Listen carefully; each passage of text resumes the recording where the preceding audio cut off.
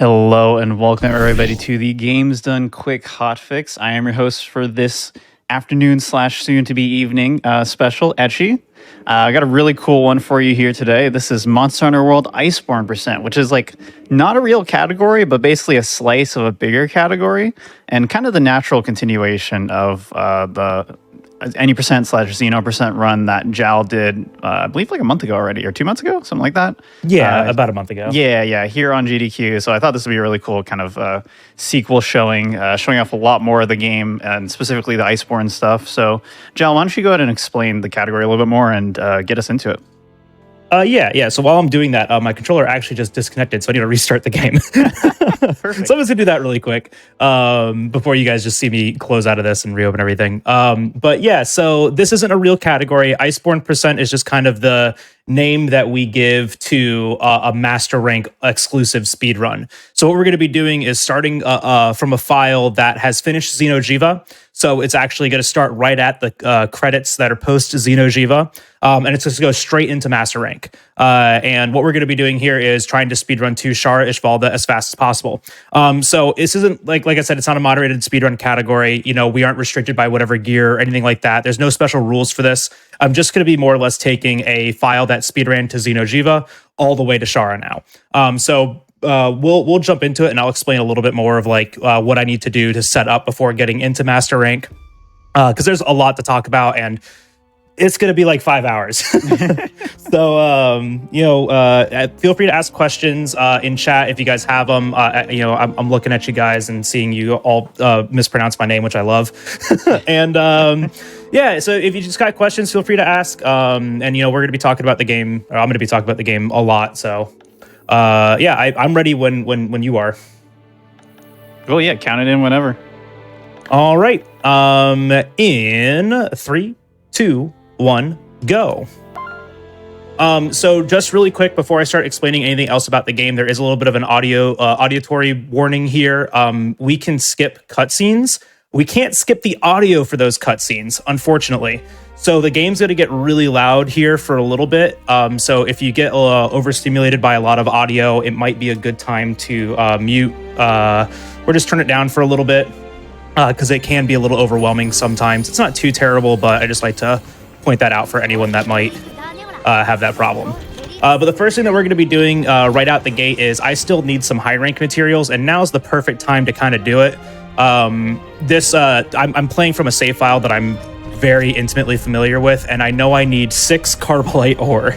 I meant to set up a new practice save so I didn't have to do this part, but I was like, you know what? I can still get into the estimate with this. So I'm just going to make this quick expedition to the Elder's Recess here, and you can hear the credits music is still playing. It's super goofy, but I absolutely love it because you get to listen to the best music in the game for a little bit. So there's 1 carbonite, 2 carbonite. We also want a lot of fusium ore. I do have to take advantage of melding in master rank, so getting a lot of these materials that I don't also necessarily need early is kind of comfy. But already 2 carbonite ore, that's good, just need 4 more. Okay, 0 there is great. Yeah, just kind of enjoy the music now for a little bit. You guys will also notice that I am using the Defender armor and Defender weapon. 3, 4. Those fall off very quickly into Master Rank. So we're going to be switching off that stuff as fast as possible. I usually try to have a Master Rank armor set made by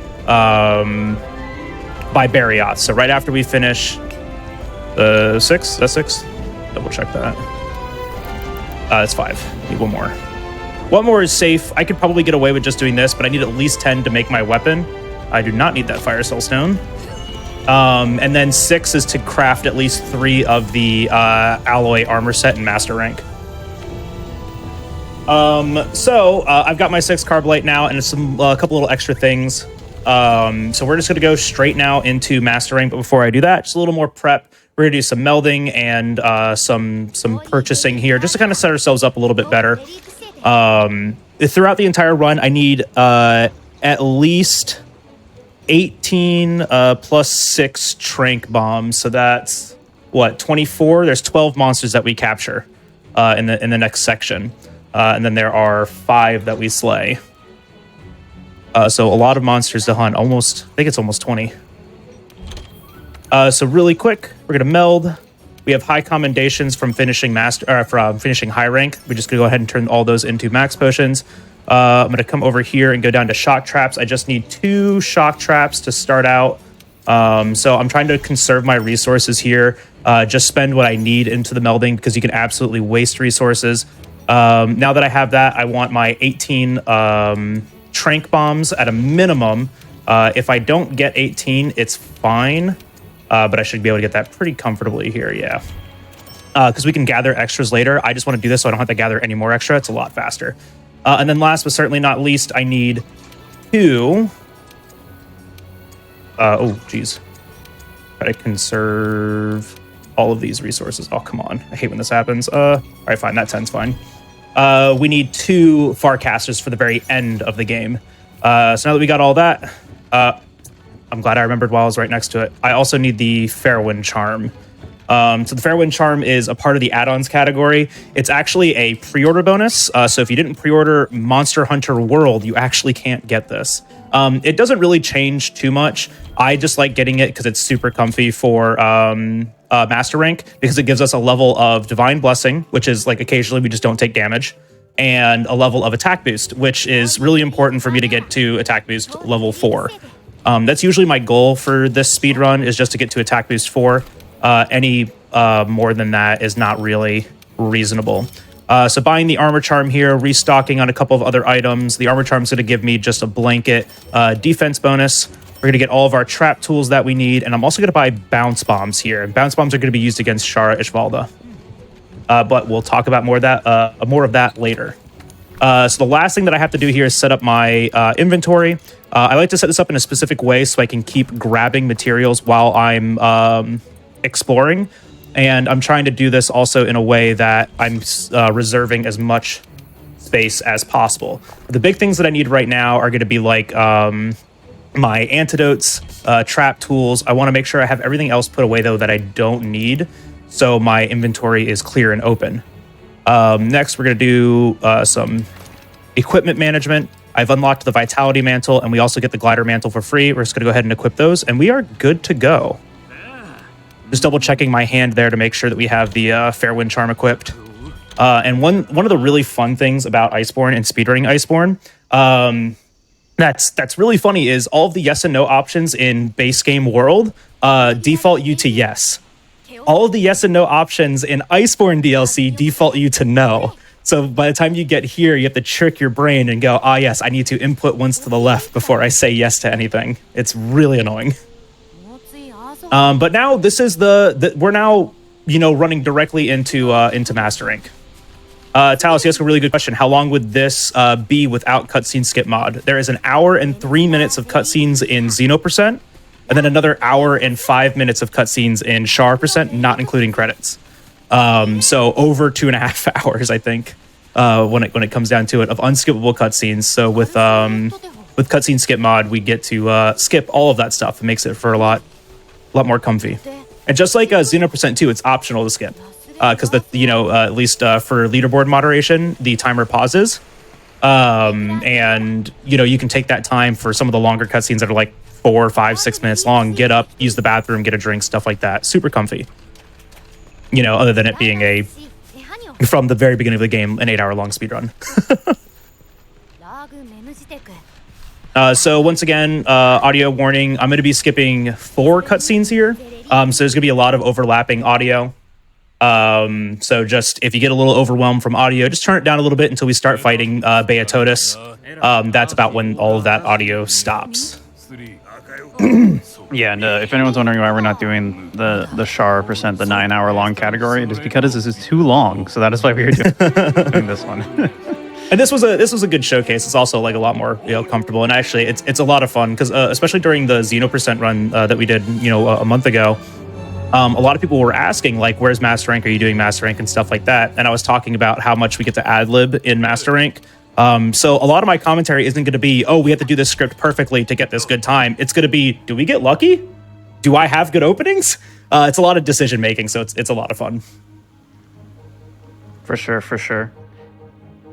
Yeah, I was super excited to get you back on for this because everyone was really excited with the last run and how that went. And yeah, like you said, this is a natural extension of it with a lot more ad-libbing, which is very exciting because a lot of people were just like, or like the amount of scripting in last run when like there was a lot of ad-libbing, but only when things went bad, basically. And this one is like less of that to a degree.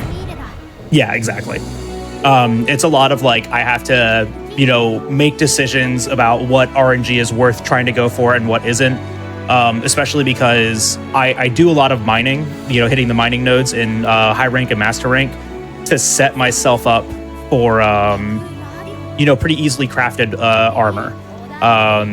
But if I miss monster part upgrades, I'm going to be at a huge defense deficit. That's really all that I'm doing, right? Is just trying to get defense. DPS skills are nice if we can get them, but you will see very, very quickly how much damage all the monsters here do. So something about Iceborne. Iceborne is cold, so we will have to use hot drinks anytime that we are in the Hoarfrost Reach. The game does give me a warming jewel. It's a decoration, a level 2 slot that we can put onto our armor. It just takes up, either a level 2 or a level 4 slot for me, which I don't like to use personally.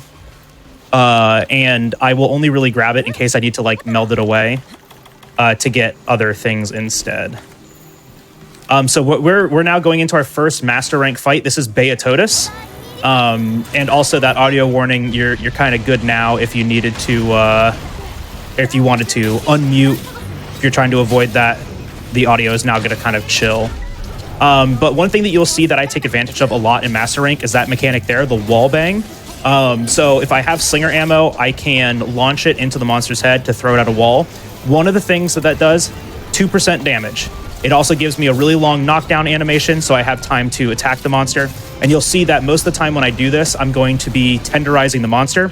Especially in master rank, this can change our damage by up to nearly 40%. So if you're ever playing this game and you're kind of struggling with damage here, it's probably because you weren't tenderizing.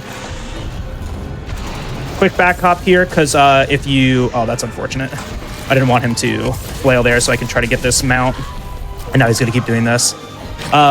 2 wall bangs and a combination of other claw skills are going to instantly enrage a monster, which we will be taking advantage of throughout the game. But that enrage roar is always an opener for me. I can back hop it to dodge it and just kind of give myself a small opening, usually to mount the monster. And you're going to see that a lot here. Master rank monsters like to move around. They like to do a lot of different things. So stopping them from moving is super important. And you can see doing a mount stops them from moving. But a lot of the decision making early on is actually quite simple just because these monsters are a little bit, easier to fight. But fun fact, this Beatotus has more health than Xenojiva that we are picking up the file from. It has more health than it, which is insane. This is the first monster of master rank, and they're like, you know what? More health than Xeno. But a lot of my decision making is going to be can I fit in a PR1 or a PR finisher in places, right? That's the perfect rush combo that I'm doing right now. And just kind of watching my resources. This is a scripted kind of thing. Wallbangs also drop these shiny drops. Those are also really important for me because there are other ways to get materials for crafting equipment. So I'm going to be trying to wallbang. I can get 3 parts like that. A hunt. 3 wall bangs will each drop a pod, or excuse me, a shiny. And then some monsters have unique topples, like this one. After you deal enough damage to Beatotus's body, head, and legs, he will just kind of topple out of the ground. And Slinger Burst really helps make that up. It's a hip check, so we just want to make sure that we position ourselves right. But a lot of this is just position based. We want to do another wall bang here. So I know when I can do wall bangs based on the yellow icon. Uh-oh. Ow. But you can look at the map and kind of see that the literal icon, EYE con. Unfortunate, a little too soon.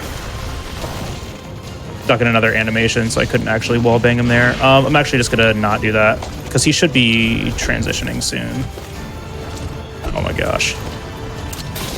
Yeah, there it is. Let's just try to soften you up again. Okay, inopportune clagger, but that's okay. We can do a little extra damage here. Usually by this point, I want to see one pod drop, just like in low rank and high rank. Pod drops will tell me what HP the monster is at, and you know, minus the ones that, hey, look at that, one pod drop, perfect. He will drop them, you know, all the monsters will drop the red slinger ammos naturally as you are damaging them. So I can use that to kind of keep track of their health. I'd like to see one pod drop at a minimum coming out of here, because now I know I'm close to slaying it. And I want to get this thing slayed as fast as possible to get it captured before Bambaro shows up. Because when Bambaro shows up, it makes this fight a lot more annoying. It's kind of like a scripted event, but I can generally avoid it. Oh my gosh, can you stop moving like a weirdo? Really wanting to hang out with the cat. So you'll probably hear me complain about the cat a lot too, and you'll wonder like, well, why don't you just leave the cat behind? The cat's doing poison damage and also healing me, which is super nice.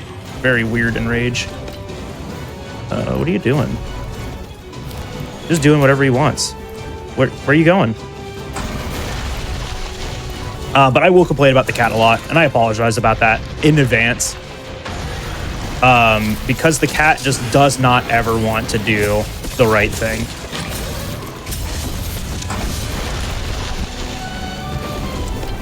Another one of these.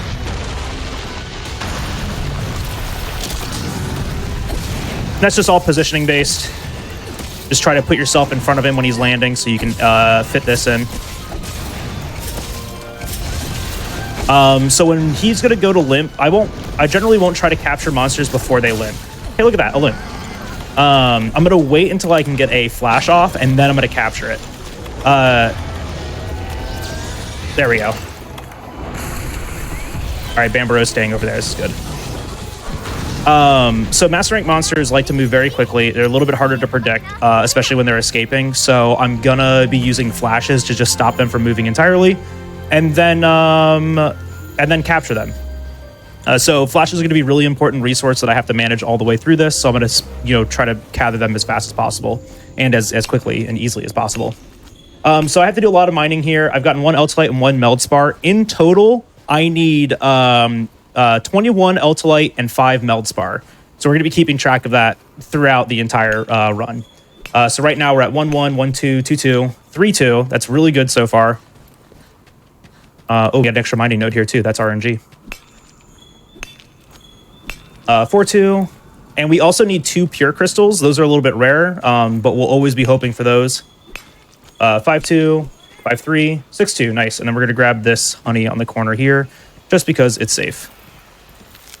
And we can leave. That's our first master rank hunt. Yay, we did it. But it's just going to be a lot of this. Like, it's going to be a lot of gathering resources between and after hunts. We're going to be taking all of these materials. That was 2 more. So that was what did I say? 5-3, 6-3, 6-4. I can also check those numbers during hunts too. It's actually really nice about this game is that if you pick up materials, it'll tell you how many you have in your pouch and how many you have back in your box at the camp, which is really, really nice. So if I ever lose count, which is often, like already, I can just check that. This is Celiana. This is the master rank hub, and Celiana is cool. Haha, get it? Cool. I actually really like it here. It's one of my favorite hubs. But I'm just kind of managing my inventory right now to make sure that I have just what I need in my inventory because I'm going to save that loadout. Just because of how many resources that we use, it's actually easier just to have that loadout saved to restock because I don't want to be max on like honey and some other resources. I actually just realized I'm missing something in my inventory. I need these bitter bugs. There we go. But I don't want to be max on most of my items because I want to be able to gather them while I'm out in the world. And then if I gather extra, you know, it just goes into my inventory and I get to use it later.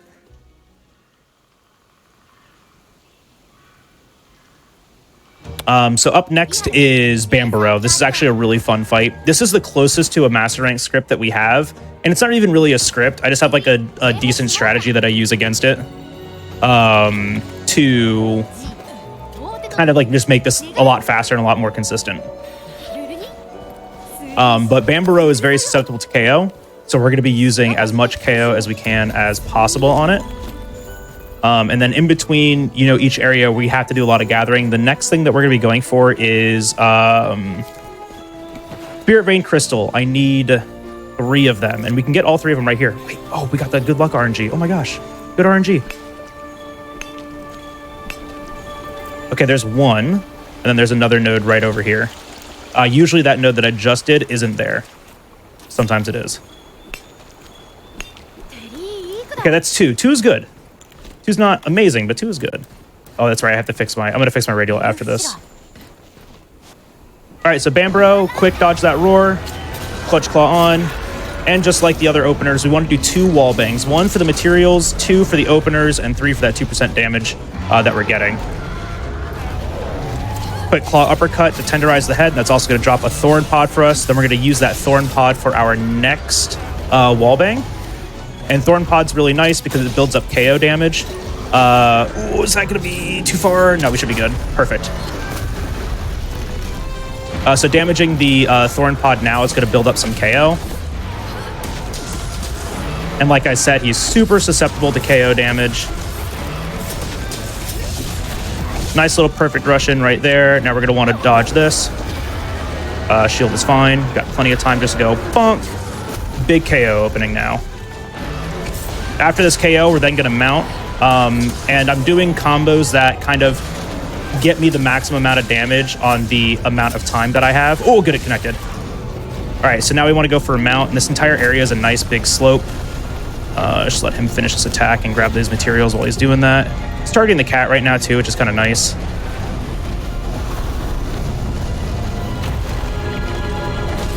Just gotta find the slope here. There it is. Hey, there we go. All right, so now we're gonna do a mount. And so there is a way to do fast mounts in this game by using slinger ammos that stagger. I will use them when I can, but things like Thorn Pods and Pierce Pods are better to do slinger bursts with. But Bomb Pods, Crystal Bursts, and Scatternut will always flinch when you shoot them. Well, mostly. They'll flinch when you shoot them. So we'll use those to do quick mounts if we need them. But generally speaking... Okay, good, that still worked. We don't need to do that. So tenderizing again, we want another Thorn Pod. Ideally, that would have been on the head. So let him finish. And then already again, another KO. So we can just kind of keep doing this to the monster as he goes through in rage cycles.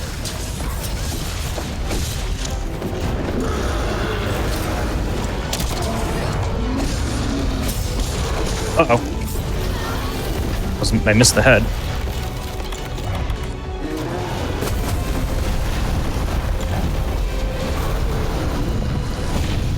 We're just going to Vitality Mantle here. If you guys never knew how Vitality Mantle worked, I just found this out recently. It gives you 100 health.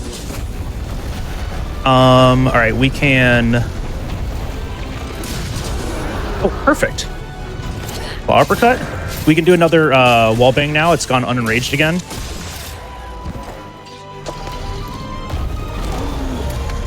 And this is like a great opening to do this. He's standing right next to a wall. Just claw tap him once. And wall bang.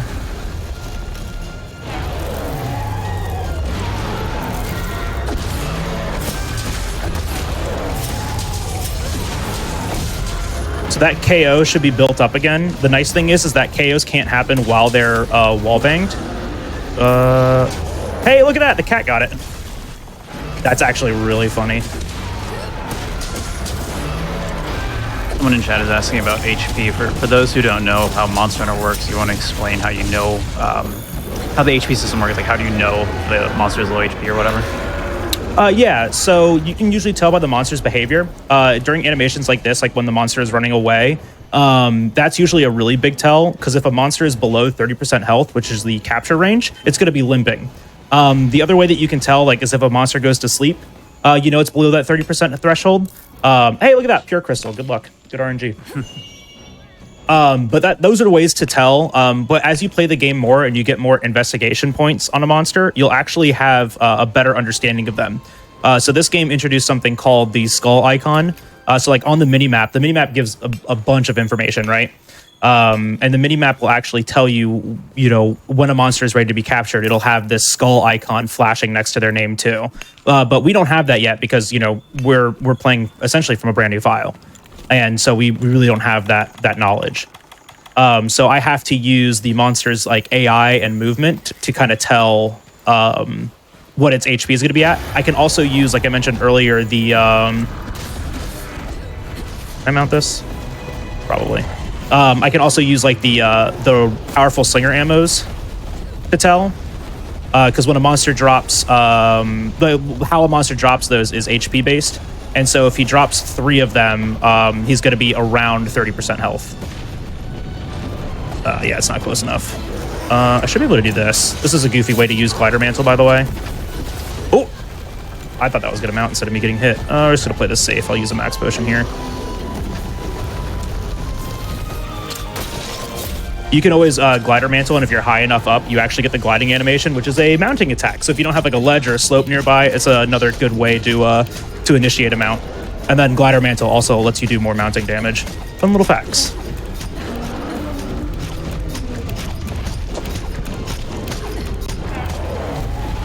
Oh, I missed. Okay, we're just gonna cut this. So I still haven't seen a pod. At this point, I'm guessing I skipped one, which is very easy to do in Master Rank. We don't really know how pods work. And like what happens really like when they get skipped. But I can usually tell when I skipped one. What are you doing? Horns? Horns again! I don't like that attack. There it is. There's my KO. Ooh. Now we're just gonna do this. Unintentional guard slash there, just a weird angle. All right, there's the first pod. So yeah, so that red ammo that just dropped right there, that's an HP based one, right? Because I didn't tenderize, I didn't do anything. He has a tree, everyone run. I'm gonna panic dive that.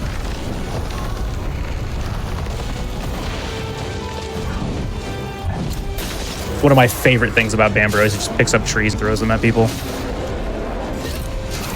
Okay, that stole my wallbang, but that's okay. So turf wars, they take a long time, but they're 10% damage. So odds are is that he's going to start limping immediately after this. I'm just going to keep an eye on his AI because I don't want to overwrite his leaving mechanic. I just need to kind of keep an eye on what he's doing right now to see if he's going to be capture ready. But the nice thing is that this does HP lock, so like I can hit him a couple times before he's damageable again, and then just kind of give him a watch. We're just gonna wait right here. We're gonna let Beatotus leave because it's very easy to like over damage and accidentally slay one of these, and then that's a limp.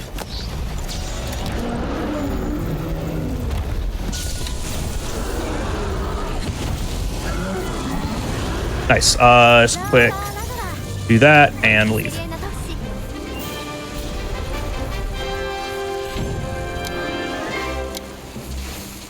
All right, cool. So that's 2 down. Many more to go. Decent parts there, but not great. I'm going to be keeping an eye on the monster parts that we get. Just really hoping for early like Beatotus and Bambro pieces. Those have health boost on them, which just makes the fights a lot easier. And they have like 130-ish, 120, 130-ish defense instead. Rather than the like 60 that I'm rocking right now. So this next hunt's the last one that we're going to be doing with Defender gear. This is Kobi-Kadachi, Viper Kobi-Kadachi, which is the first variant that we get to fight. And it's my least favorite, especially because we are fighting it with the Defender gear. And I would love to be able to do an upgrade before this, but the unfortunate thing is that we just do not have enough resources to do that yet.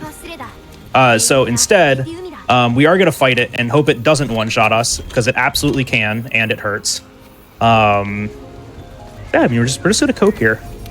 But during this quest, we get to do a lot of gathering, too. This one's kind of like an auto-scroller. We have to be at certain places, you know, waiting for the handler to move around and stuff, too. But this is also just like one of those times where I'm actually just taking the time loss to do the farm here, because this farm is faster than the old farm. The old farm being go and hunt Hornitars for 15 minutes, which was awful. I hated that. I don't know why we ever did that. But alloy is just like, it's perfectly fine. But I'm going to be just doing a lot more mining and stuff. So if there's any questions in chat, like I'm going to keep an eye out for them right now, or I'll just keep talking about the stuff that I'm hitting with this mining outcrop. We want a lot of blue ones. Oh man, Dragon Vein Shard, that's not good. Off to a bad start. Yeah, Viper Toby can absolutely step on a Lego. We don't like him here. Making sure we grab more of those hot peppers. Going to need many more of the hot drinks as we go through this. Oh, wasn't close enough. But yeah, this is a little bit of like an auto-scripted sequence, and then this fight is probably, like I said, my least favorite one. Just because he does a lot of damage. He can catch you out. He does poison. Poison's not fun. And oh yeah, I didn't do my radial menu yet. I can do that after this though. Just take the time loss and do it. I do need to set up my radio menu in the right way, so I don't, so I can like manage my inventory. SS optimal, or is there better weapons? Is a fantastic question. I use SNS because it's what I'm comfortable with. Whether or not it's optimal is yet to be seen. I am one of 4 people that have done this, and I'm the only person that's done this year. So not many people are doing it. Can I please get an Ultralight here? No? Okay, that's fine. I usually like to check my resources here, but I didn't get an Ultralight. I did get a Meldspar, though, so we're good on Meldspar.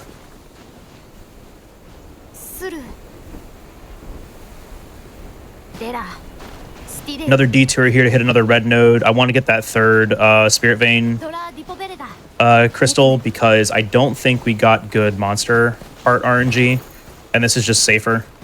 And I noticed that red node's there again, too. I usually don't see that. Twice in a row is kind of big. If I don't get this here, I will run over there and grab it. Palico tools aren't really relevant. All right, good, we got it. Palico tools aren't really relevant only because we aren't playing enough of the game to like level them up, and we aren't going to go and unlock any other ones. There's nothing really that would be too terribly relevant to use in this game outside of the Vigor Wasp, at least in my opinion. We don't really need the cat for much. The cat's just doing poison damage and like healing me on occasion, and also pulling monster AI away from me. Which is like sometimes nice and sometimes a pain, especially with like master rank monsters. Like when we get to it, Barioth and Tigrex, like those 2 monsters can just be very, very annoying. Okay, there we got an Ultralight there. I can check that. Talking to this Tundra Wyverian, he's telling us about the Hoarfrost Reach because we're like, hey, this place is new and weird and strange. We have to explore it and get involved in it. You know, like hunters do. What was the move for dodging the tree? That was a panic dive. It's a special kind of dive. As long as you're facing away from the monster and you hold the dodge button, right? So like in my case, X, or like spacebar on keyboard and mouse. If you hold it, it's a Superman dive or a panic dive. You have iframes during the entirety of it. It's just a really good way to dodge things that you are either not comfortable dodging through or, you know, just like can't dodge through. Still we'll check this really quick. How many do I have? 10? Okay, so we'll need at least 5 more for right now. That's 1, 2, so it's 12 total. In total, we'll want 21, but right now we need at least 15. Oh my gosh. 3, 4. Oh, that's good. That's good AI. Or AI, RNG. Whichever one this is. All right, cool. Now up next is Viper Toby Kadachi.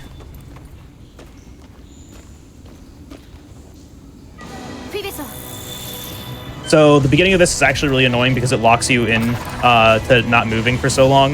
I have to just like wait for an opening here though because I want to get a wall bang. Good. And then the hardest claw uppercut in the game. Good. Quick little tenderize, and then I'm going to do another wall bang with this Pierce Pod. Oh, missed. All right, that's unfortunate. So he's going to enrage here. I should have tapped him, but... And then we need to do 1 more of those to actually mount, so we just need to find an opening to mount. This is a good opening to mount.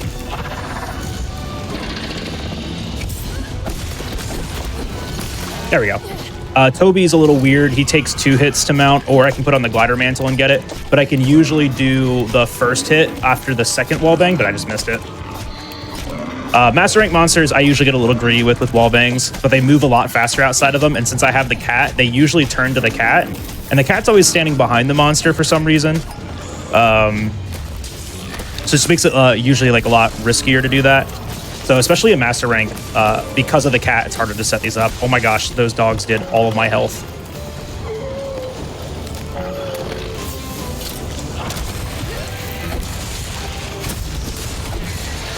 And yes, I call the wolves dogs.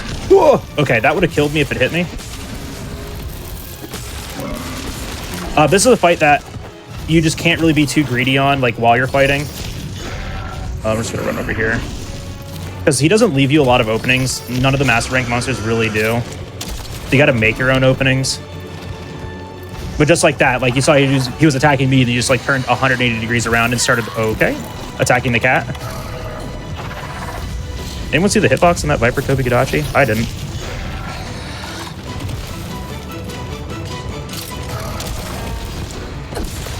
I'm just gonna move out of that. 1. Whoa! Okay, that wasn't a lot. That almost hit me. That was very close. All right, so it is unenraged again. We can go grab another yeetable, I like to call it. Another slinger ammo to throw it. We're gonna pull the cat towards me. Oh, hey, you're not moving. Okay, just wait here. They do have a turf war. I'd rather get that turf war right now. Oh my gosh. Oh my gosh, I missed.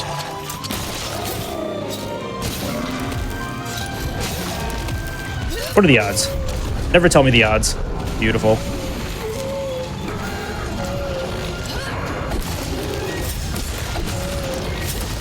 Gonna use this to get some damage off. I do want the turf war though. That Anjanath can also one-shot us.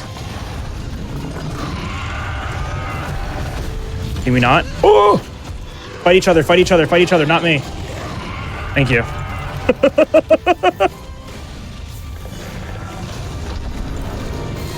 But yeah, it's a little bit of a point of RNG, right? Like I said, this is 10%. Gives me a chance to sharpen my weapon. It does drop a Tobi-Kadachi material. And then usually everyone just like leaves. Don't do that. He's not eatable. Yeah, and then he's gonna leave. Let's see which way you go. Oh, you went the bad way. One. There we go.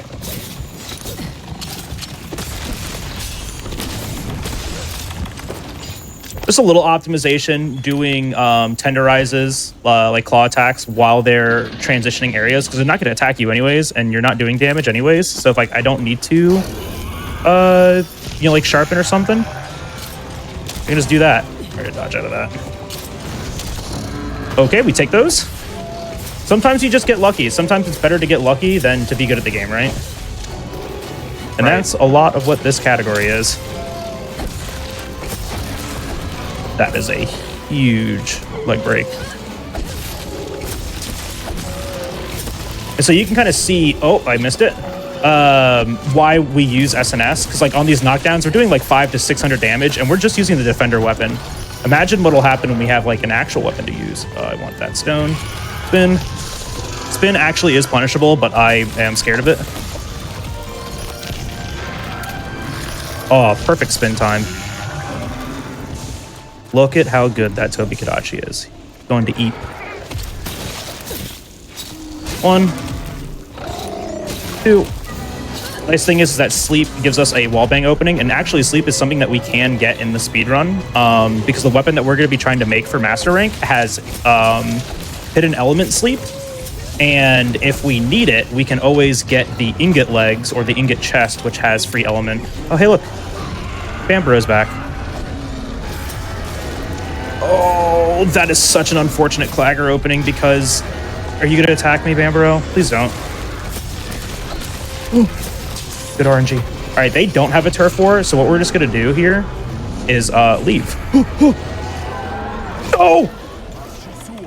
The Bamburo yell. Okay. Oh, we had the bad poison on. We had master rank poison, which is severe poison. That almost killed me.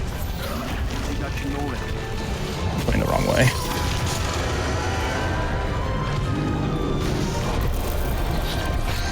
Okay, he's leaving. He's not leaving. We need to leave. Toby Kadachi has a red icon, but Bambaro is yellow icon. So I can actually, Toby will follow me, but Bambaro won't.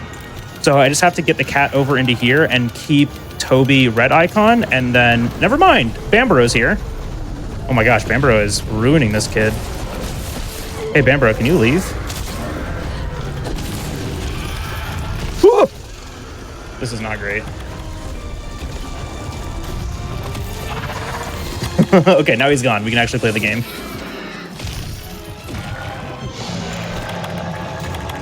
I might need to go for like another mount or something. Just something to give my cat some time to heal me. Oh, come on. Very greedy.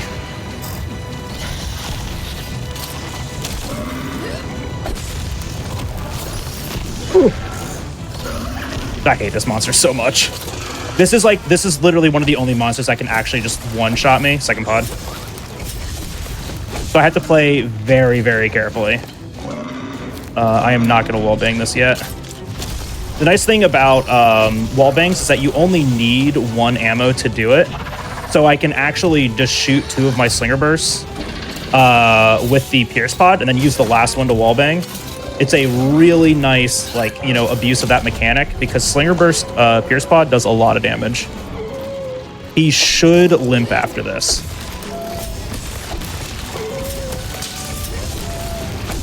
And really, as long as we just don't die, we're okay.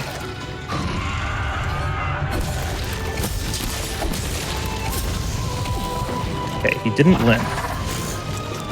Uh-oh. Very close to that spike. That's usually why I don't do that, because you get very close to spikes. That was the freest claw uppercut. Holy crap. Can you leave now? You've got to be close to cap.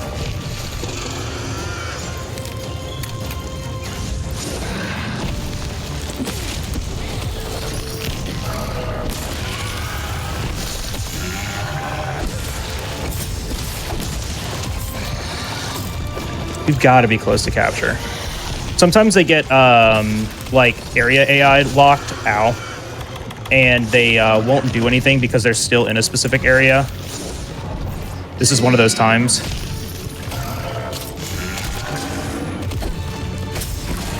Yeah, and then I just accidentally killed it. All right, so we have to carve it. So he never dropped the last pot. He never like limped away, so I really didn't know what my damage was. 20%. I should have just capped it. I kind of knew, you know, you kind of heard me talking about it, but capping early just means we have to slay it anyways. I don't know, it happens. Thank you, Vespoid. I appreciate you. That does save some resources for us, technically. Okay, we got all that. I do get to grab like a little bit of extra stuff here now, though.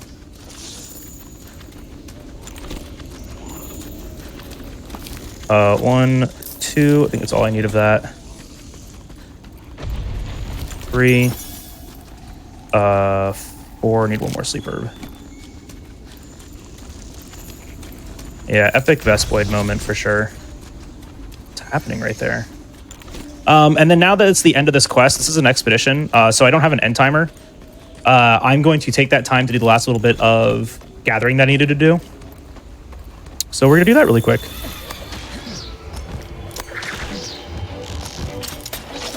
Grab it. Nice. You guys like the new Spider-Man game on PlayStation 5? We have that at home. Because I don't have a PlayStation 5. So I just cope with this. All right, so we still need a couple Eltalite ore and another pure crystal. All right, that's 16 Eltalite. So once we get to 21, I don't have to like gather anymore. There'll be some points where like gathering is free, because I'm waiting on other things anyways. I'm going to be using that for melding. That's 17, but if I get 4 more Eltalite here, we are good to go. And a pure crystal. Hey, look at that. Just talk it into existence. 18 and a pure crystal. 19. Perfect. 2 moss. 2 pure crystal by Toby Gadachi is huge. Getting the 21 Eltalite by now, even huger. Because then everything else is just free. You know, it's just free melting materials. Come on. Come on. Oh, I did say I needed to do one other thing here. I need to do my radial menu before I go back. All right, we are short 1, but that is a-okay. I'm just going to do this really quick. This practice file is actually broken. This would be already done, but that's a-okay. Just do that real quick. Doesn't take long. This is a long category, so. Just take a second to get ourselves set up the right way. That does mean I have to not overwrite that now, though. Yeah, and then so you see when you slay a monster, we don't get nearly as many materials. But we did get 3 carves, so. But now we are going to craft our master rank equipment. So all the mining that we've been doing has been for the master rank equipment. Because now, by the time we get to this point in the game, we do not have much defense. I'm going to point out how much defense we have here before we do our big crafting here, right? Because we have 219 defense. Remember that number, 219. Forge equipment, weapons, sword and shield, 1-2, chrome knight, SNS. We are not using it yet. It has the same raw as our defender weapon right now, so our defender weapon is actually better. Okay. Oh, we got good Bayo parts. Oh, yeah, no, we're good. So Bayo waste is always a take. That's 2 levels of health boost and a level 4 slot. Always a take. Now we can get our Bambaro arms. That's a 3rd level of health boost. Always a take. And then perfect. This is actually really good RNG. Because now we just get the last couple of pieces of alloy. We set ourselves up to be able to buy at least 3 of these, and that's usually what I expect. And bam, perfect. The next thing that we're going to do is talk to this guy a bunch, because he does give us some decorations as well. He's going to give us a level 1 attack jewel and a level 4 expert jewel. So it's going to give us attack boost 1 and crit eye 2. Just a little bit of a DPS gain. It's free. We take it. Whether or not we need it is an entirely other story. Who knows? I don't. Probably not. But you're going to give it to me. I'm going to take it anyways. And then we're just going to put a flight jewel on because we have it. And yeah, that should be it. The only thing that I'm going to do here is just some menuing for the future. There we go. All right. That's done. Quick. Item management here. 6 of those. 6 of those. And then restock on that. I think that's everything. I'm just looking through all of this. Yep, that's good. And I already set the decorations. All right, we're good. All right, so up next is Nightshade Paolumu. This monster is annoying. It likes to fly. It never likes to land. And it uses sleep. And getting hit by sleep puts you to sleep. Which, you know, is obviously a time loss. So we're going to try to avoid that.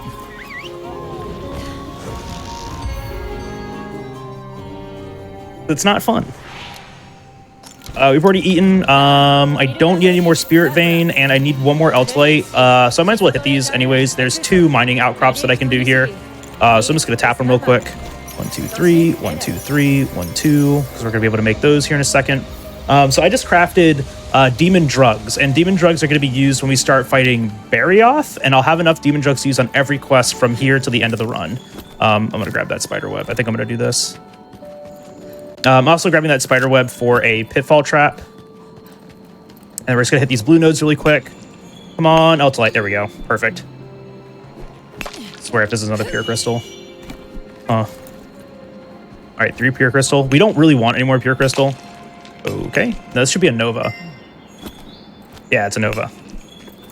But we did get a lot of extra Eltalite, which feels good. It just puts us in a really good spot. And then I'm going to run up here really quick and grab an ivy. This is going to be for a pitfall trap for later. This isn't the fastest one to grab, but I'm doing it now because I'm going to forget later.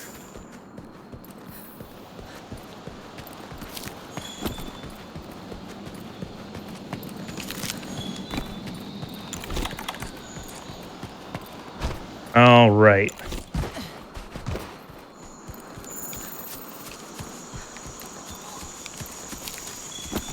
I always like seeing the weapon discussion stuff. I like to see what people like to use.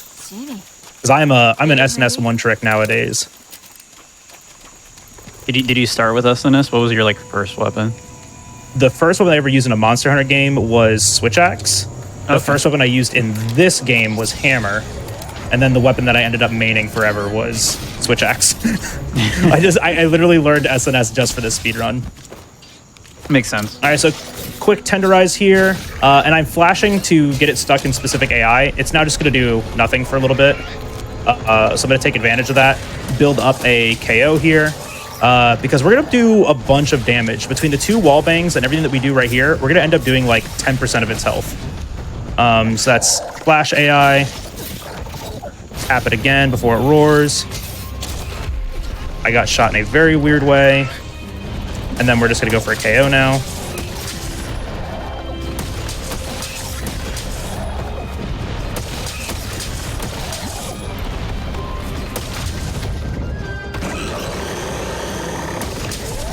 Nice. And then we just go for another PR. And then it's going to leave this area. We're sitting in a transition zone. Monsters don't like to be in transition zones. So we're just going to do that. And yeah, it's going to leave. It went the weird way. That's okay, though, because it should just be going to this area back here. Whenever it comes back here, it's just going to immediately fly. So we're going to try to get a mount off immediately.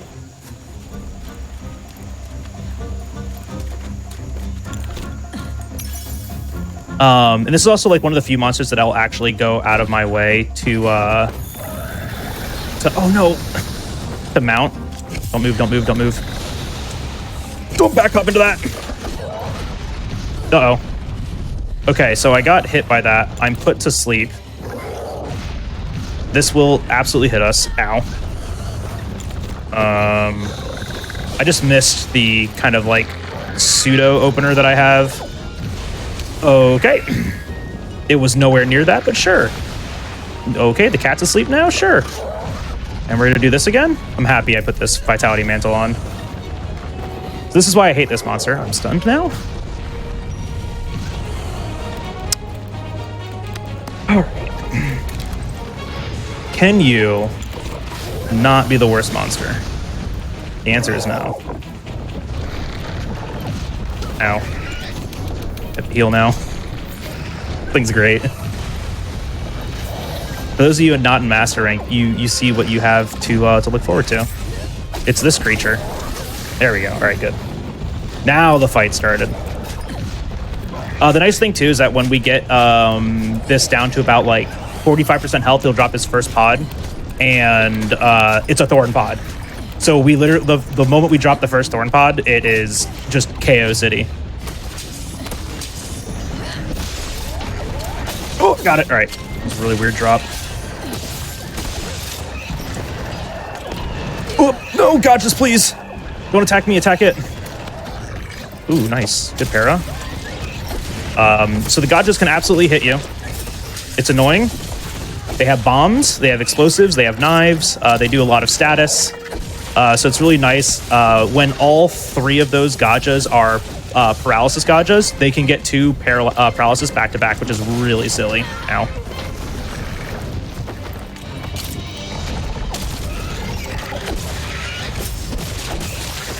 Since I got the Clagger off of that Slinger Burst, it's really nice you can fit a PR1 in before you actually have to grab it. Uh-oh.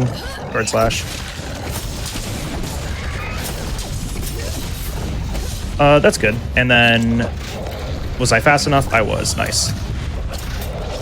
So I always kind of like this area because I can grab that red pit and it'll be there by the time the enrage timer ends. Because they do despawn because there's no slinger ammo in here, and I don't really want to use pierce pods to wallbang.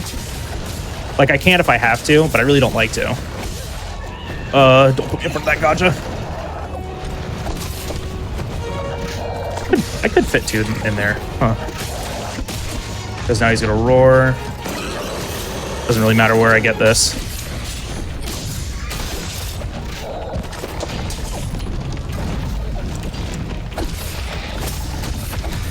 So do tick damage through the PR super armor. Some parts of PR have like a little bit of armor on them, so we can survive small knockbacks. I have made a mistake. It is now up in the air. Whoa! I'm happy he can't aim. Just gonna do that, get him out. First pod. Oh no, I should have done that. I just need to move to the other side of him. But I just don't get hit by those knives, because those knives can paralyze me. Like those are enemies on the map, right? Those are monsters that can hurt us too.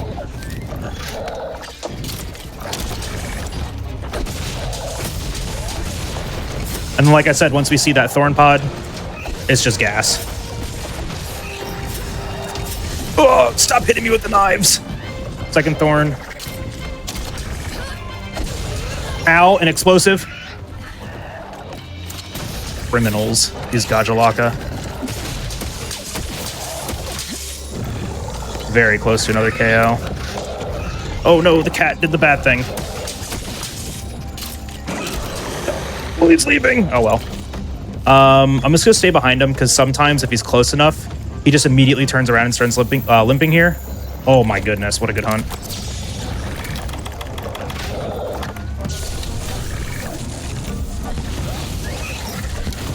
Ooh. All right, cool.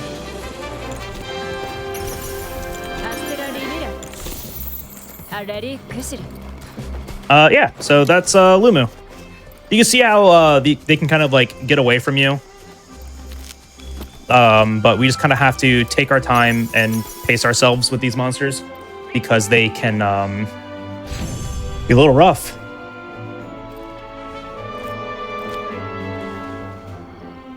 And Lumu materials we aren't really looking for, but decorations, which we haven't talked about yet, we are. KO2 is not useful. Not even a little bit. I don't really want to load up KO jewels because it messes up a lot of my stuff. I think if I could look, Aki. So I don't really like doing that. I don't really like using the KO jewel, and I'm not going to use it here. We're just going to refresh that really quick, and then I need to grab that, and yeah, we're good there.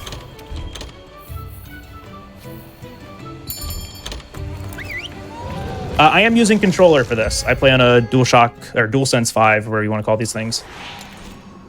I am using controller though, and we are playing on PC. So we have the beautiful, amazing cutscene skip mod that makes playing this game actually tolerable. All right, so Coral Pookie Pookie is probably one of my favorite hunts in this entire game, like series hands down. If I want to just like have a good time, I just go and bully this thing until it, you know, stops moving. But this fight has a really cool opener, and it's even cooler if Zetsuyaku stays away. But before we do the fight, we need to get 2 Bathosite ore. There's 3 mining nodes up here that that can have Bathosite, so we're gonna go and slap those really quick. We just need 2 for this run. That is, walk around that Zetsu. So hopefully we get good RNG here. This is also a good point, a good part for us to get a couple more Eltalite and Meldspar for our for melding.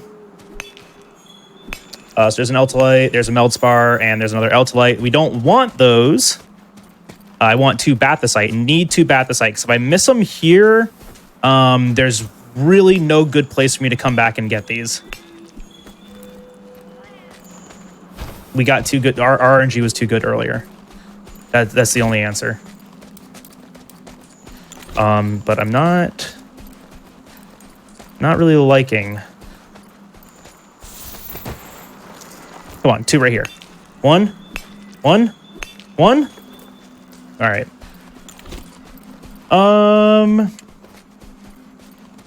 So I need this before. before Raging Bracky. So we might come back here before Raging to get this. It's a little bit of a time loss, but it's absolutely 100% worth it because Raging resists. Oh, good goodness. I thought I was a little too far forward. Raging resists Blast, and I do not want to go through the rest of this game with the Defender weapon. This doesn't feel good. Oh, I missed the head. It's okay. I do not see ZT anywhere, so it's actually a really good opener. Just got to keep him aimed this way. We get that second wallbang.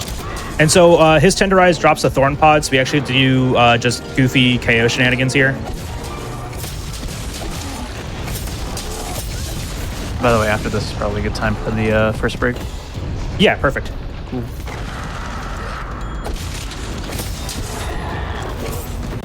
All right. A little early on the Toadstool trap, but you know, you just kind of have to take it in stride with this game. Sometimes this happens, sometimes it doesn't. The Toadstool trap kind of acts a little bit like a Clagger, where it can happen if another status condition is built up. Like in that case, it was a trip. Uh-oh. Do I get hit with this? Or don't. 1, 2, 3. Get in there.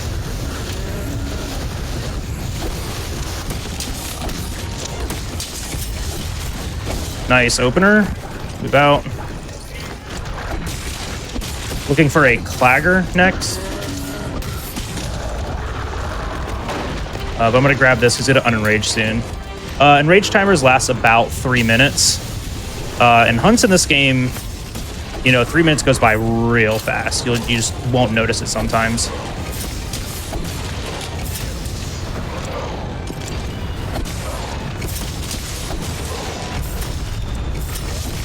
Good PR tracking. Oh my gosh, the cat got a head knocked down. That's insane. This cat's gaming.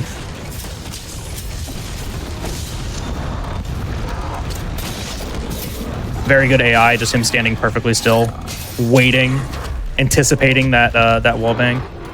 Just gonna clutch on and get a Thorn Pod for the second wallbang though. Even though I'm not taking advantage of this opener with some like huge damage, it is still good just to do that because it's 2% damage and it drops another shiny for me.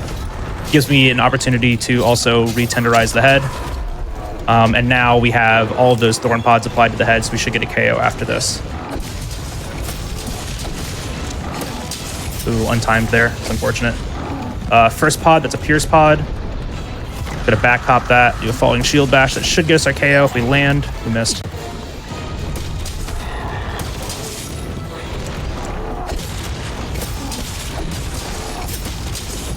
I should be able to fit 2 in here? I don't think I can. Yeah, no, I can't. Second pod. Make sure we dodge that. 1, 2, 3. Run back in.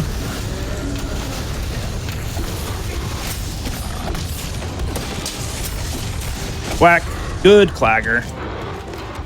We want to claw uppercut this. It's the head just untenderized. Oh, it looks like it did at least. It did not. That's good because I missed.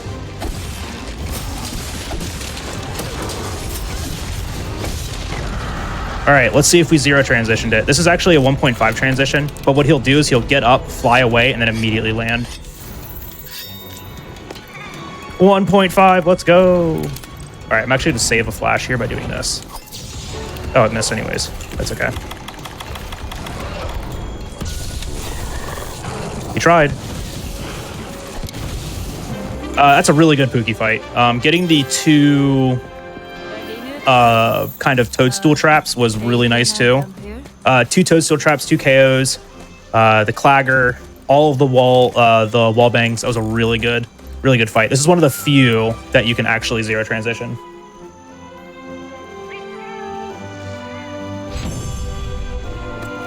Yeah, so if you're ready for that break, this is a great time to do that. Yeah, just go ahead and just count it down to like a pause whenever. Oh yeah, 5, 4, 3, 2, 1. Sit right here. Cool, perfect. So yeah, like Jal said, we're gonna take a little quick break. This is a very long run, so we're gonna give everyone a chance to stretch, get some water. every once in a while. So we're going to take that first break now. Before we do so, I want to remind everyone that registration is live for Awesome Games Done Quick 2024. If you'd like to attend the event in person from January 14th through the 21st, go to gamesdonequick.com for more info, including attendee registration and hotel booking. Be sure to check out the schedule at gamesdonequick.com/schedule as well. And we'll be back in just a few minutes. Don't go anywhere.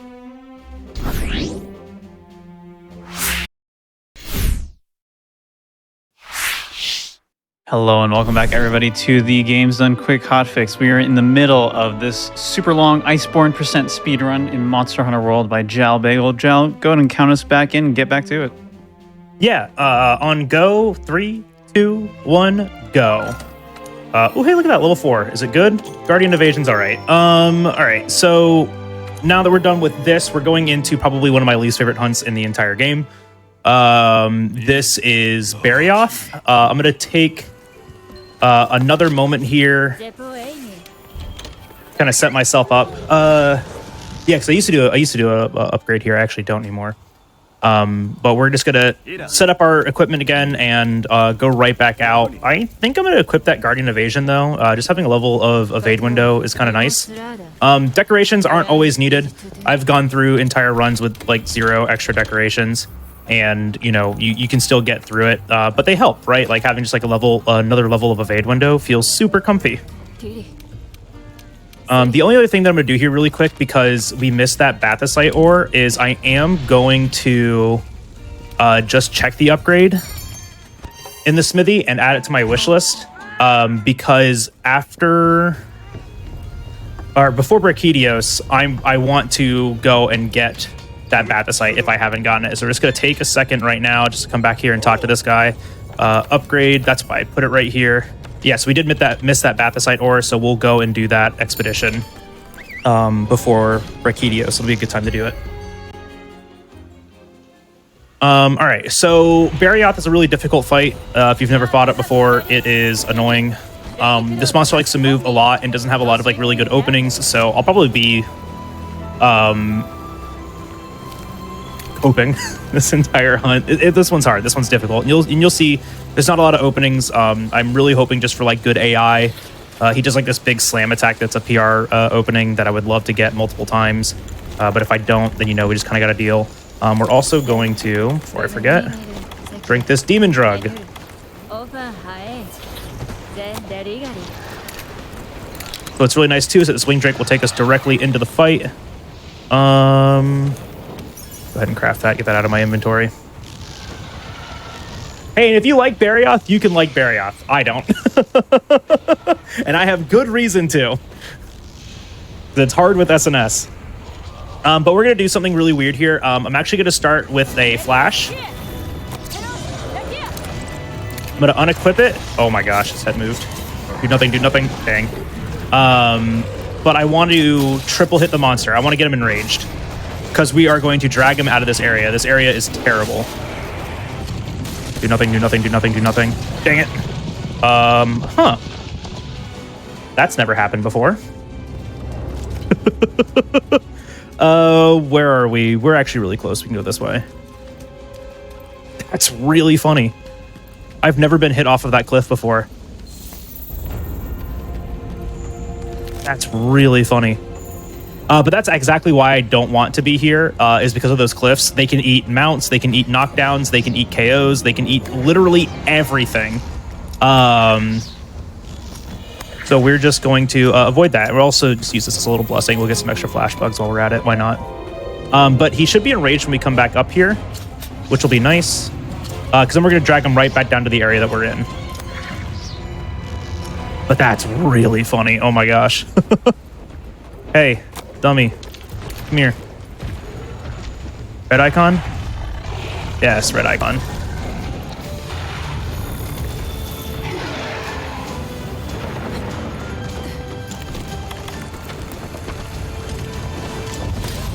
No, he moved. So I want you guys to point out every single opening that you see. If you get to double digits, I'll be impressed. So which is why I'm going to be making a lot of them using mounting and wall bangs.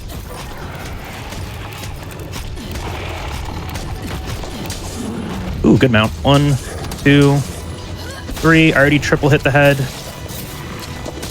And there we go. We get our tenderize off. And then I'm not going to quite attack him yet because I want to get a leg tenderized too. So these front arms, when you break them, he does topple. So we're going to try to topple him at times that he can actually be affected by the leg knockdown. Already unenraged because we fell down. And he will re-enrage immediately here.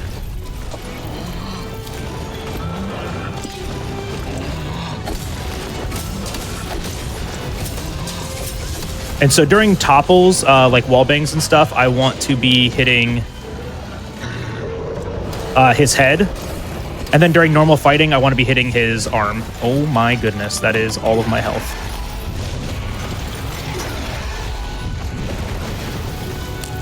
All right, we're fine. Literally never worried.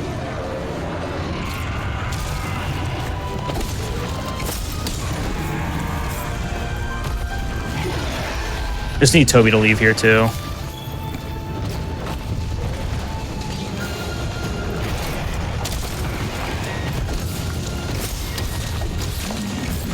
Ow. I was trying to back hop that. This is just very much like a fight that we have to be very patient with. Very good opening right there for SNS.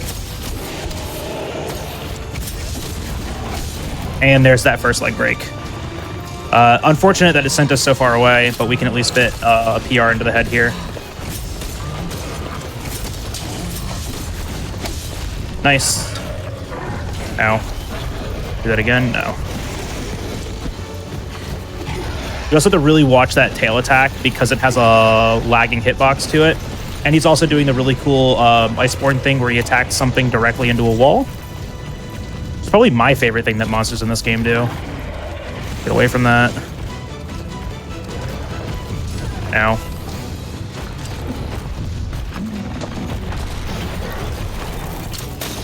And so since we had that leg broken, you'll notice now that he is kind of like tripping anytime he favors that leg, which is a cool mechanic, and it should absolutely make an opening, and it doesn't.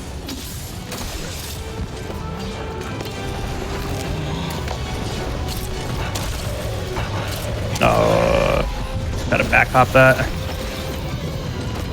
And wait till he gets next to a wall again.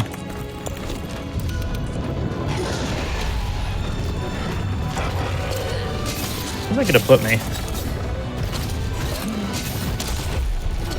I can't believe I got that. All right, we take those. I thought that hit me.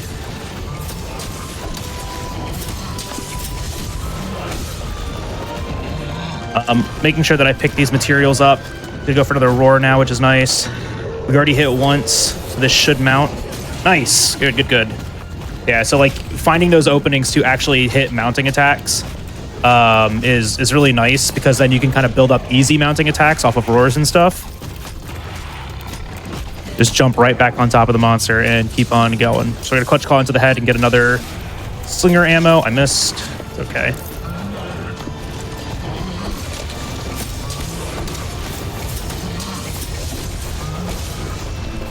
Looks like the leg needs to be tenderized again too.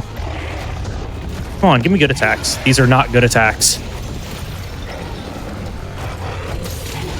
The other thing too that it does is like you'll see like he falls over, he doesn't follow it up with the second attack, right? And that's kind of big. Got it.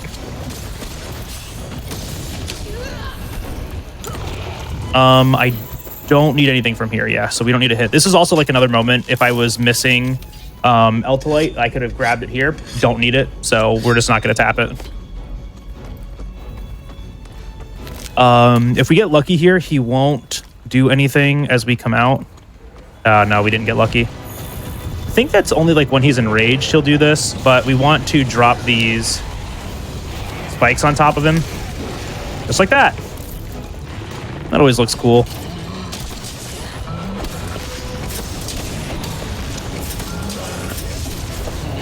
Once again, just going for the head instead of that leg. And 1. And a 2. Just really keeping an eye out on that menu to make sure that we get those wallbang movements instantly. There's also an enrage modifier. When a monster is angry, we deal more damage to it. So I'll always be looking out for that stuff. And so then now we just need to drop that other rock on it or break its leg. Ooh, that's a bad attack. All right, we're good. Oh, the leg is broken. All right, we're good. Try to drop that other rock. Also a really good area to mount in because this entire area is just one really big slope or ledge.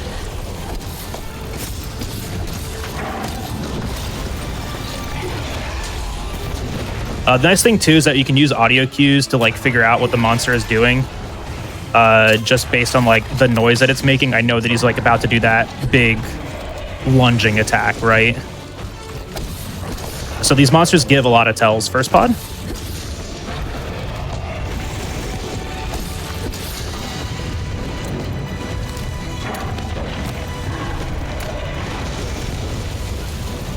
Those are not easy to hit, by the way. Most of the time, it's just luck. Hitting 2 of those actually feels real good.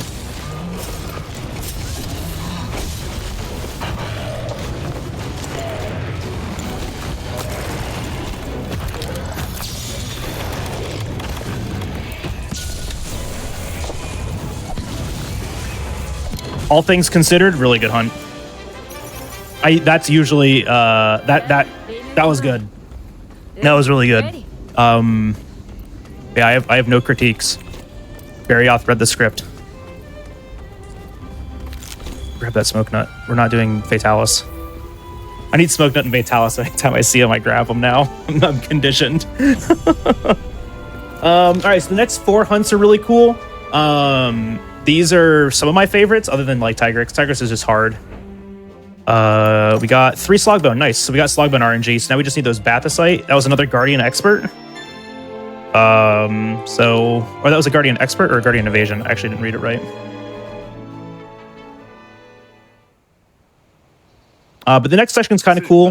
We fight Nargacuga, Tigrex. Oh, I'm trying to remember. Nargacuga, Tigrex, Flavinus, and Brachiodios? Yeah, that sounds right.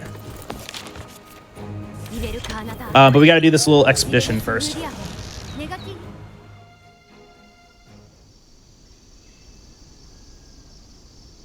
Was Guardian Evasion another one? Okay. So just like base game, they didn't learn their lesson, and they made us gather tracks in Master Rank 2. There is not a slide there. So we have to gather Volcana tracks for right now, and over the next couple of hunts, we're going to be grabbing them. We just grab them as we see them. The only hunt that we really go out of our way to get them is going to be Nargacuga. And so, you know, we'll be taking some like extra detours to get those. Go ahead and make that. But we're just waiting for Handler here now. In this little sequence.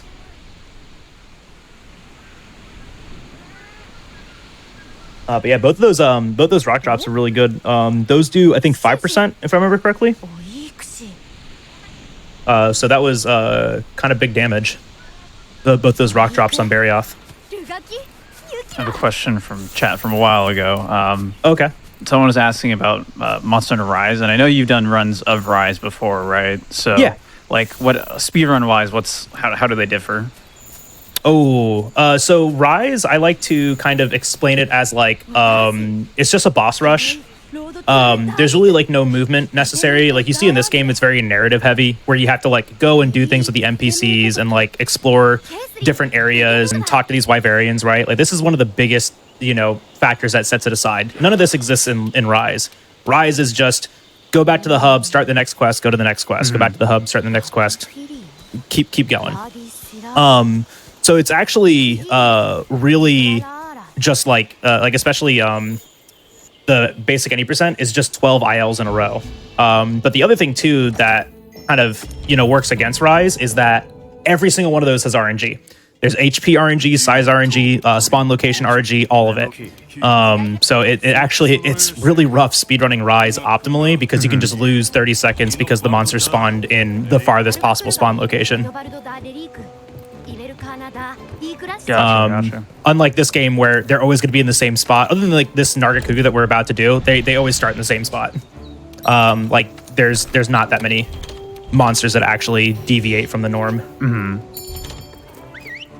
But Rise's speedrun is actually a lot of fun, and I would say is a lot easier to get into for Monster Hunter speedrunning, just because it's a lot more simple and a lot more straightforward. The only big like downside to it is one, that RNG, right? Like the quest RNG, and two, it's more optimal to run the game in Japanese, so you're memorizing menus, and that can be a little rough. Is the RNG why you tend to prefer World, or other reasons? Yeah, that and the combat system. World just feels a lot better to me, and it's also like the thing that I'm more familiar with. Where did that footprint go? There it is. It's also the thing that I'm more familiar with, and Rise scripting is so much harder than World scripting, just because you can't really script fights when the HP is random. Sure. Like it's just really, really hard to do that because the thresholds are percentage based. So like if the monster's health is higher, that threshold is now higher, so you might just not get it. Makes sense, yeah. Seems annoying. Yeah, and it can be. But the crazy thing too is that when I did Rise at SGDQ in 22, world record then was like 1:03, and I think the run then was like 1:15. It was rather slow as far as it goes, or it was 1:09. It was like one of those. World record now, the top 3 runs are all under an hour. Oh wow. Yeah, it's insane. Yeah, hour 09. I think is what I had at SGDQ, and they're all under an hour now. So it's actually kind of insane. Just like how optimized it's actually gotten. Right. But that game is also like very different, So we need a couple of items here, just these thunderbugs. Keep us topped off on our shock tools. Now I'm taking a very like weird long route around here, mostly because of the Velkhana tracks. And it looks like I'm losing a bunch of time instead of just running straight to the monster. I unfortunately can't skip these Velkhana tracks, because the next couple of quests just don't have enough during them, because we skipped them on the Glavenus quest, and we only need to end up like gathering 2 during Brachydios. So like we're gonna get the majority of them here. Oh, I meant to grab that. It's okay though. There should be another like red pit or something over here.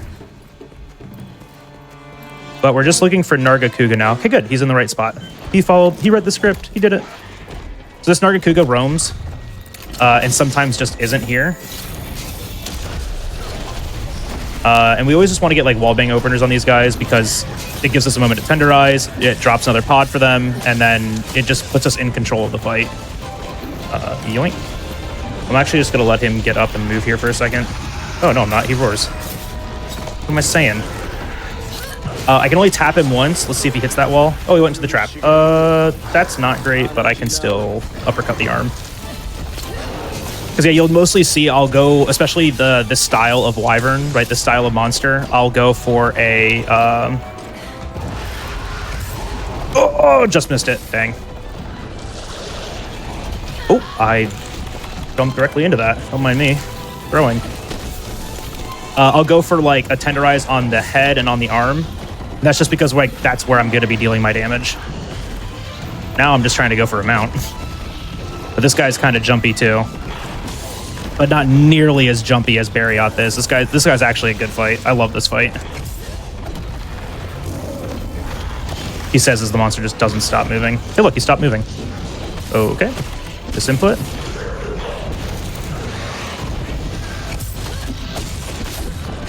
Oh, please hit.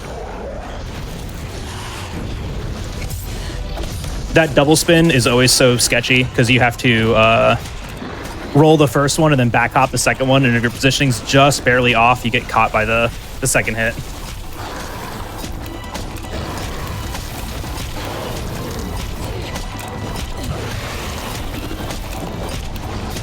All right, good mount. 1, 2, 3. Not going to clutch claw on. We're in a little bit of a weird spot. I actually don't like this side of the arena.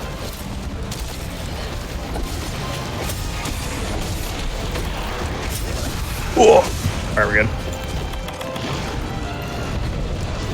Oh my gosh, this log, please help.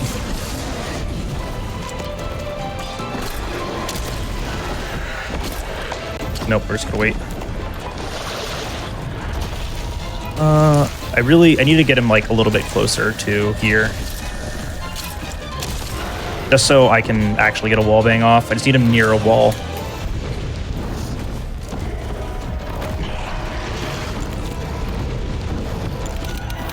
Pull the cat over here. Should chase the cat now. Oh, okay. A little too close. This works. This is a triple hit.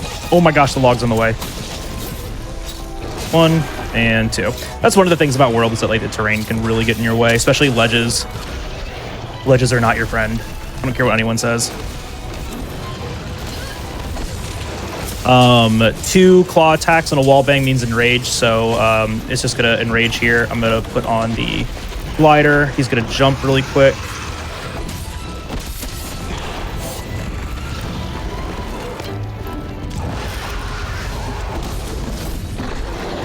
Oh my gosh, I actually missed that. Dodge that. There we go. But yeah, I don't know if I explained this, but I usually try to do my control against the monster, right? Like the knockdowns, the wall bangs, and stuff like that based on the enrage cycle.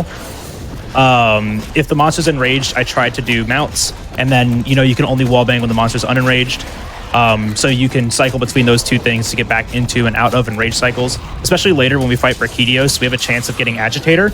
And Agitator is an attack and crit chance buff for whenever the monster is enraged, so that's a red icon.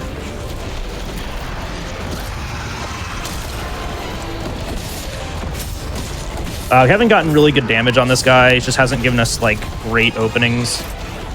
I just haven't really been in good positions to attack him a bunch. Ooh. Get away from that.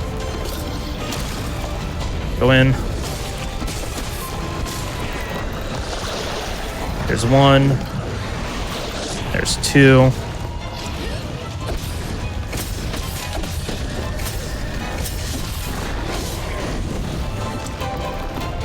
So you can see too, like I'm not really doing that much damage to these arms with them not tenderized.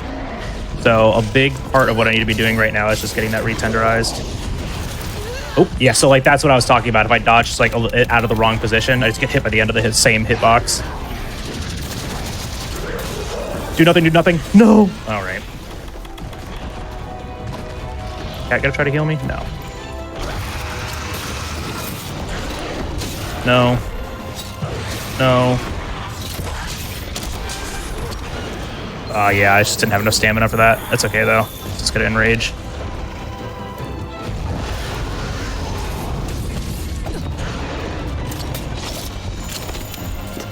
Can you leave me alone, Anjanath? Thanks. I appreciate it. All right, so that's a little unfortunate. I just wanted to get that wallbang off so I can get some tenderizes off, but missing that is just like huge DPS loss, but it's okay. This area is literally made of slope. Slope is made of mounting. So we're to mount.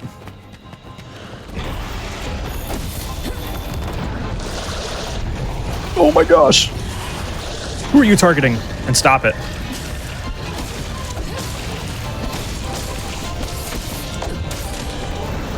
Again.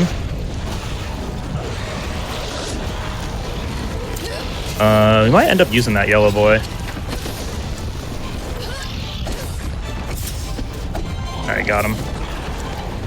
1, 2, 3. Nice.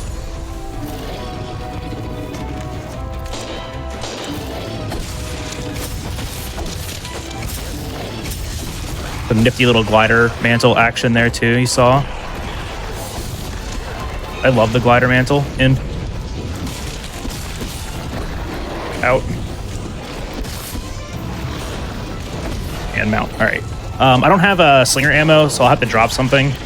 So after this, I should be able to clutch back on and drop a red pod. Yeah, perfect. That's a good side too. I think I've hit both of them once. That should tenderize. Beauty.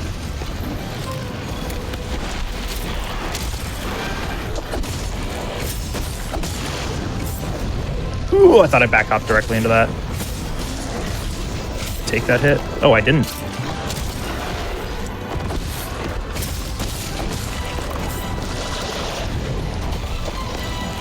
All right, you're going for a ride. Ledges are also walls. Love that. Just throw him off the cliff. And then we're just gonna hit this leg.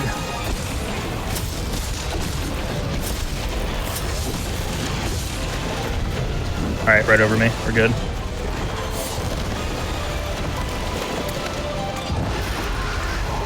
So the water is slowing me down some. I don't like fighting in here, but it's where I am.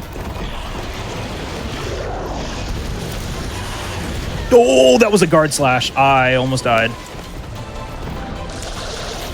1 and 2. All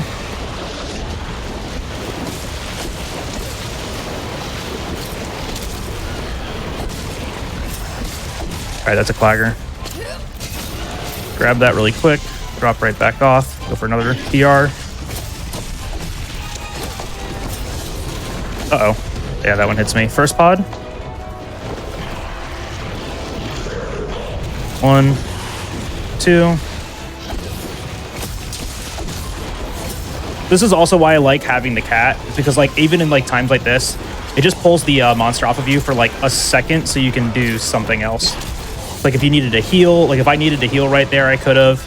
If I needed to, you know, really just like do anything. Even just like catch my breath. Oh my gosh, you're fighting on a cliff. Can you please not? Ooh. The cat's also just like kind of pulling it in weird directions. All right, it's gonna transition to area 1.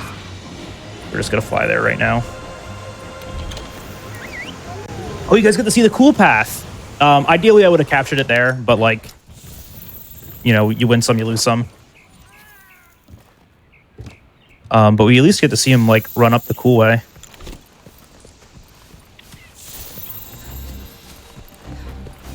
I actually love this this pathing.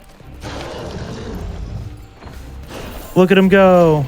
He's climbing all the trees and stuff.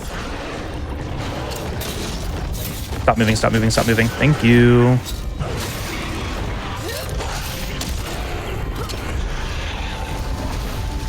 So that was first pod. We probably skipped second, so we're getting close to app ready. Monsters have like a predetermined path that they'll go to as well. The fortunate thing is that it will always come to 1 regardless of its stamina, which that's what it's looking for right now is a meal because its stamina is low, or its health, right? And so he'll always come here, which is really nice.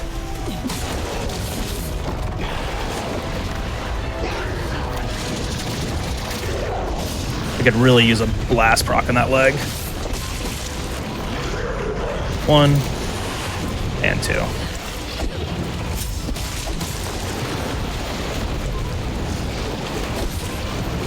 My gosh. 1,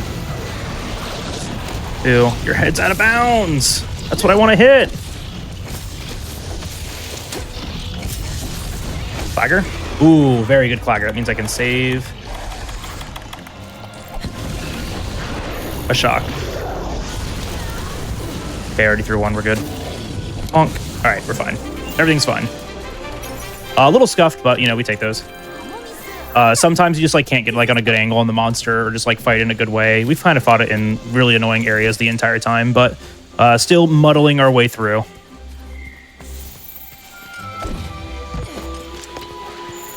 A big part of this is just like understanding how to do like fights quickly and how to keep pace, but sometimes you just lose it because AI. It's really hard to just lock these things down. We got 1 deco out of that, level 3 now. Earplug, do not need. Now, if we were using Switch Axe here, we actually would love that earplug because during ZSD, Switch Axe has earplugs 4. Adding that would make earplugs 5, so it means we could ZSD during Elder Dragon Roars. But I don't do that. Like using Switch Axe in Master Rank is also really hard. Oh, I did have that other deco that I could equip. Yeah, another Guardian Evasion, insane.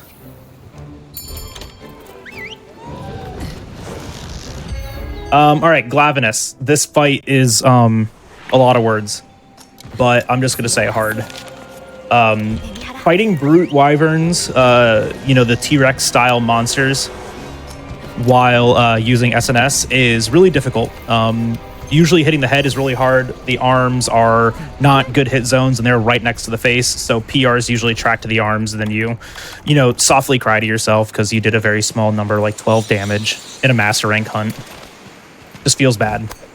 So we're actually going to tenderize a leg, and we're going to bully that leg. And it's really it's not the best damage. And I'm going to try to like make openings against the head. But this is just like the best way to fight it. Unfortunately, the best opener right here. That means we can set up a double wall bang. So there's first. And so first thing we want to do is tenderize the leg. Okay, bad RNG. This leg's fine. Don't hurt me, don't hurt me, don't hurt me. Perfect. And so we're going to use this bomb pod to get our next wall bang.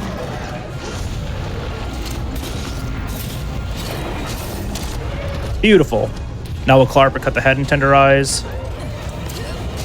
And we'll miss again. Nice. All right. We're just going to mount. Sometimes the head being underground just makes it really hard to hit. Claw uppercut doesn't really start until it's in the air, which is unfortunate. So you either have to get like lucky with head flails or just have better timing and positioning. But I can claw the head during the mount here and then drop another pod. And then still fit in a PR1. If I do get the actual finisher. I don't, yay. All right, it's okay.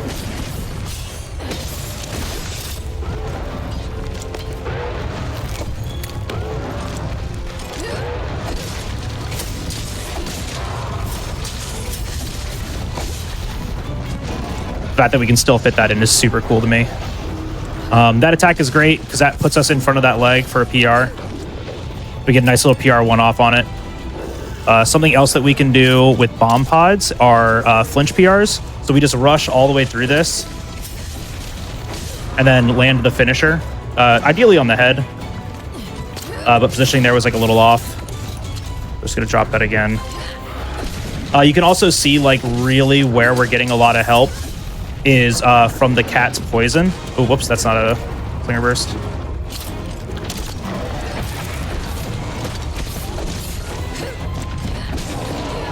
I'm just gonna do tap, tap, tap. All right, we're good. But the cat's poison does a bunch of damage for us too, and it's just passive damage. It feels good.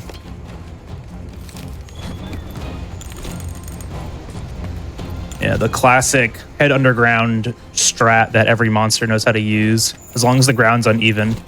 The ultimate strat. If it's underground, you can't hit it. So we should be unenraged now, so we're going to grab a... Oh, no, we're almost, but we're still going to move over here. We can wallbang against these, like, rocks, but it's not really consistent, because if you just move the monster once and they, like, clip into it, they break. We're going to pull the monster back this way. Good. Got on the outside of the head. I'm going to throw him into this wall. Bonk. You know what? We're just going to claw on. I don't need a claw uppercut.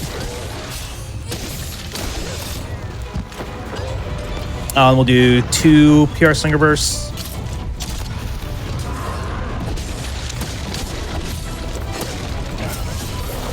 Uh-oh. Shield. That's actually a PR opening, but I just like was not in the spot to PR that. Okay, double bite. Was not expecting that. No.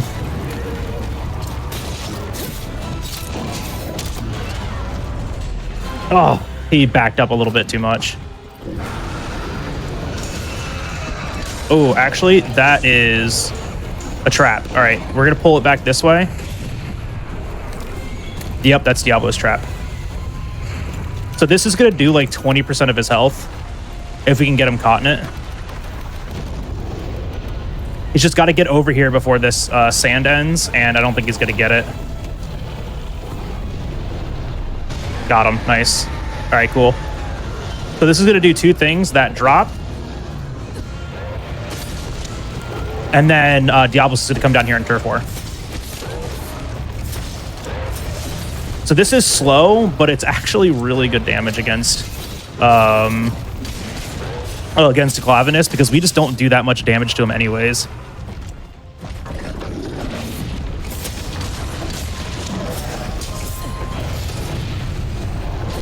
So now we're just waiting for Diablos to get down here.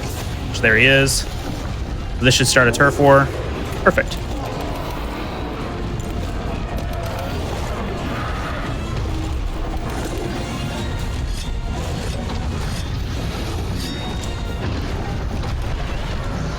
So, ideally, Glavenus just tries to leave here. Oh, I didn't dodge that one. Diablo's behind. Okay, he's not trying to leave here. Just need to kind of see what they're doing.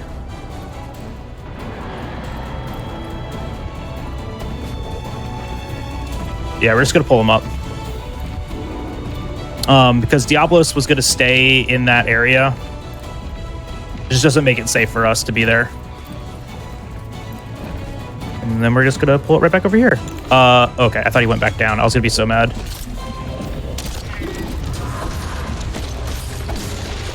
It's a weird angle. Still got it. Whew. One of the few times that the elevation change actually helps.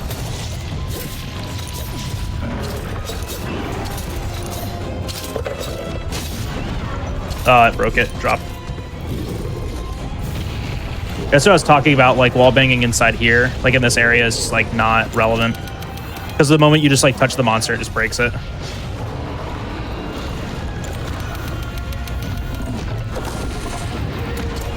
Oh my gosh. Why would you turn? All right.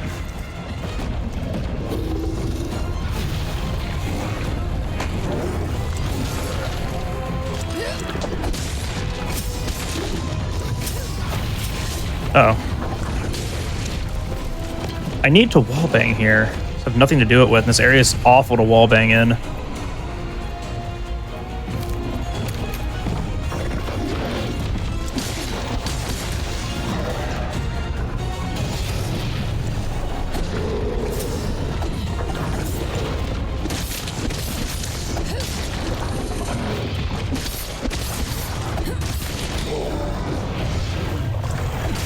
This is pretty much all this fight is just trying to find opportunities for damage. All right, we did the fun back hop. Oh my gosh, I almost missed it. Don't mind me, rowing. Okay.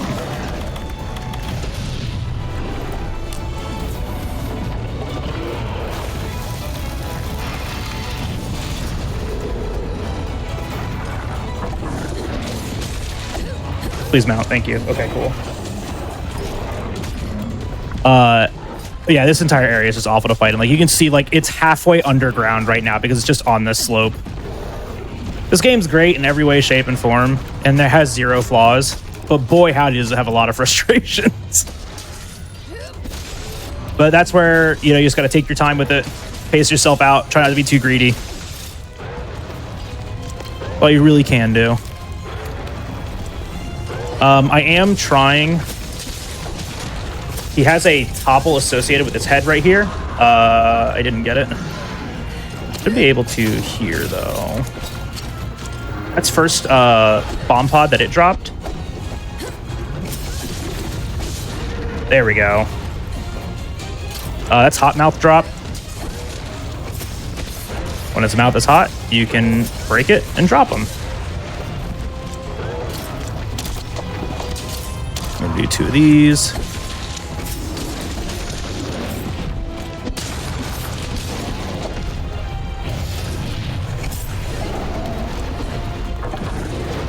Need to be a little bit closer for some of those back hops so I can actually capitalize on them. Ow, that one's gonna hit me. That's also gonna hit me. Getting comboed. Okay, I back hopped into it.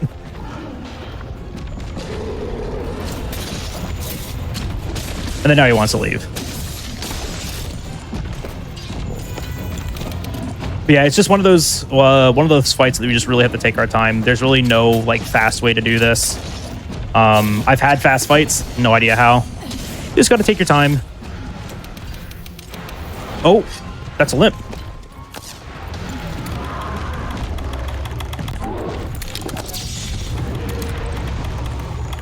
See, and that's why you look out for that stuff. Here, I thought I was going to keep fighting it. Guess not. Yeah, those are the tells you have to look out for. You know, when you know your quest is over or getting close to being over. There is no way I make these. Yeah, okay. I was going to try to get these mite seeds that were all the way up in this corner, but there's like no way I actually get to them. Okay, cool. So Glavinus can also give us good upgrade parts. They're kind of like the backups that I go for. They have max might on them, which is not a great skill anymore, but if we get them, it's defense. Ooh, vitality? Recovery? That's not what we want to see. It's the bad green one. But ideally, we get like vitality decos, level 4 combinations that have attack on them, attack boost on them. And so that's what we're really going to be looking out for. But we can make Tigrex head. So we're fighting Tigrex next. Tigrex head or Tigrex legs? Waist? Arms. There it is. Arms. Tigrex head and Tigrex arms. Which if... I don't know if I want to go for it. But I can... I probably should. I'll fight some Gyros in here so I can get the... Is it here or is it elsewhere? But we need sharp claws from Gyros to actually make the arms.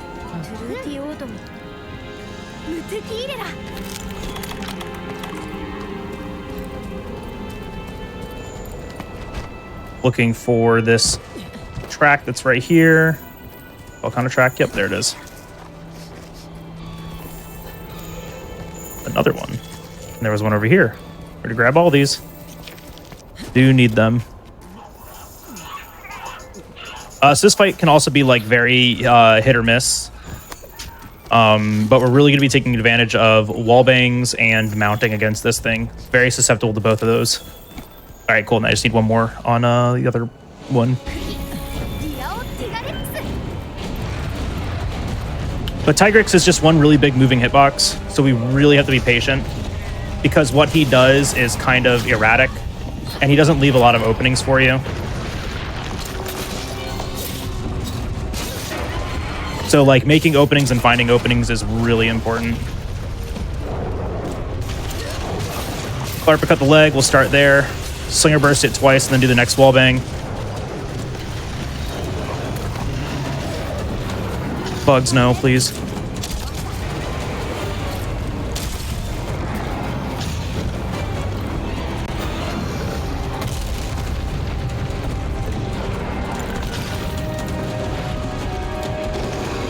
One, two. Good. All right, now we tenderize the head.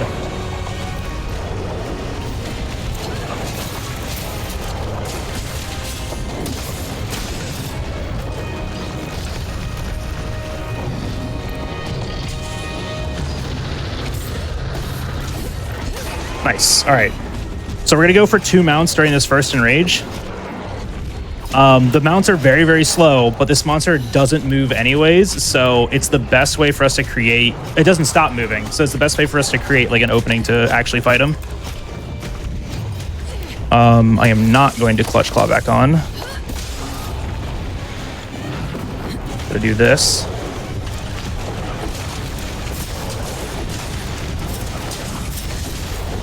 We are right next to this wall, which is great. Mount 2. Very good. That wall attack does an insane amount of like mount damage, and then putting on the glider just makes that double, so we can get that second mount instantly. Just fits in another PR, and each one of our PRs does about 4% damage.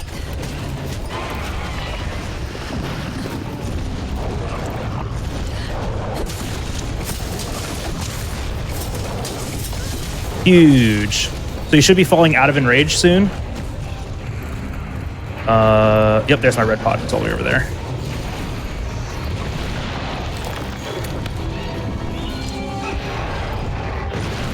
Finn's like a hit or miss attack. I like it, but I don't like it. Oh, that's a really good flinch. Whack. Good opening. I like it, but I don't like it only because sometimes I can avoid it and sometimes I just get absolutely destroyed by it.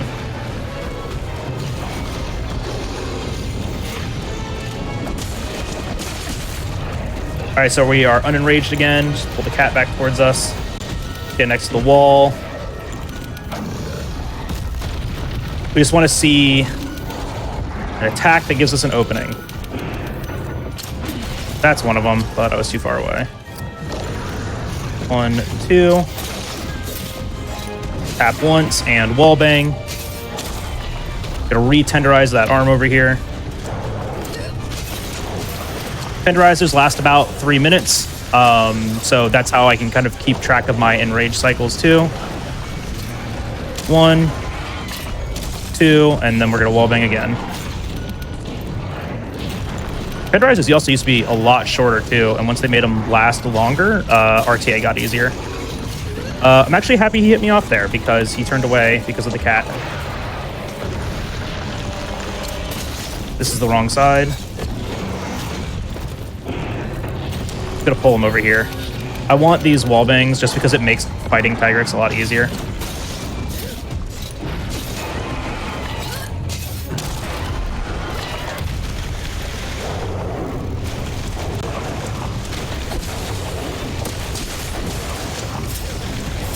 Dumb Hornitar getting in my way.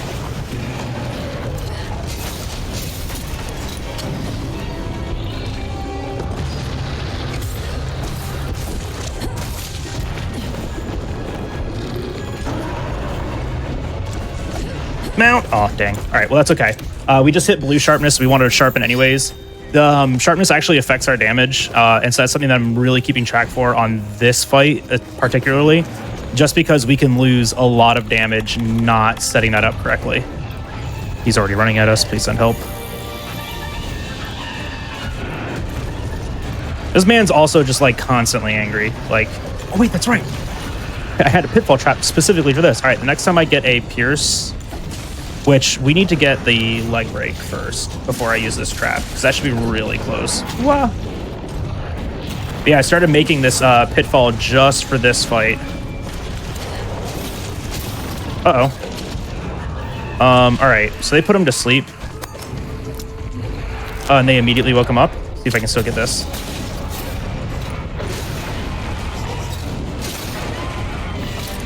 Hitboxes. Hitboxes don't exist if you don't want them to.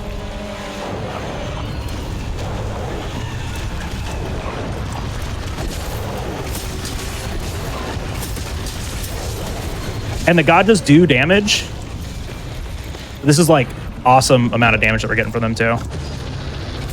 I also just remembered I do not want to use the pitfall here. I want to use it on Brachydios.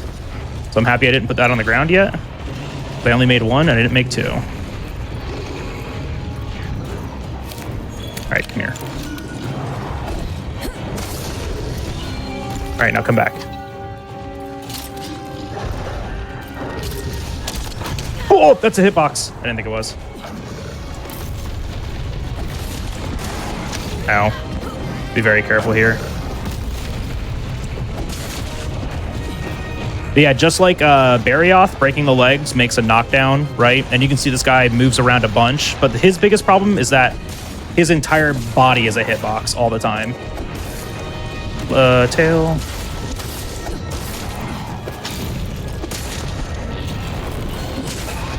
Oh, good flagger. Odegaren's here. They do have a turf war, which is nice.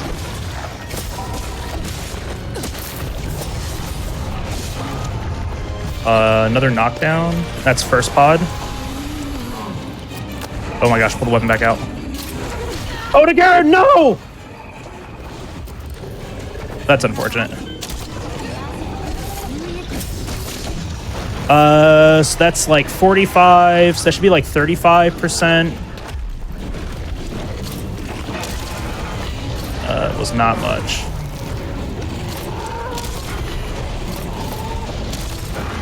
Okay, you should limp.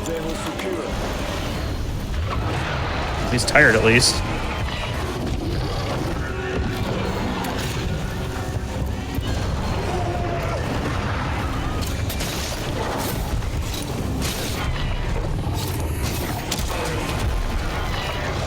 I honestly don't know what's happening here.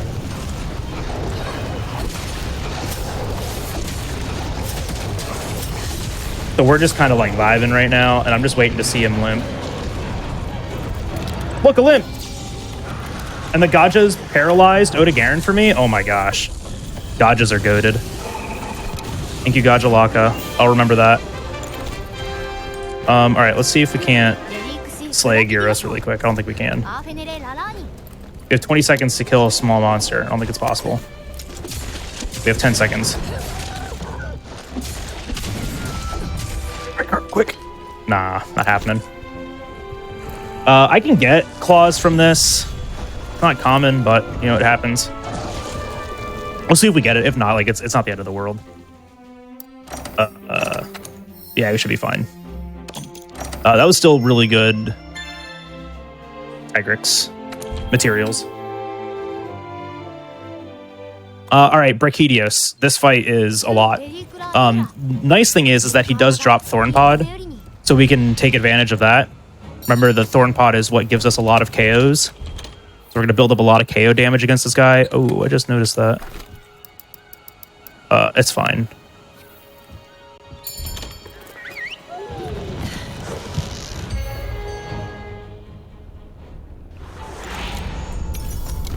I should be okay with everything right now. Oh, wait, I can't do this yet. Abandoned. We need to check our weapon. That's right, this is Brachedios. So the biggest reason why I don't want to use the Defender weapon here is that it actually loses damage in comparison to the Chrome Knight 2. Because our EFR is higher with the blast damage, but it's lower against Brachedios because he's 1-star to blast. So I'm actually going to go here really quick. I need to get 2 Bathysite ore. And I normally wouldn't do this, but I want to clean play through here, and we have a lot of time in the estimate, so we're just going to try to do this really quick.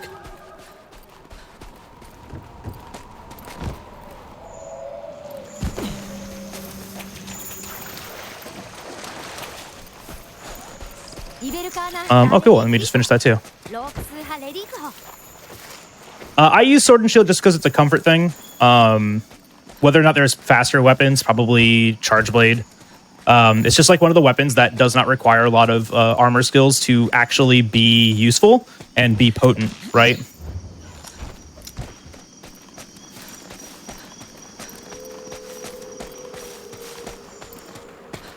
So bless RNG here. I just need 2 Bathysite ore, and I usually get it in these 3 in the first visit. All right, there's 1. Oh my gosh.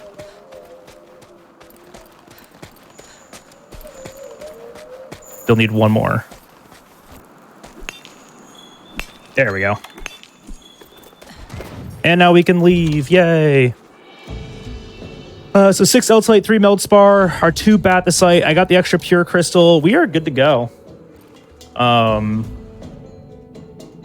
Now we're gonna gas through the rest of this run. This is gonna be like one of the last times we actually check for equipment. I need to leave here and go up here because it's faster. Oh.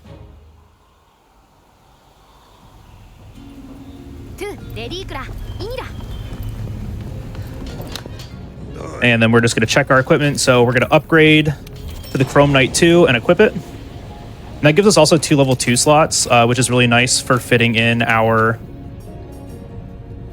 Ooh, we didn't get... What are we missing? Yeah, the 2 Tough Claws for attack boost 2, and then the large Wyvern Gem. Okay. We got Barioth stuff, though, and we got... All right, we're going to hold off on doing any upgrades until we do Brachedios. Sometimes I would do them if they would give me attack boost, but we just didn't get them that time. Yep, all this is good. So we're just gonna go and craft some stuff now. Actually, I don't want to do this yet because this is a good opportunity to do a lot of melding for the rest of the run. I already got my Farcasters. I just need 6 of these. Still need 3 of those. 5, 6. Perfect. Yeah, 9, 10, 11, 12. Yes, okay. That'll leave 3 meld spar, which is all we need of that. We need my mega demon drug. We're gonna go ahead and get some.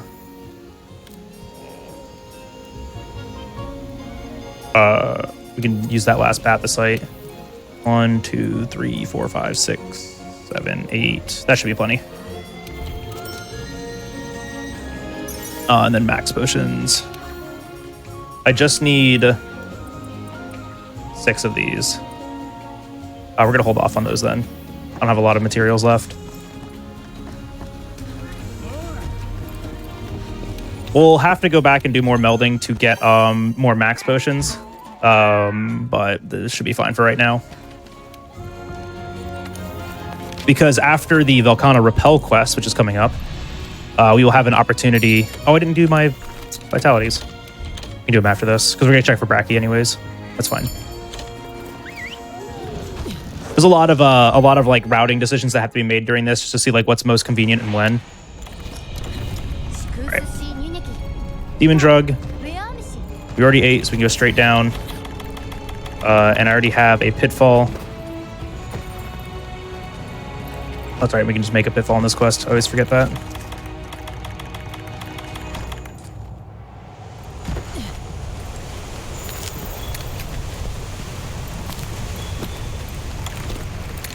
So we're going to start this out with a flash, just to stop Brachedius from moving.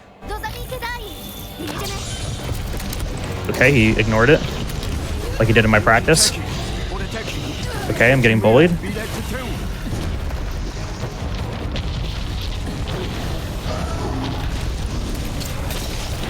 Don't kill me, don't kill me, don't kill me. Uh-oh. Oh my gosh, I needed to claw uppercut this. Oh, last second.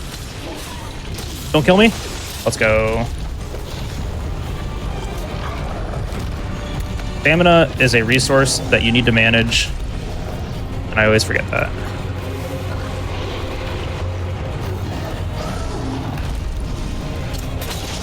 Oh, that's the head too. Perfect. This is a wall. Beautiful. All right. So that was a thorn pod that we just put onto the head. So this could give us a KO. What's nice is that he'll roar first. Oh my gosh, his arms are pushing me out of the way. That way too quick. So now we just need to get a KO. Okay. Lingering hitboxes are cool.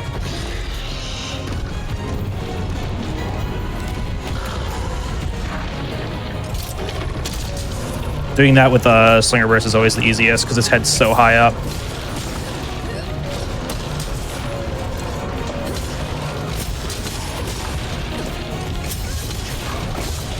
Now I'm just looking for like a clagger or something. Oh, goodness. All right, so that's one of the things I love about this game too, is that you saw how he backed up against that wall, but he moved like just 10 feet to the right. Gotta really watch out for that stuff sometimes. Let's hit him with that. Doesn't matter where we get this. I just need a thorn.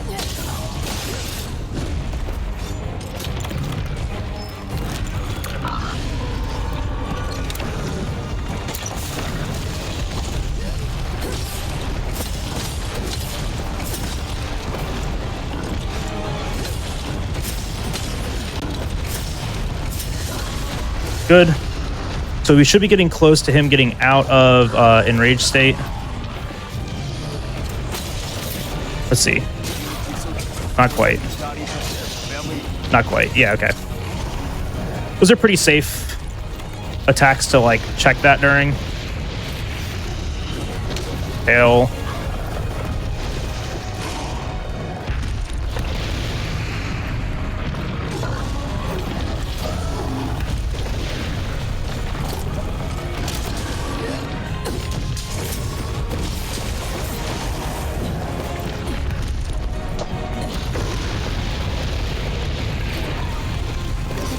You can just see like how fast this guy just moves all the time.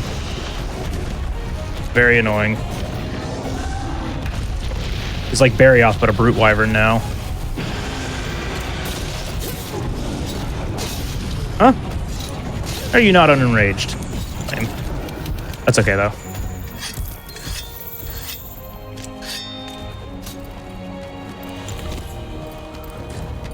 He should unenrage right out of here. Yeah, there it is.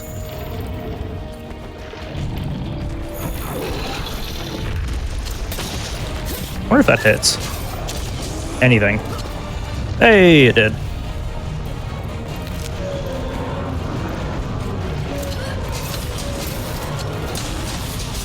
That should build us up another KO. Punchies.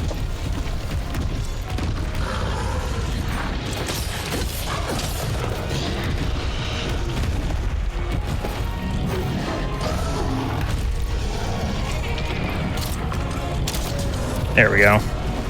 And this time we are not going to do a falling shield bash. We're just going to do this.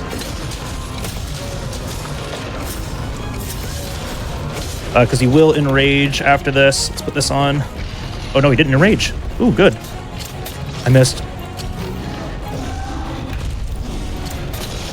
This should hit that. Why did you have to turn? All right, now he'll enrage. Oh, not quite. Okay. So transitions are HP based in Master Rank. That's why he's like moving around so much. Barioth is one of the ones that will always try to like get closer and closer to his nest as you fight him. Or Barioth, excuse me. Brachydios. And it's the most obvious with this fight. Just given like how much this guy likes to move and transition. Ooh, this is a great opening. Where am I? Bonk? So yeah, after this is probably a good time for break too, by the way. Yeah, absolutely. Ooh. You know what? We'll take offensive guard. Sure. Forgot I had that. Not anything that this weapon can like really take advantage of. I have to get that blast off of me. All right, there we go.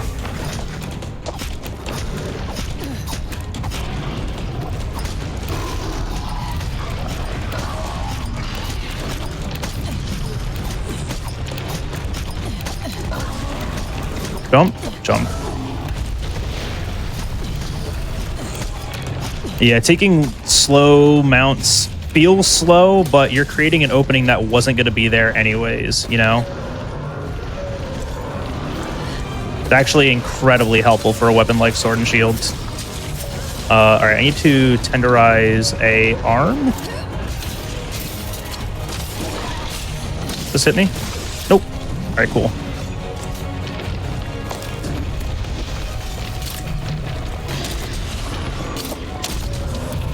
Nice KO.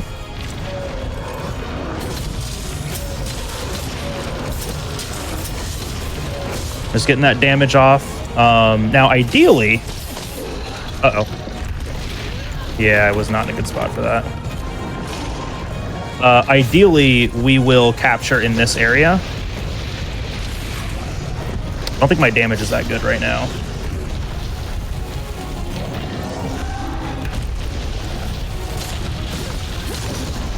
Oh my gosh. I just got dragged into that blast puddle and hit in the exact same frame. See how aggressive this guy can be, though. This is why we do what we do. One. Yeah, miss. 2, 3. Nice.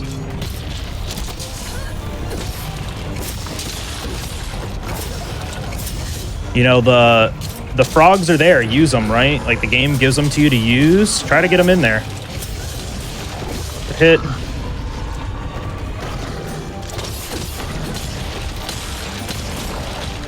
All right, so this is exhaust. Monsters have a hidden mechanic called stamina, and when they get tired, this happens to them. Where they just like stand perfectly still and do nothing, and it's amazing and it's great. It also means that you're taking a lot longer than normal. So like it's a little bit of a blessing and a curse. Just thinking like optimization wise. That's on the arm. Uh-oh. Does that kill me?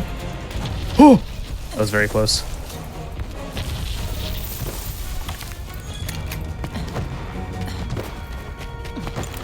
Oh my gosh, please. All right, so the next area that we're going into is, has... Oh, please. Oh my god, okay. They didn't paralyze me at least. The Vespoids are so annoying. They want to feel like they're a part of the hunt. They aren't. Make sure you remind them. But these are 2 rocks that we can drop on the monster. If you remember Nergigante in high rank, we used these. Don't do that. No, stop. Come here.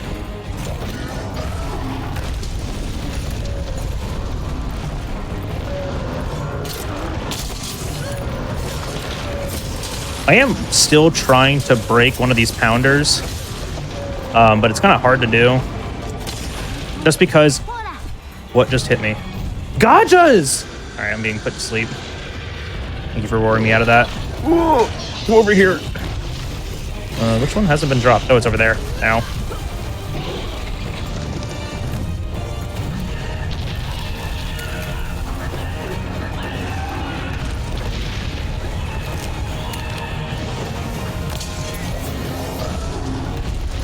What is happening to me? I'm just trying to pick up these things.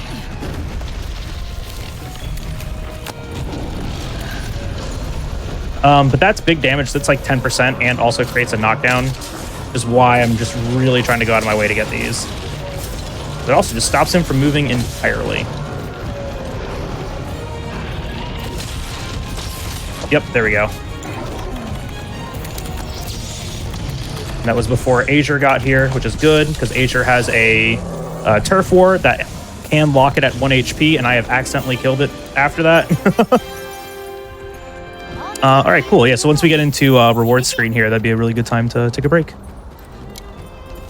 Awesome. All right. Yeah, like Giles said, we're going to go to another break. Just give everyone a chance to stretch, do what you got to do. Long run. Before we go to that break, I just want to make one more announcement that Frame Fatales has its next event, Frost Fatales, coming up March 3rd through the 10th of 2024. So Frost Fatales 2024 run submissions and studio applications are now open for all women and femmes in speedrunning. Use !FF in Twitch chat or go to gamesdonequick.com/framefatales for more info. Get your submissions in before the end of tonight. They end tonight. Oh my gosh, all of a sudden tonight, November 19th. So if you're interested in that, definitely go check it out. Again, gamesdonequick.com/framefatales. And we'll be back in just a few minutes. You can pause the timer in 5, 4, 3, 2, 1. Cool. That should be perfect.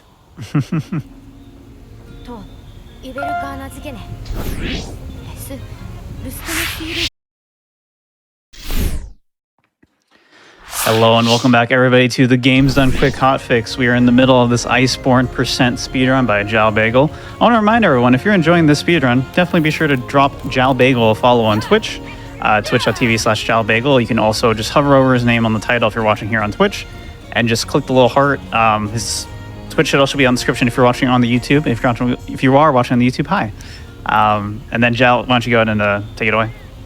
Yeah, let's start it back up in on go in 3, 2, 1, go. So during our outro there too, I actually got insanely good luck. We got the stone thrower decoration, which is huge. I'm just gonna check right here real quick. Okay, good. We actually got really good RNG. Agitator on the chest is great. This is why I was also kind of waiting because I wanted to see what I was gonna get from Brachiodios before I started investing in the Tigrex stuff. But we're just gonna be quick doing this upgrade. I also got Barioth Waste, Quick Sheath, or Barioth Head, Lumu Head. I just like this is like where this starts to slow down a little bit because we just have to make these decisions. I think Barioth Head has what? Evade Extender, and Lumu Head has Weak Exploit. Okay, so we're gonna take that instead. Just to try to like get as much damage out of these sets as I can. I'm making these decisions to get these specific equipment to maximize my defense and then also just like a little bit extra damage. We're actually gonna hold off on that because I'm gonna go and craft 3 vitality decorations as well. Vitality is health boost. It's gonna make us a little bit stronger going through here.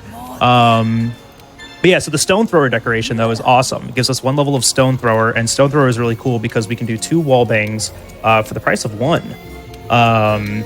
We only have to pick up. Oh wow, I got very bad decoration RNG. We're gonna have to get rid of those stone thrower or the evade extenders and guardians. Those just aren't really useful. I need to pull those off of my equipment.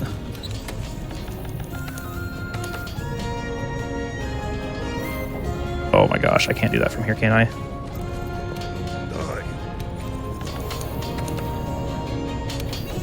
Oh, there it is. Remove everything from my equipment so I can use them. Yeah, usually I would have a lot more. I thought I had more decos than that I could meld away. But so Stone Thrower will always like leave us with a little bit of slinger ammo left to do another wall bang, which is really nice just with like the pacing of the fights sometimes, because I don't have to worry about picking up more slinger ammo before that happens. So it means I can like save the like the Pierce pods and stuff like that for Slinger Burst instead. But the next quest that we're going into is the Velkhana Repel. This is the first time that we get to see Velkhana in the game, and Velkhana is a really fun fight. The opener is just based on wallbangs. I have to get 2 wallbangs, and having that level of Stone Thrower now is really going to help. I'm just going to pay attention here for a second. We need to do this. Vitality. Yeah, we'll just have to do the level 1 decorations and level 4 slots, right? That's optimal. That's fine. All right, so this is a health-gated Velkhana. She doesn't have much health, and as long as I can get the opener, we actually end it very, very quickly. So we're gonna try. Whoops, not that one. We're gonna try to like do this as fast as possible. And now having that stone thrower is just gonna make it a little bit easier to actually get these wall bangs. 1, 2, good. Because what's nice is I actually don't have to do a claw uppercut and a tenderize to get more slinger ammo. Immediately jumping in the air. What great AI. Such a good monster. Gotta let her land and come over here.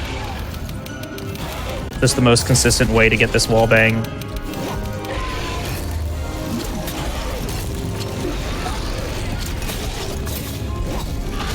All right, that's good. So you can see now I have 5 stone left, and all I need is just 1 for a wall bang. Head underground. All right, we're just gonna do this then.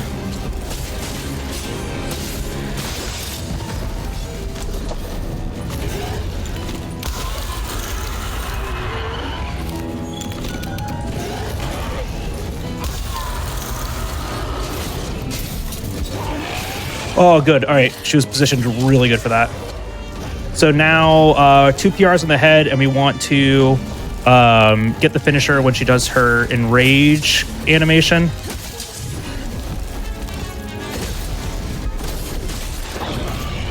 Which is that right there on the head.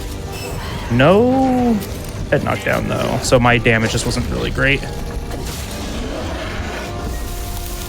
Wait for that to be done. Flinch, that's not good. All right, that just means my damage was low, but that's okay. So just gonna grab this. Fire the cat all the way over here. I'm trying to save the rock drops too for when we actually get this head knocked down. Yeah, just not enough damage.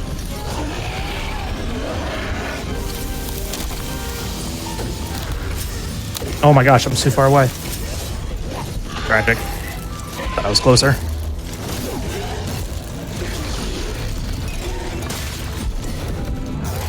This is just not the best place to be fighting this thing.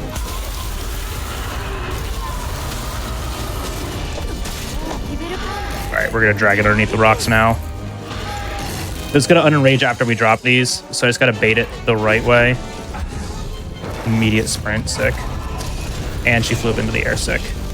So it actually shortens the duration of this knockdown.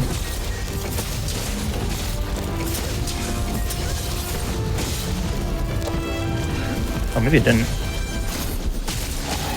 Hey, look, a head knockdown. All right, so we can actually do the fun stuff.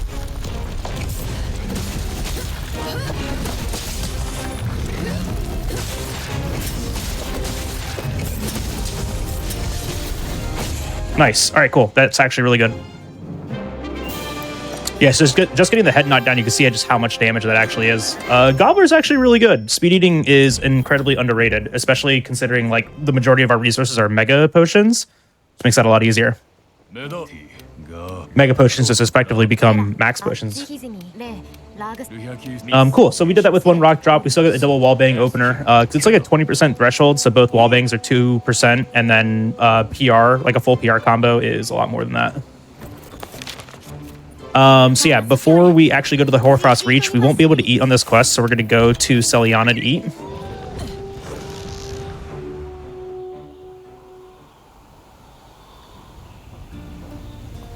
And this is something that I spent a lot of time like trying to figure out, like, how do we fix this? And it was just easy as, oh, just go here and eat. And off to the Hoarfrost Reach. So if you ever watch my streams, if you guys are privy to this speedrun, you know this is my least favorite hunt in the entire game. Shrieking Legiana is so unfun. This fight is many unfun. So I'll probably stop talking halfway through it when it inevitably aggravates me. But this fight is not good. And one of the biggest reasons why it isn't is that a Legiana will show up halfway through just to exist with the Shrieking. And then you have to fight both of them. So I'm going to try to take advantage of enrage mechanics to pull them away from each other. As long as we can keep them away from each other, we're usually fine. The handler's also on a cycle here, so we actually have time to do a little bit more gathering. So we're going to grab like more trank materials. We're going to grab more mining, and we are just going to be kind of like waiting for her. So it looks like we're going to be losing time, but we're really just waiting on her to get to the kind of checkpoint.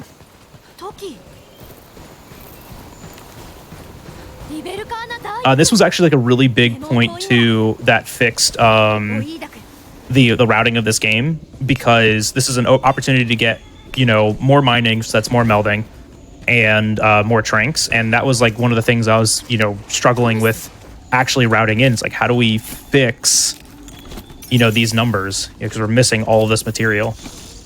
I'm gonna have to meld in my box too when we go back.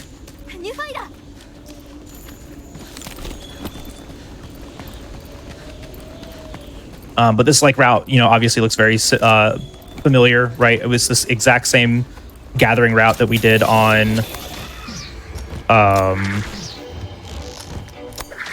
what's his name? Viper Toby. You know, Spider-Man at home and then do more mining. And that's just because it's an incredibly efficient mining route. More Eltolite, more Gracium. That's really all we want is Gracium, Eltolite, and Meldspar. That's really good for melding, and we're going to have to do a meld before we start taking on the Elder Dragons later. I'm probably going to do a meld before we go into the next quest after this, to be honest.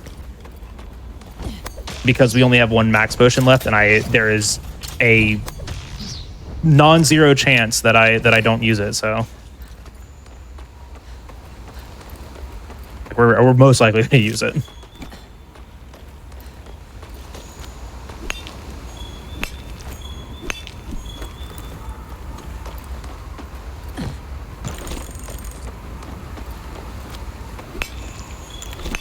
Keeping an eye on the handler, just making sure where she is at, because we've already eaten all the things that we need to eat. Yeah, we're not going to make that. That's okay. We don't need it. Just wait right here. All right, Shrieking. The strategy here is to take advantage of as many openings as we can possibly get. She doesn't give a lot because she is a flying wyvern and she likes to be in the air forever. So really it's a lot of just kind of like managing what she's doing. You can start this off with a claw uppercut into a tenderize. That drops us a pod that we're not going to grab. Actually, we can grab it.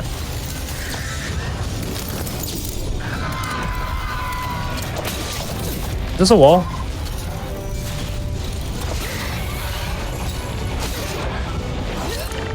Let's play that game. Is it wall? It's not. Let's play the wait game again. Is it wall? Will you let me do it? No, you won't. Yeah, okay. So we already messed this up this opener. So we're just gonna ignore her now. So that ate 2 of our flashes and messed up our opener. Gonna grab this power cone. That's an additional attack buff for a little bit. And we're gonna leave this area because if we stay here, a Barioth shows up and they want to fight. They're like mortal enemies. Not gonna deal with that.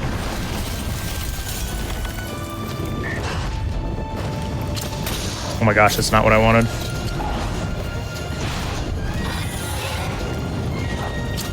Stop getting in my way!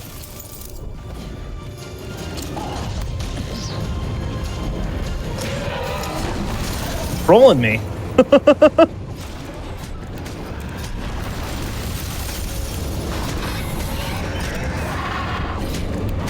This is really the only way to get this started, is just getting her out of the air. We just have to take a mount, get her out of the air, and then, you know, hopefully start wailing on her.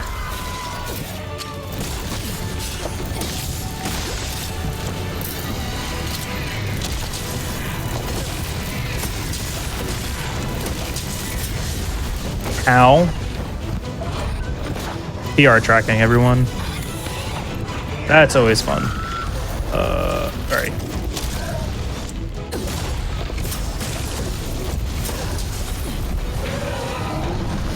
So you'll see that she'll be up in the air a lot.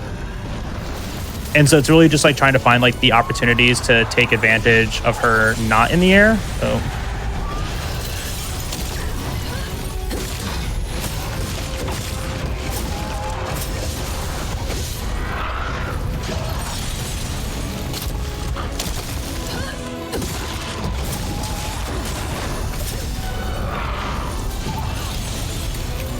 she is yellow icon, so we can pull her over to this wall.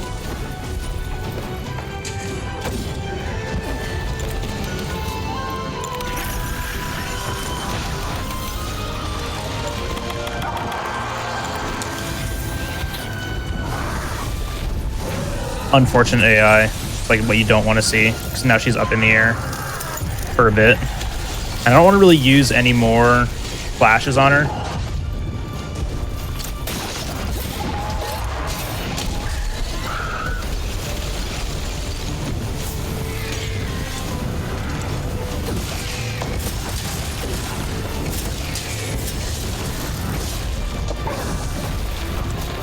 All right, back up in the air. What did you just do?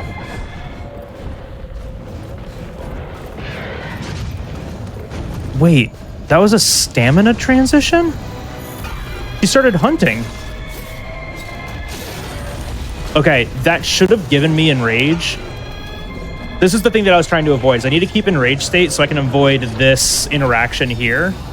She should be red icon after this, so I can just drag her away. Because I did get that tap, but I didn't get another wall bang. That was one wall bang, 2 taps. Oh, she's gonna leave anyways. All right, cool, perfect. And she should just go this way. And he's yellow icon, so he's not gonna chase. Never mind, he's red icon. He is gonna chase. I don't know, let's see. Yeah, all right. So we now are just waiting for Barioth's red icon to end. We really just like can't do anything during this. We can mount and that's about it.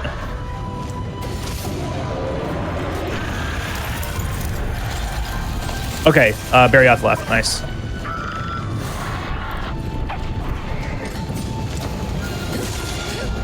Oh my gosh. Grab that.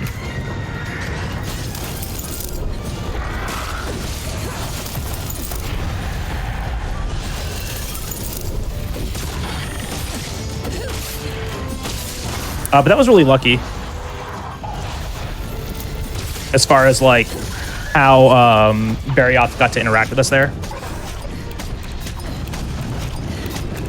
Yeah, we don't really use dung in this because dung is not consistent, and you can also accidentally like hit your target monster. They do develop like a resistance to dung eventually, and so actually the more consistent way of dealing with monsters in the same area is just pulling one out of the area, like we did with Legiana.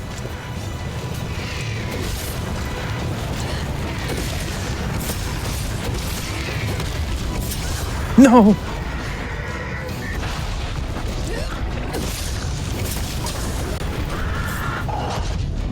Land? No.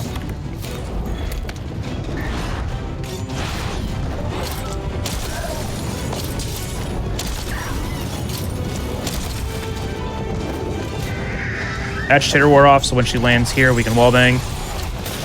Don't jump, don't jump, don't jump. Good. Okay, the Legiana's here.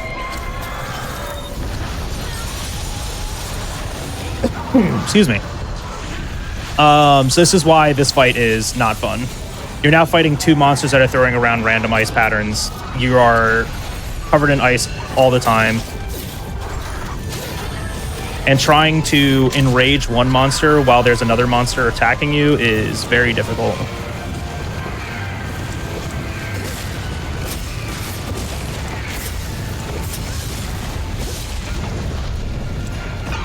I did not back hop. Sorry. So we need to leave this area and drag it into another one.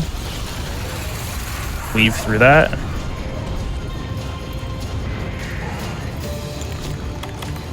And so then, since we have red icon, we should be able to pull the one in and the other one should stay away. Nice. All right. Okay, it broke the rules.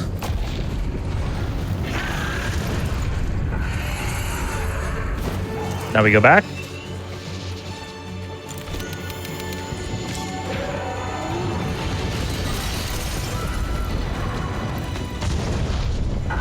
With it in like the transition zone, it just makes the other Legiana do really weird things, so. All right, we're good now.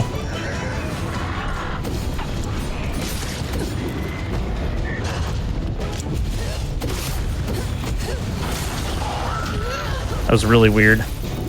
I'm trying to like keep it away from there. Dude, you are jumping in the most awkward ways. Legiana also has like a weird topple mechanic too.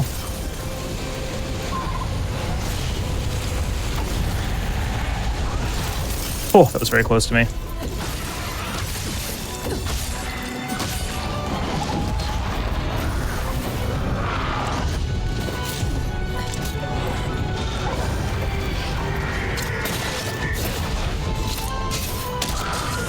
Nice. All right, cool. That actually hit the wall.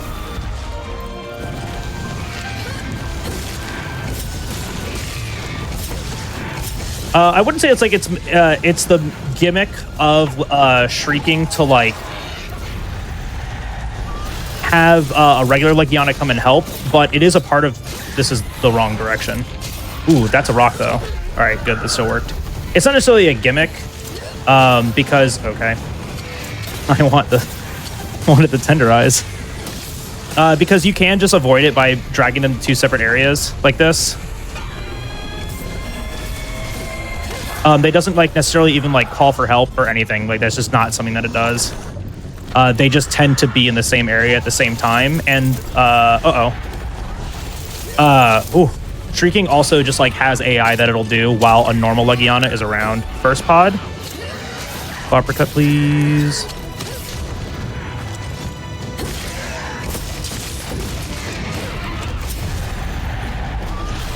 I did not even know what direction it was facing there.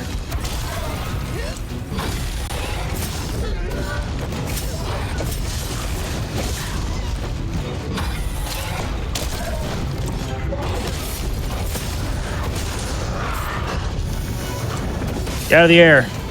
There's a pod over here. But it's not necessarily like a gimmick that they will always be around.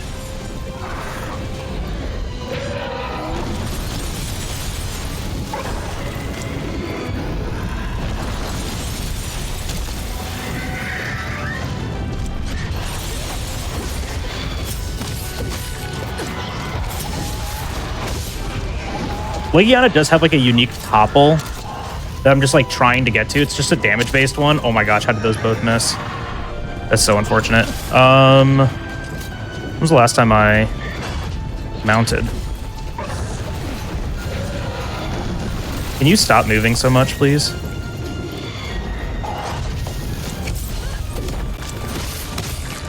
Actually, I just wore off.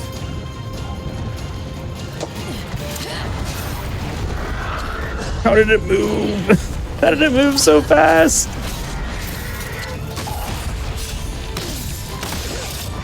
It was in a transition zone, so it's leaving.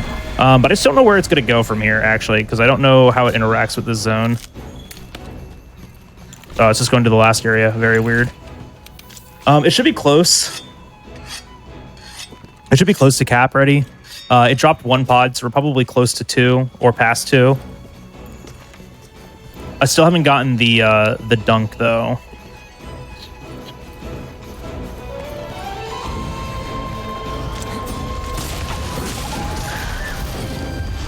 We can do this. 1, 2,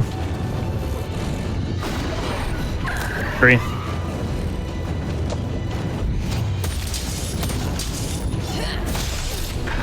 Weird. So that was the dunk animation, and we got it from a mounting attack, which is kind of unfortunate.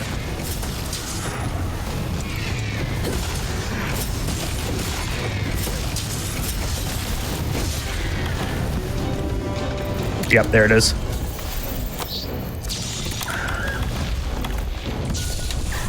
Yeah, so we were really close before it transitioned, which that was just a transition from it being on the edge of the area. Not really much we can do about that.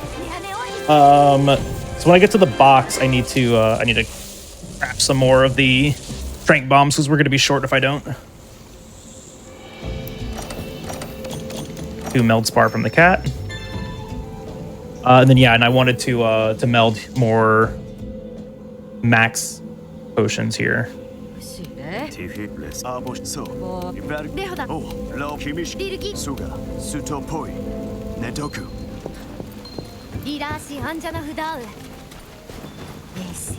All right, Thunderous Troublemaker. Whoops, go down 1, please.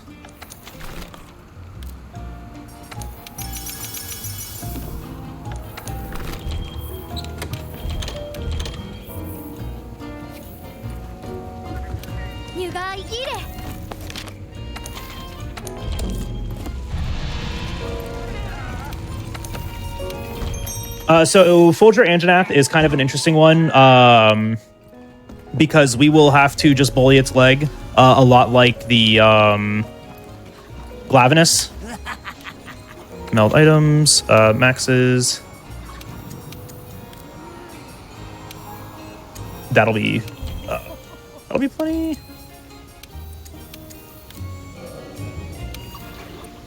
That'll be plenty. All right, yeah, 12 is good. And then we have plenty of Eltalite and Meldspar. Yeah, this started from a post Shara, or excuse me, a post Xeno file. So we've only been doing the Xeno portion, or the mastering portion of the speedrun.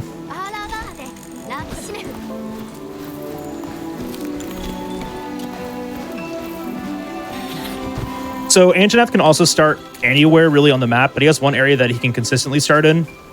So we just have to kind of run around here for a little bit to find him. Usually doesn't take too long to do. Just be a little annoying. I just got to check the hallways. And I'm also looking at small monster AI to see if they are acting differently because there is a monster nearby. So they're acting differently here. So it's telling me that he's to the right.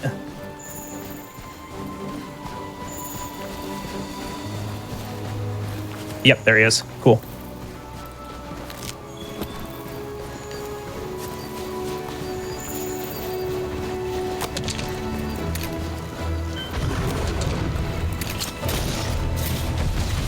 Yeah, you can just get this roar off.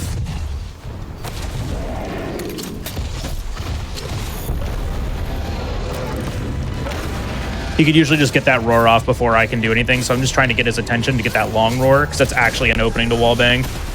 So against this fight, we are just going to tenderize the leg first. And then we're going to bully that leg. We're just going to stick to that leg like glue. That's the whole strategy here.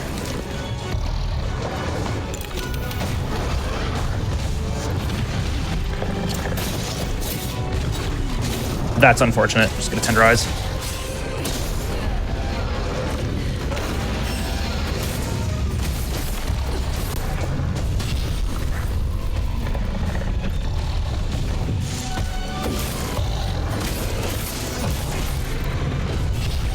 Yeah, actually, I have offensive guard. I should, like, use that. So when I get leg breaks here, he will topple. In.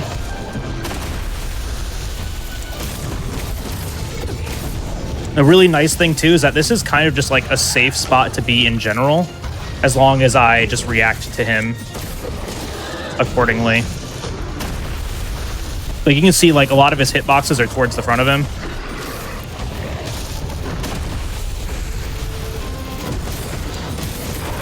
There we go.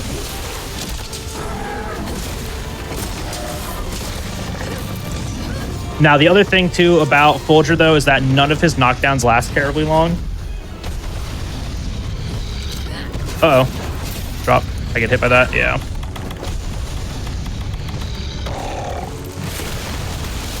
Panic dive that.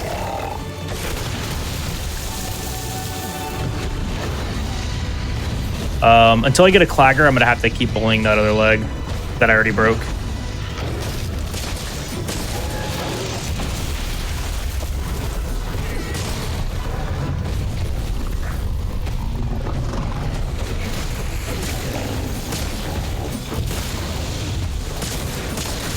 All right, there's my clagger.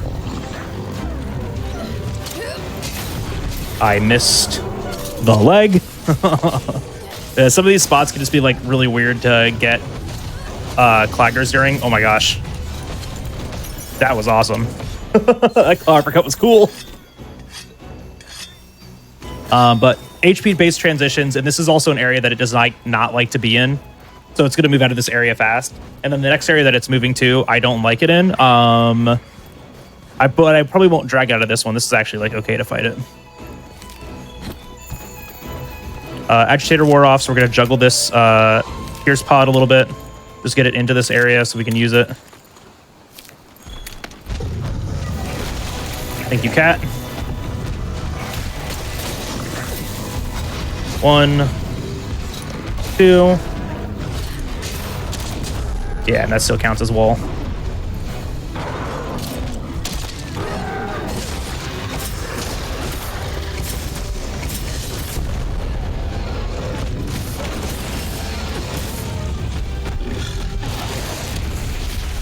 All right, so now I'm going to target the other leg for a knockdown.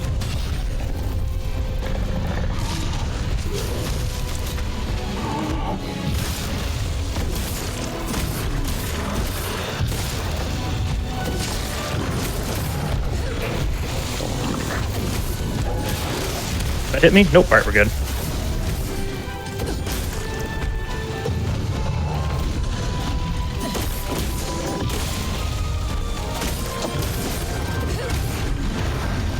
Go away from that. Oh, he ran into the black ice there.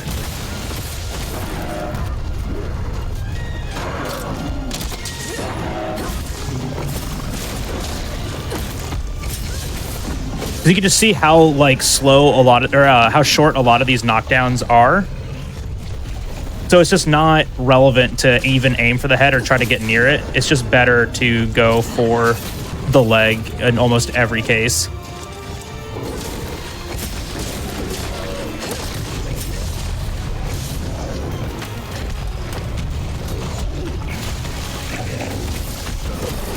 In.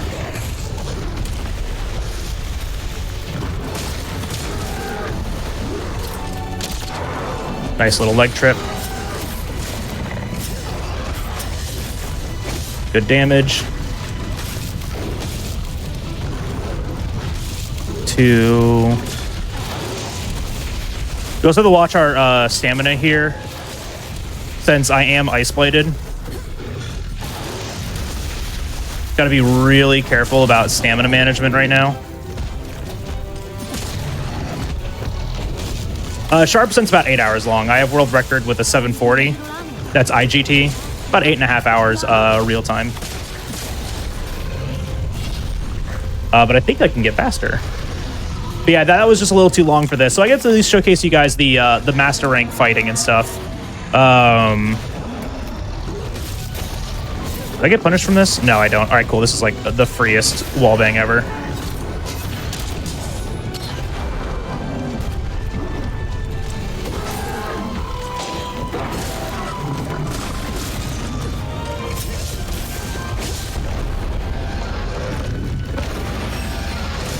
Nice. All right, cool. So that was really good. That's similar to the like Glavenus Hot Mouth. And this knockdown lasts a very long time.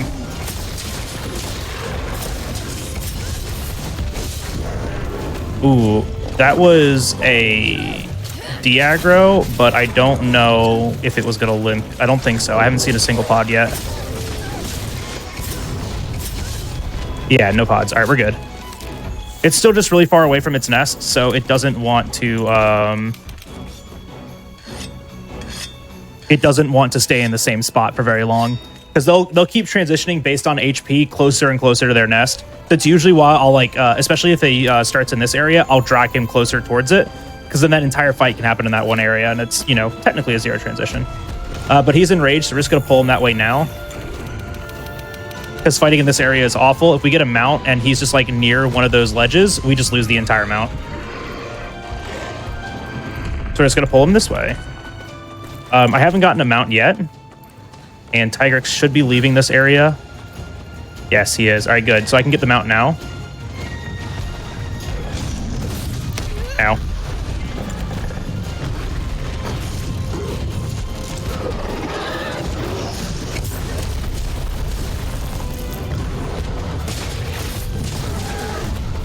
I don't even need the mount. Just don't like my positioning at all. All right, whatever.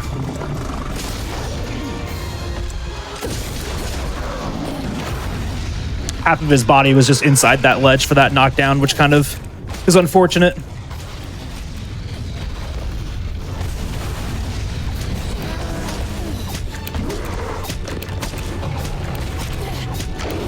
But yeah, I mean, I don't really even need to keep like the head tenderized during this fight. It's really just the leg. Head always has a really good hit zone. The legs, though, once you get them broken and tenderized, are juicy. I think I'm just gonna get a normal knockdown here, though. Oh my gosh, can you please, like, fall? The longest mount I've ever had in my entire life. What's happening? Fall on the ground! Okay, I guess we're just gonna be here for a bit. Hey, there we go. 1, 2.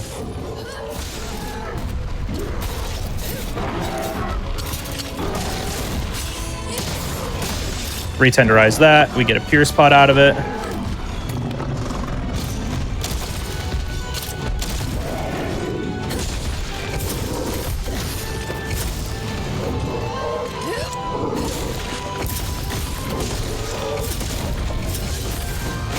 All right, so he is tired.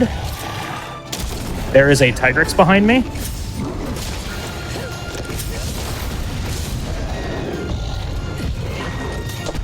I'm not going to go for the wallbang because I think we're really close to death.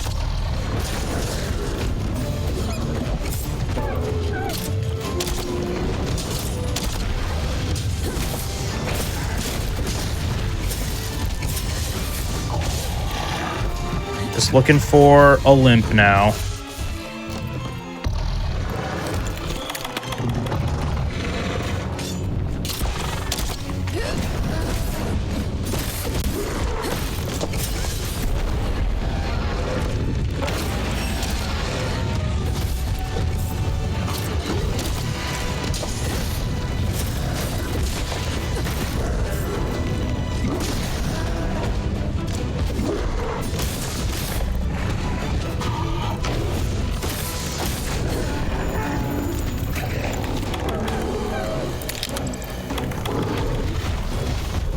I'm going for it. I've got one extra set of trap materials from not doing this on Toby. I'm going for it.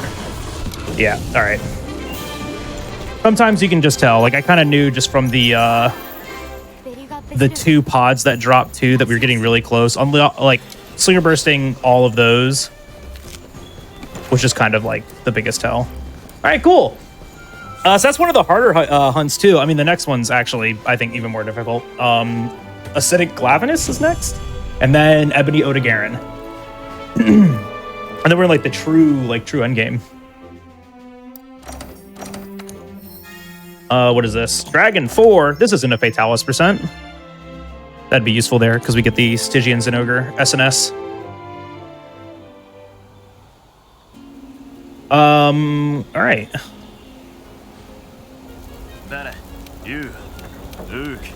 Let's get through this acidic Glavenus, and we'll see where we're at. We do have one more opportunity for an upgrade with the weapon. I also just remembered I wanted to fix some things here. Whoops. We want to do that, and I need... oh, I guess we're fine with everything. Gotta fix this. All right. We still can get one more upgrade, but it's based on pure Dragon Blood. If we don't get 3 pure Dragon Blood, we can't make the upgrade for the SNS. So ideally we get it, because then it makes Shara a lot easier. You know, and that just being like the last fight is really nice. But what's the nice thing is that it's really not even a time loss not getting it, because I have gotten like a 12-minute Shara hunt with the level 2 Chrome Knight. It's just ideally it's nicer to have, you know, the bigger one. This feels more impactful. We already did equipment, we already did items, we already did eating. We just need to fly to this camp up here. Oh, it's over here.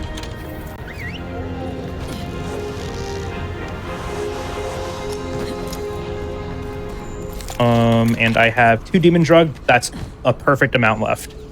And I can actually grab more here. So I have one for the Volcano Repel. So Acidic is a cool opener because he stands still for a little bit and then roars. We can actually line up a claw uppercut into a wallbang, and then it looks like it moved. There's a Helm Beetle on the ground that he moved. Unfortunate.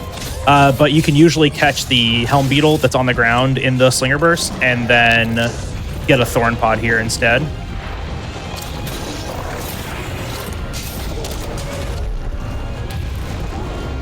We're gonna do that. We're gonna claw uppercut. Don't get pushed out of the way by the Gyros. Thank you.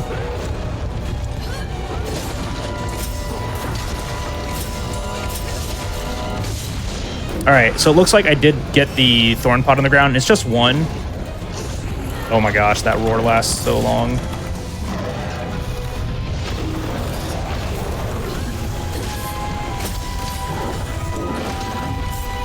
We're gonna go and grab that real quick. Oh no, it's the Pierce Pod. I thought it was the... It's okay though. 1 and 2. So next we're gonna try to get a mount.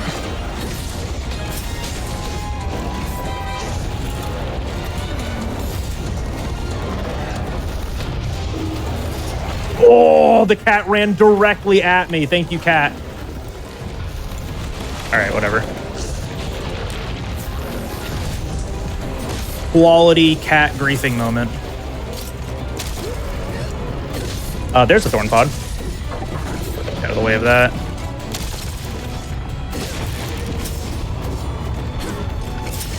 Please. Oh, unfortunate. It's really weird angles right now. That was a Guard Slash. The unfortunate thing is that Guard Slash and the Sheath Back Hop, which is like the fast way that I get into the back hop PR. Oh my gosh, please. These Gyros are like in the exact wrong area. I just can't see anything here. It's the same input, so it's very easy to like do the wrong input.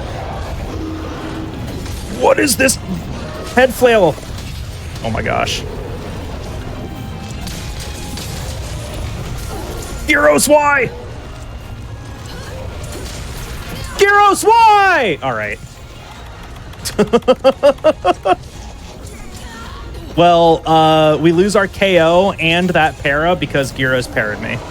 That's really cool. You could also see that, like, every time I try to move, the Gyros are just body blocking me.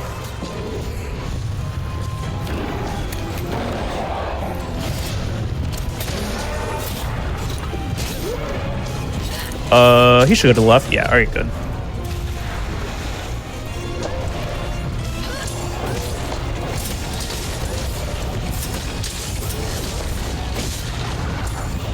We're gonna bait it back this way. No, we're not. We're going to sharpen. Oh, good, he's going down. So that means I can actually get the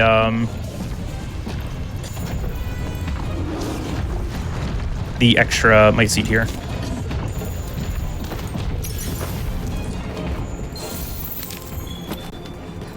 This is actually good.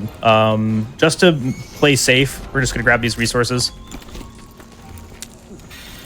Yeah, absolutely a Gyros moment. It's always really fun because you're like, oh yay, I got this para. Oh no, they got me too. I think that's all that I need. Yeah, because I just need one for the next quest and one for the Volcano Repel, and then I can start using the Mega Demon drugs. Just get these extra flashes. And I need to go for a mount. We have not done yet.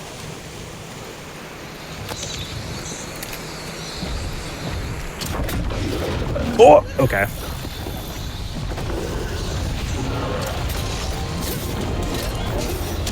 Can you hit that wall? Thank you.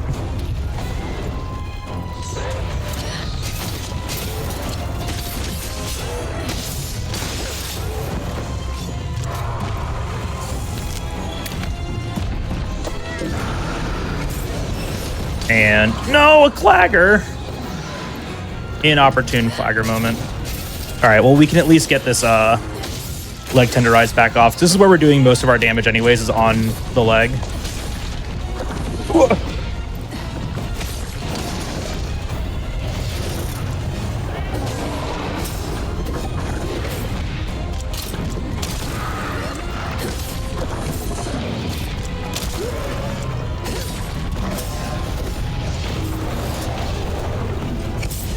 No, the leg. Please stay still. All right, that's it. Can you stop flinching like every 2 seconds, please, so I can mount?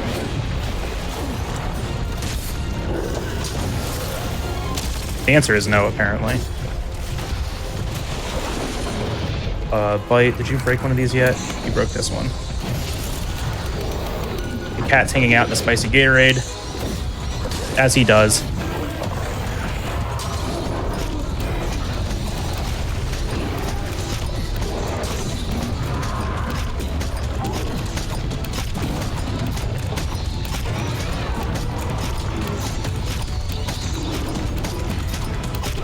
Do I need to tenderize something? I probably did, but I'll be okay. Yeah, so this is why I generally don't go for the head against brutes, because their arms are just like such bad hit zones and are usually what pull my PRs in.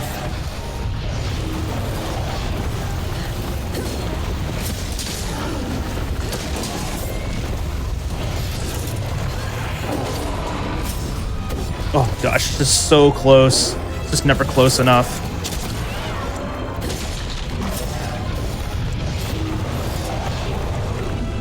I always like how the cat is just as far as it can possibly be in the Gatorade. And the spicy Gatorade hurts you. It's just acid. That's all it is. I need to move away from this thing. I need a yeetable. There's one up here.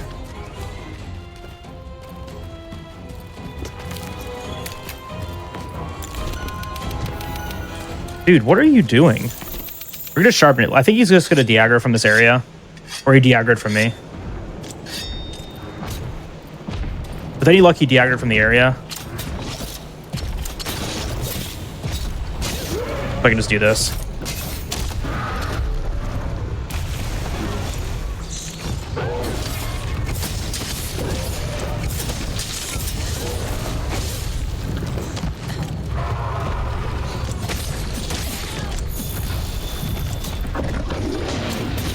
Nice, got it. Those kind of flick clutch claws, where you're just like trying to get the head at the very end of an animation, could be very difficult sometimes.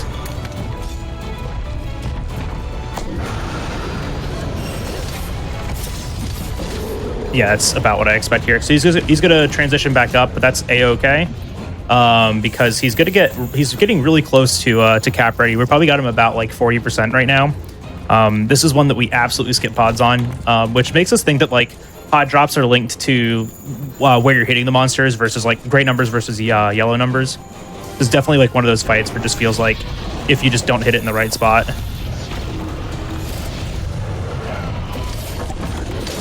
Why do you like this cat so much?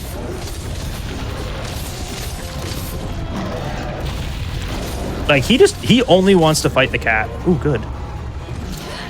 Good claw uppercut. Good tendy.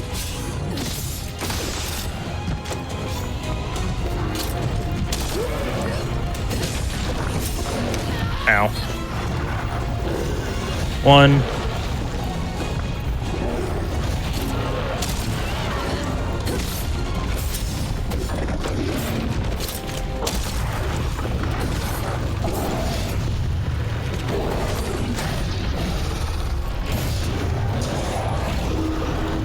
Oh, how did he move out of that so fast? Oh. Oh. I want to be on the other side of you. Let me be over here. What is this? Pierce? All right.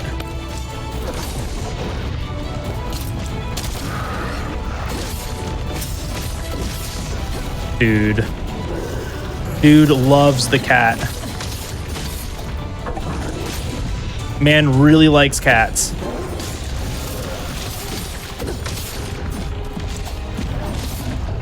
Why don't you attack me for once, maybe?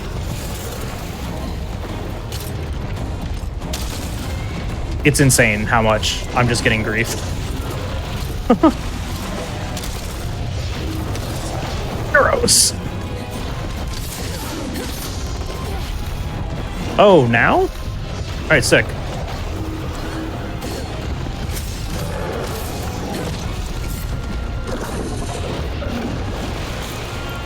Edge hitter wore off. We need another stone or something here. Why can I not find one ever? One over here.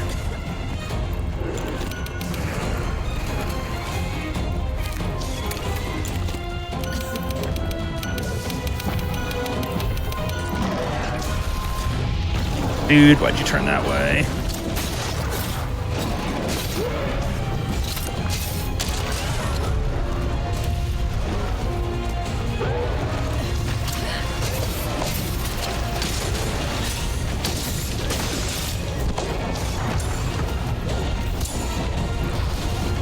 All of these gyros here also just like stop me from clutch clawing on, because if I hit one of those with the claw, it just does nothing.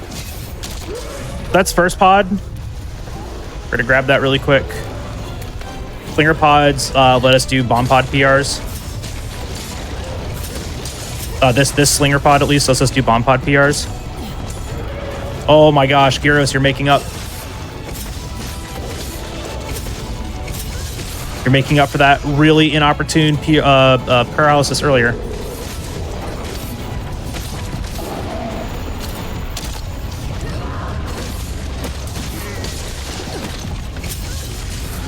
Perfect.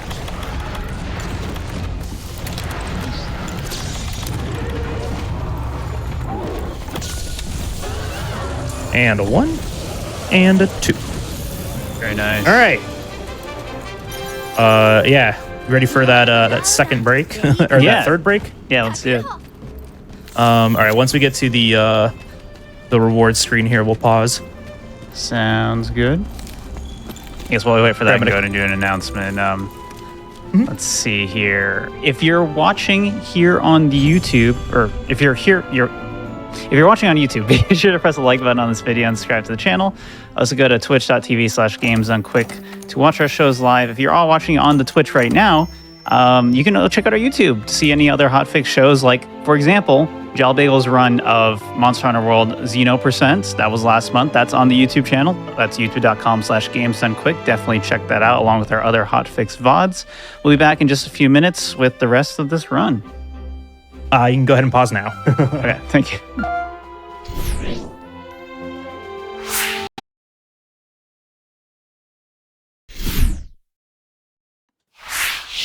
Hello and welcome back, everybody, to the GDQ Hotfix. We're in the middle of a spicy Monster Hunter World Iceborne Presents speedrun by Jal Bagel, and this is your hourly reminder. If you're not already following Jal Bagel on Twitch, definitely do so. In fact, if you want to also check out something wilder than this, which we can talk about as you get into the run, Jal has recently done a Fatalis Percent speedrun, which is exactly what it sounds like and is much longer, and you can check that out on his YouTube as well.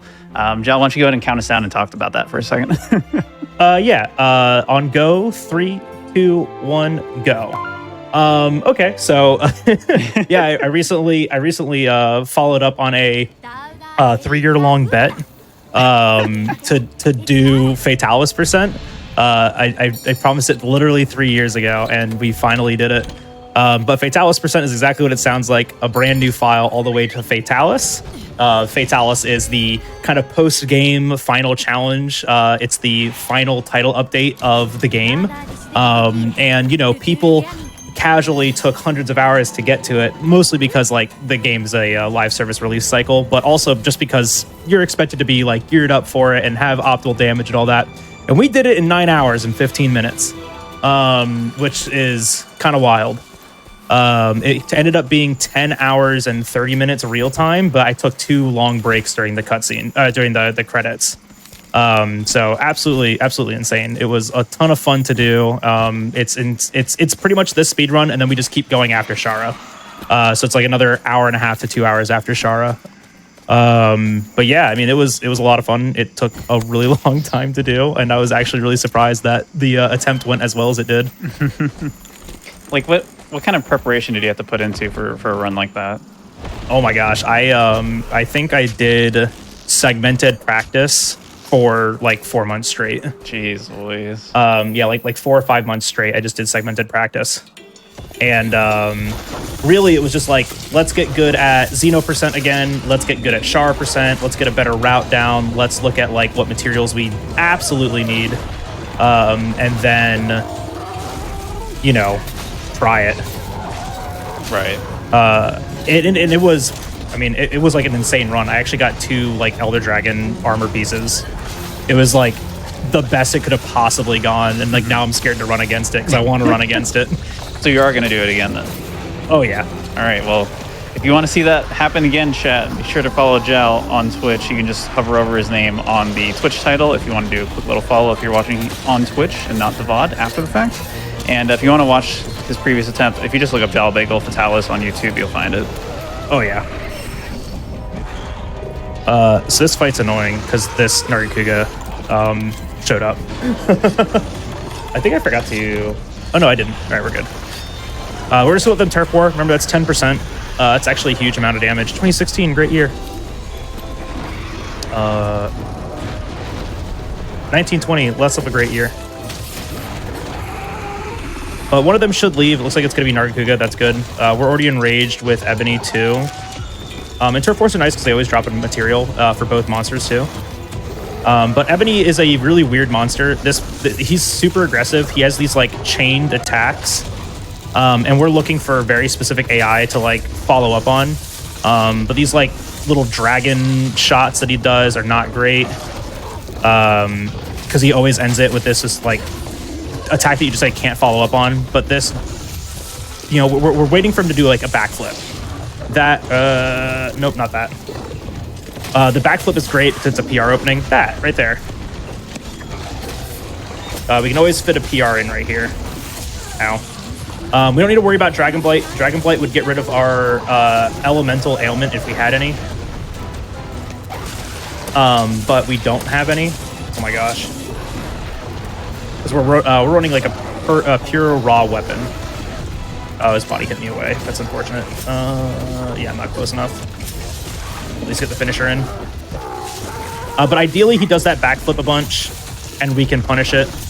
We just kind of have to like wait for the opening. I don't like mounting this guy a lot because he actually has really good attacks for SNS.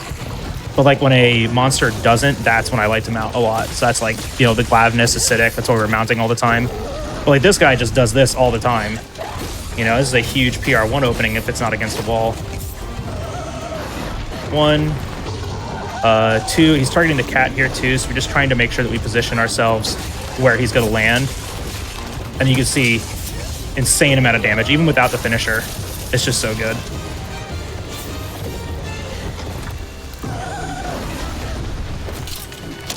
There's a ledge there. Yeah, we're not gonna be able to get up that. I'm just getting like really weird positioning from him right now. But we can fight through it. Also like really bad follow-up attacks after the backflips. Because I keep missing my PR finishers. Man, does not like that finisher today. And then he'll backflip. No, he won't. We do need to make an opening to tenderize the head again. Look at that. Flaggers are perfect for that. It's like literally why they were made. Ow. That's technically an opening, but if I position wrong, I just get absolutely decimated by this thing. I'd rather just like avoid that entirely. We're gonna double tap and wallbang. Just want to get it back into Agitator. Its AI is much more predictable, and he's more inclined to do that backflip while he is enraged.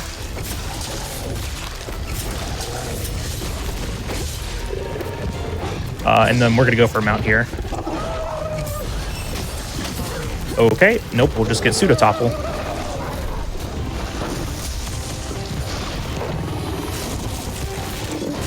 Yeah, so that's what I was talking about. If I just mess it up and I get tracked immediately after, I just get hit for my entire health bar. Oh my gosh. Anyways, okay, we're good. We're good.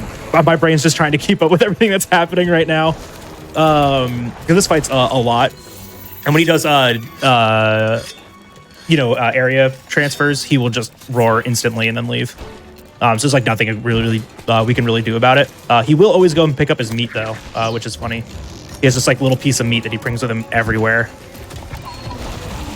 But we just need to position ourselves correctly here. No backflip.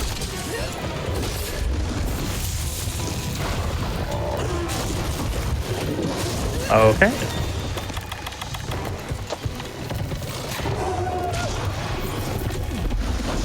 I'm just getting really bad AI right now.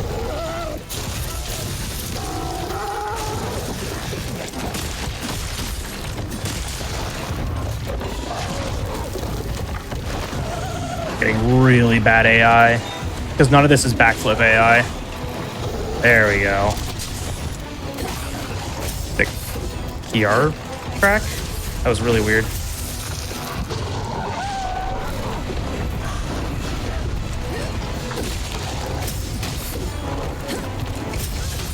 It's also just like a really tight area to like line up PRs here is really difficult. Just really have to take our time here and just make sure that we position ourselves out of the way of all of these attacks. He should be unenraged. Or does he get a backflip here? I should have slinger bursted that, but we'll get a PR1 in. Dodge that, dodge that. Nice poison from the cat, and we can tenderize the head again.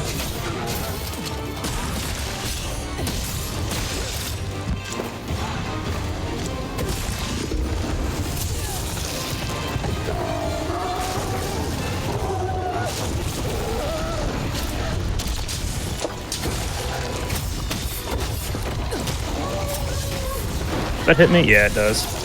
All right, we might need a max potion here. He's gonna target me next. Nope, we're good. He always just picks up his meat. It's always funny. Really silly.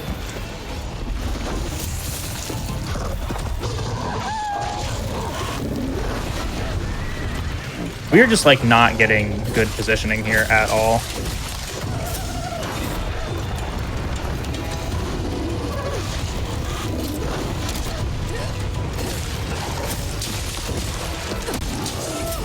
That was really good. One. Perfect agitator. AI just stopped perfectly in front of that wall for a wall bang. Looks like we dropped our first pod, which is a Pierce pod.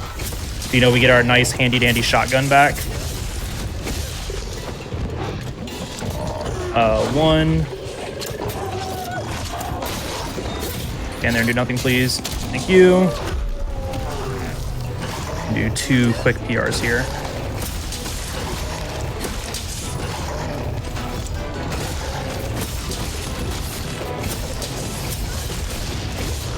Nice clagger. Just gonna dodge out. That's second pod.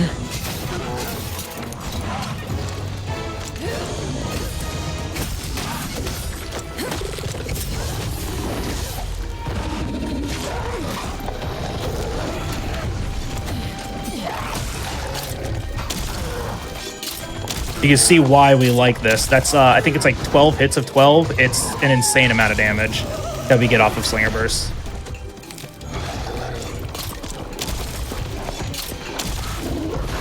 Watch that. Oh, look who's here. Uh-oh. Need to be very careful here because Nargacuga's like fighting everything. It's very angry. So we can't just pay attention to Ebony's AI, unfortunately. We're actually just going to drag it down. This is a little risky, only because when it goes to transition, Ebony will run all the way back up here, the area that it's currently at. What are they doing? What are they doing? What are you guys up to? Uh-oh, he's coming.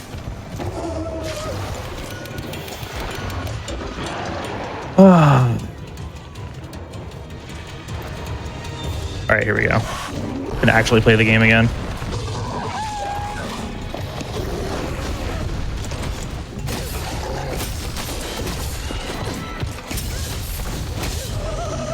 Spin.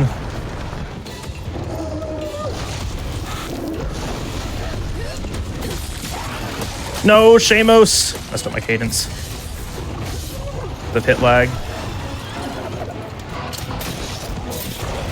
Okay, it's unenraged. Let's see. Nope.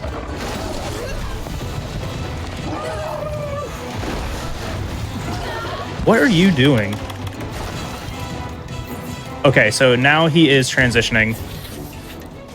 That's a limp transition, and we are very far away from it, which is really unfortunate. Limp transition? What was this?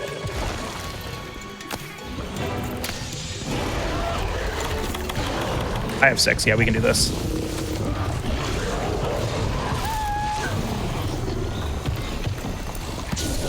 Yeah, nice. All right, cool. That was just a really weird... I don't like to drag it away from the meat when it is close to cap, just because its AI gets a little freaky. But that was easily recovered. And we have plenty of materials for our last capture, which is going to be Seething Basil. Which is always... It's always a fun fight.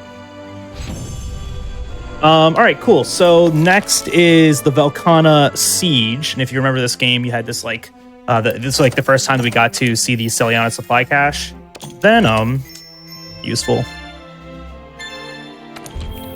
So this is going to be... I was gonna say, someone is asking in chat. I think multiple people have asked at this point if Okay. what your first Monster Hunter game was. Oh, my first was 3U, and I hated it. You hated it? I loved it. I despised it. So this was my problem, is that like Monster Hunter is like a very like, you know, multiplayer, collaborative, fun game, right? Mm-hmm. Like you're supposed to play with others. And so when I was introduced to it, it was like my friend who had already put hundreds of hours into the game. So I got carried through the entire game, and I didn't really like learn anything. And I was like, this is just so not enjoyable. I don't like this. I absolutely despise the game, so I actually want to like play through 3U again. It's awesome. It's one of my favorites for sure, but I'm biased. I started. I said it in chat already. I started with Monster Hunter Freedom for the PSP. Yeah, I basically played all the monsters between that and Monster Hunter 3U. I religiously played like every single game that came out in that time span, and it was basically the complete opposite, where I just had to play by myself the entire time because there was no online in any of those games until Monster Hunter Try. So that was the only time I was able to actually play with friends, and it was brutal, but I enjoyed it a lot. Especially Freedom Unite is always going to be a favorite of mine. Because like that's like the funny thing is the moment that I played by myself, I was like, oh, this is fun. Like, oh, this is fine. Like, this is a great time. Monster Hunter Freedom was brutal because like you basically don't hunt any big monsters until like 3 stars or something, and like you have to just like carry eggs and stuff and just do the most boring, brutal quests, and then all of a sudden the big monster comes and you're like, oh, I just keep dying because I'm just not ready for this. The game does not prepare you at all. Oh, that sounds like a quality Monster Hunter experience. You kidding me? That is a classic Monster Hunter experience. Yeah. Yeah, because I mean, once I played 4U, I was like, hey, there's like an actual video game here. But I'm happy they kind of did away with the, low rank, like gathering and small monster quests and stuff. Right. All right, so Velkhana Siege. This is a health gated Velkhana again. There's 2 parts to it, outside the gate and inside the gate. If we can get our Velkhana opener here, which is a wall bang, double wall bang, head tenderize, and which way are you gonna move? He's not gonna move at all. Let's go. And then 2 head knockdowns and a clagger. We just finished this instantly. It's like the fastest that we can do it. So that claw uppercut into a tenderize is huge. Now we just need to bait some AI here. Put her into the wall again. Please don't move. Thank you. All right, awesome. All right, so now 2 PRs onto the head.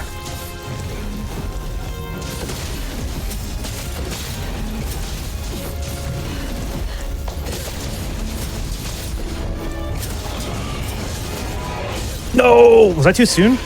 I've got to be like a hit or 2 away. Yep, there it is. Like literally 1 hit. Nice. Oh, hey, look, its head's underground. Game's fantastic, by the way. Should be okay. Yeah, perfect positioning. Another one. Then we're gonna get a clagger. Can you stop going underground?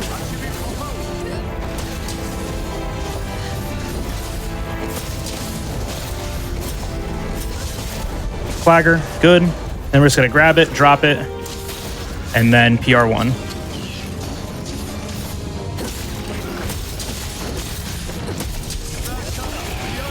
Nice. Oh no, I got a head knockdown. All right, that actually might be slow. I'm actually just going to PR this because it might actually just end this faster.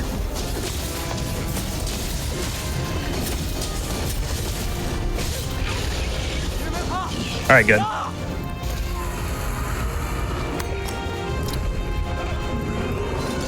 Ooh, she's doing things that I don't like.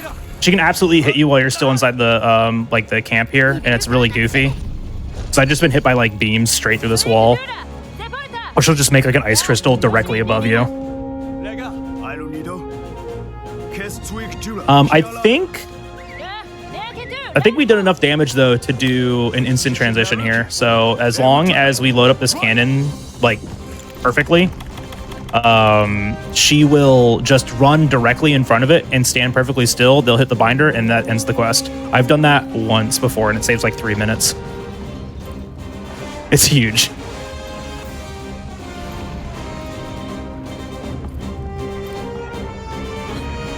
Little ledge jump there, just a little bit of a speed tech, and it refreshes your stamina. Because if you run out of stamina, you drop that just like eggs, like those egg quests. This is world egg quests right here. Loading up ammunition into a big gun. Yeah. Look at this dumb, goofy thing. I love it. All right, the barrier's coming down. So she can snipe us with an attack right here. All right, we did good. Oh, she's running up. Tragic. Oh, it wasn't fast enough. Go away.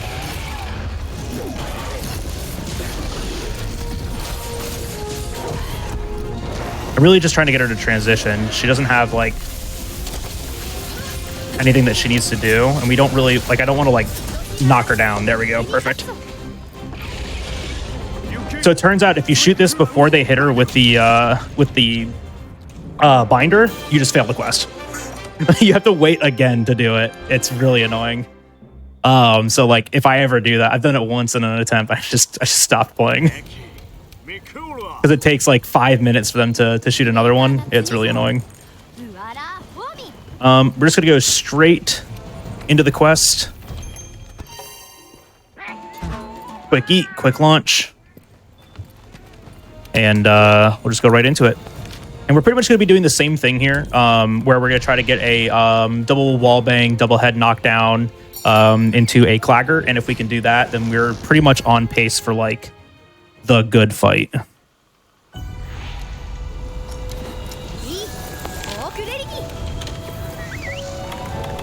And now we're going to be using mega demon drugs. So they work like the demon drugs. They're just like a small attack boost. Where am I? Oh, I went to the wrong place. That's where I am. No wonder why this place looks not familiar. All right, there we go. That's what I was looking for.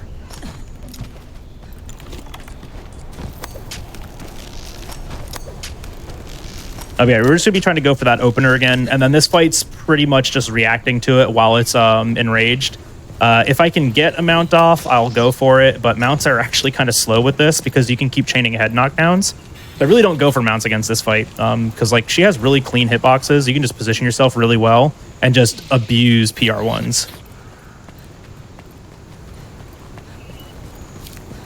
Very fun fight though, like one of my favorite fights in the speedrun. The sweatiest optimization there to move during that cutscene that you can't normally move during. And we've done everything else. All right, we're good.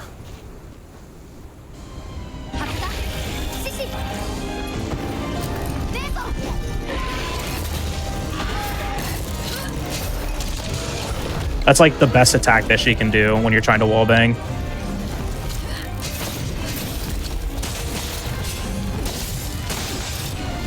Good claw and tendy. We grab the material. We call the cat back over.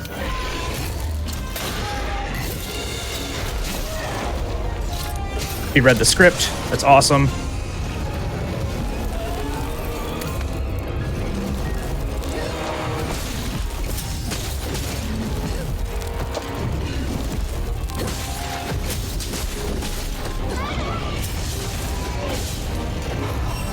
All right, we gotta let her get back on the ground because if we get the head knocked down while she's in the air, nothing happens.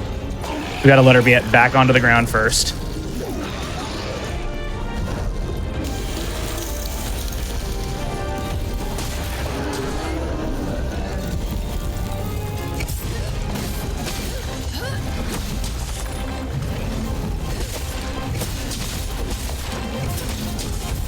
Oh, head flail pushed me out of the way. All right, we should be able to get another head knockdown though. That's really unfortunate. We're just like in a really bad position there too against that wall. Ooh, ouch. I ran back into that.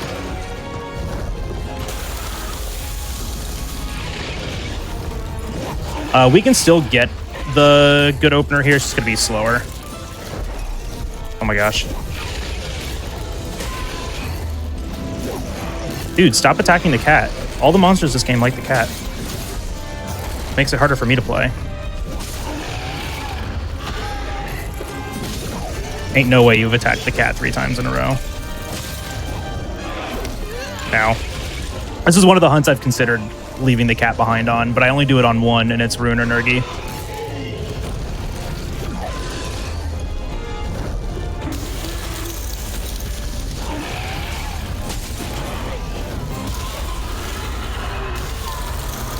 There we go.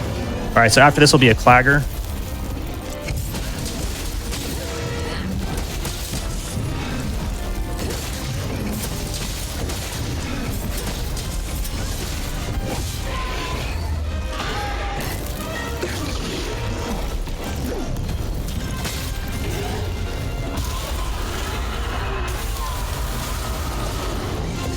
There we go. And then we can just claw uppercut and tenderize this again. Because once the enraged state ends, we're going to do the exact same thing again, but this time it'll only be 1 head knockdown instead of 2.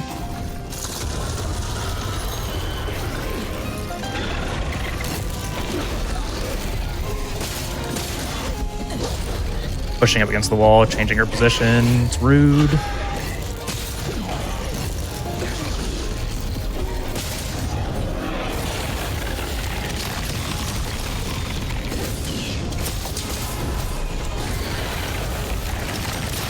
Actually a really good position for this. Bonk. Your entire body is underground.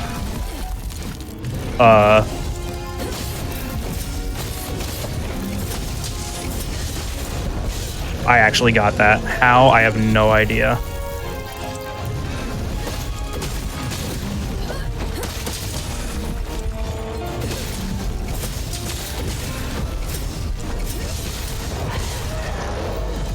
Yep, just the exact same thing again, right? That Clagger. The unfortunate thing, though, is that we don't have our agitator bonus here. We are doing less damage, and she just re-enraged, so we aren't going to get another wallbang, but that was much more beneficial than a wallbang. That was like 12% of her health. Uh-oh, that's a wall.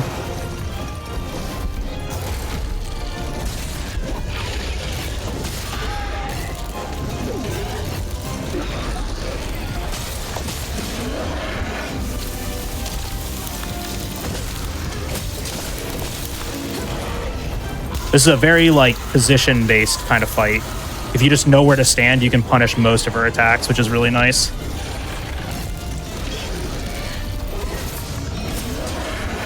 Oh! Well, I'm gonna get stabbed. Oh, she missed. Ooh, guard slash? I tried. All right, that's fine. We're gonna let her leave. That's usually kind of what happens. Oh, I thought she toppled. I thought the cat got a head topple. But this is usually how the fight goes. I'll get about 50 to 60% of the health, and then she'll transition. And it's actually kind of nice because then I can set up a wake up wallbang. Because anytime the monster goes to sleep, it's actually wallbang. It can be wallbanged again. And this area is better for mounting, so we will actually try and mount it here.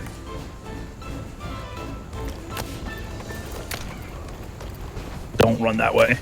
Run at me. What are you doing?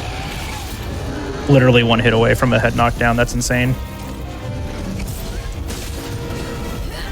No tenderize here is unfortunate. That is a KO. That is insane positioning for a KO, too.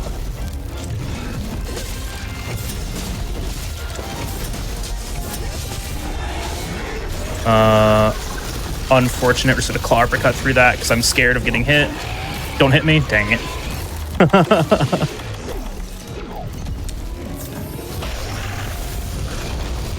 Oh, she stayed up in the air. I don't want to take a mount right now. I want to hit her head.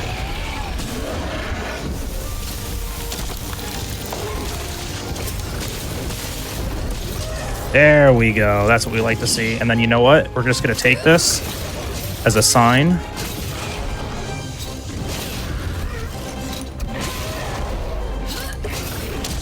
Turn into the wall. Tragic. That's okay, though.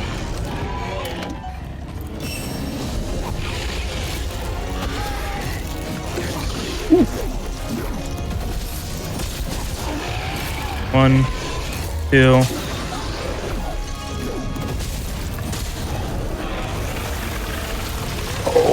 Oh, I just like left my shoulder in there. I was like on the edge of it.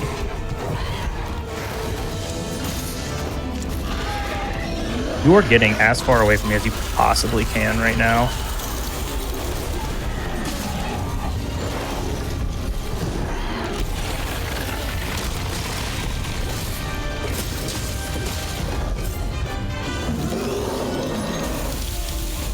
So Big Nova here, she just does this like big spin. SNS can technically back hop that. I am a coward, and that will kill me.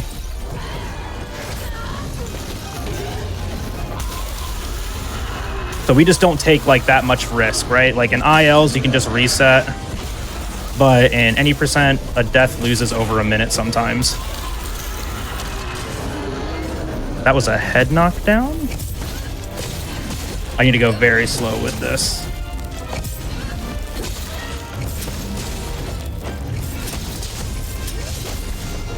I cannot believe I got to the right side of the head there. All right, so I'm not going to chase her. Instead, I'm going to grab new stone here. We're going to sharpen, and we're waiting for her to go to sleep so I can actually do some mining here too before she goes there.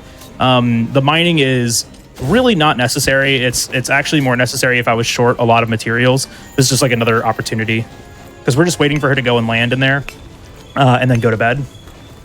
And then we will give her a wake-up call. But this hunt is almost over. We're under 30% since she is limping. And I've seen 2 pods, so we're about like 25% health, I want to say. But probably less than that.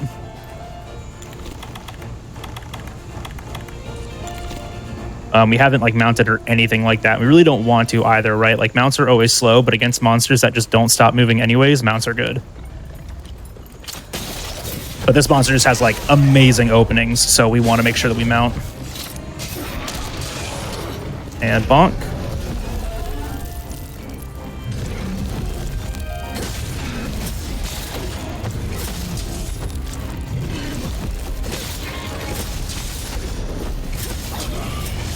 Missed the head, but that's okay. My positioning was just not good.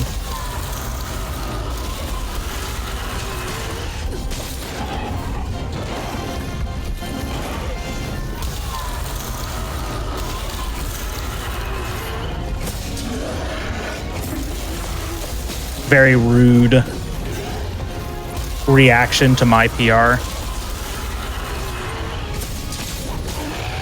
Ow. Yeah, it looks like we're a lot of damage off still.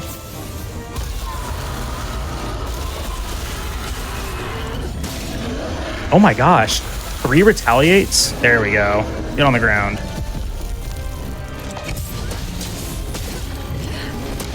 Nice.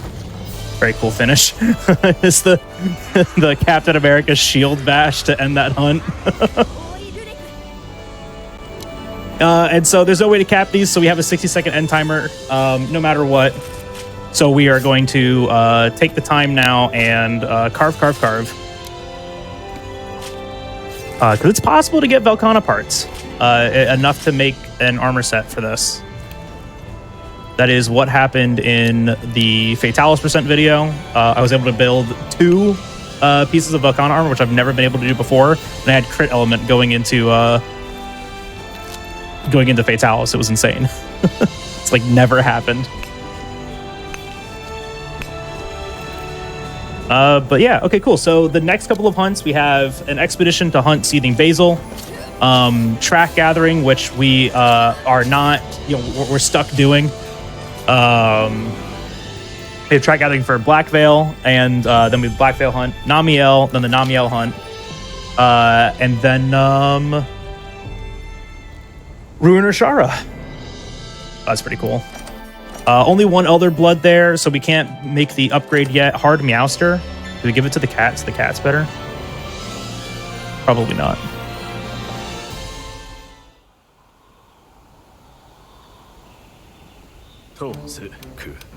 Let's knock out the Seething Basil Geese next.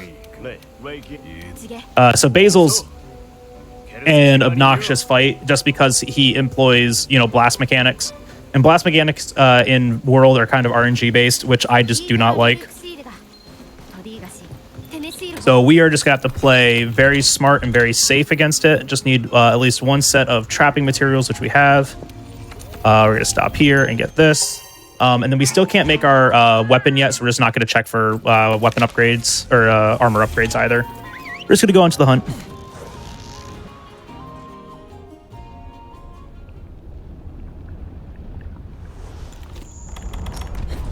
And so the same thing here, we can use a Mega Demon Drug. And so that's why I melded all of these. So we had 6 for the last 6 hunts of the game, just so we had a little bit more offense for these last couple of hunts.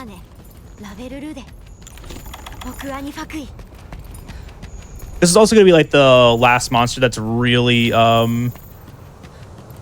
know, punishable with flashes. But we really won't even do that much. Basil's just very much a monster you just have to stand underneath and try to attack over and over.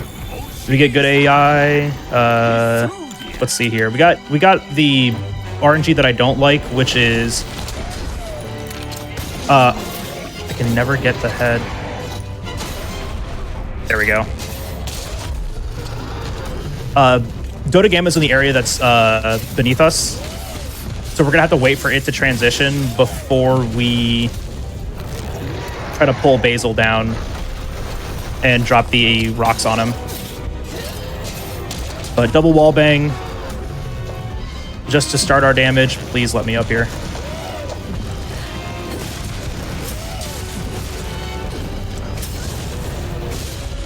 We'll go for our mount next.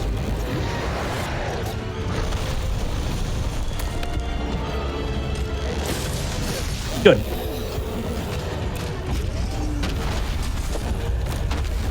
We'll use these bomb pods to do a little bit of a fast mount. This guy drops a bunch of bomb pods. It's actually a good spot for him to be. But we're going to fight Basil here until Dota Gamma shows up. And this is one that we are absolutely going to mount spam, wallbang spam, do everything that we can.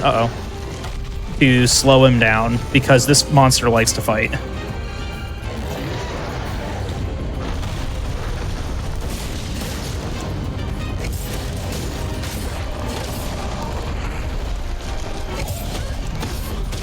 Cute little PR turn there, but we missed that mount. I don't want to do another one here because there are explosives everywhere now.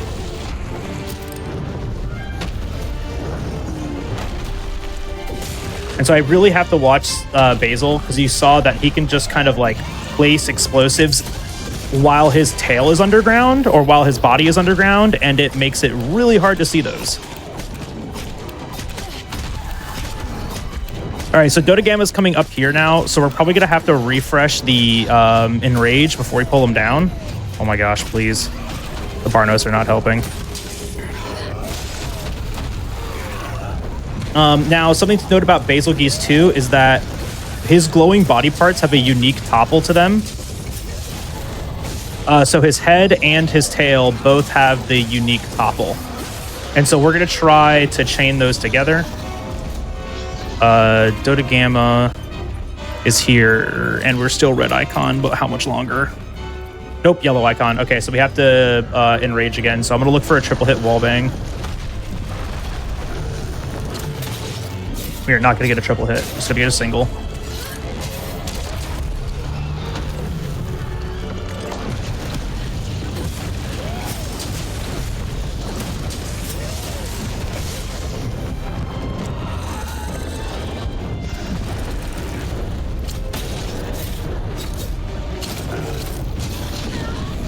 All right, I was trying to wallbang it into Dota Gamma. Uh-oh. Am I safe? Not really. I have Blast on me. That's kind of what happens. Dota Gamma being around there just makes this a lot harder to do. But once we get him in range, we can just drag him back down here.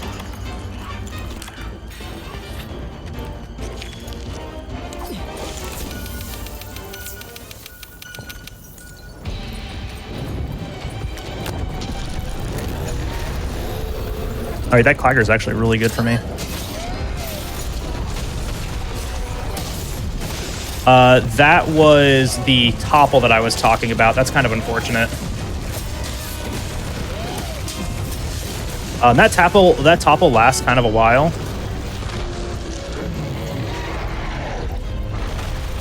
Wait, where's the second rock at? Did we drop both of them? Oh, maybe that's what happened. How did we drop both of them? That was weird. Unfortunate. That's okay. As long as we got the damage, it's really all I'm worried about, not necessarily the knockdown from it.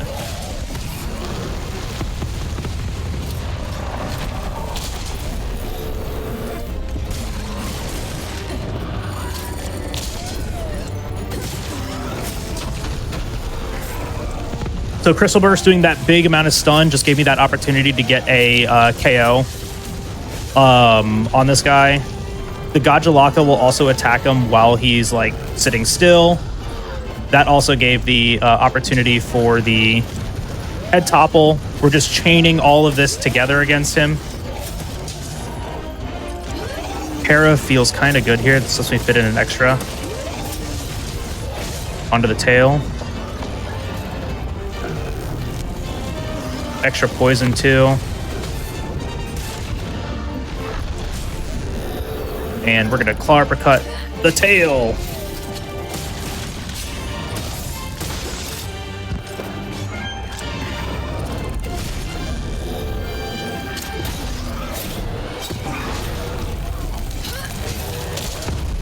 That was very close to exploding.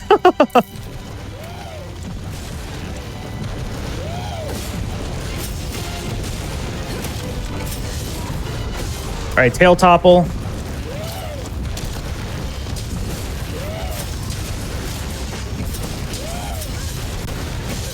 Good. That's unfortunate. I did not want to do that. I got the para the moment I was trying to go for an enrage.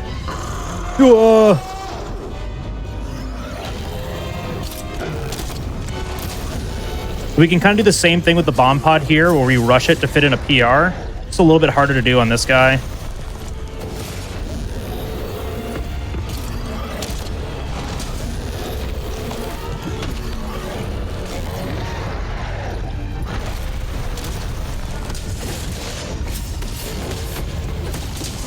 That's second pod?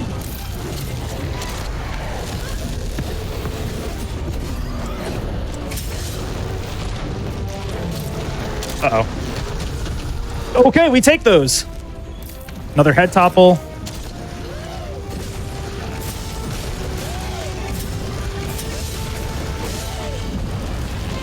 It's been a very good seething fight. Uh-oh. Ow.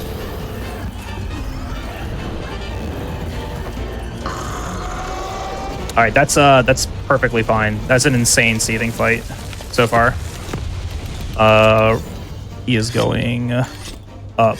Oh gosh, that's so far away. Oh no, he went down. Okay, no, we're fine. Yeah, okay, cool, he went down. We've been carrying this cool drink the entire run just for this.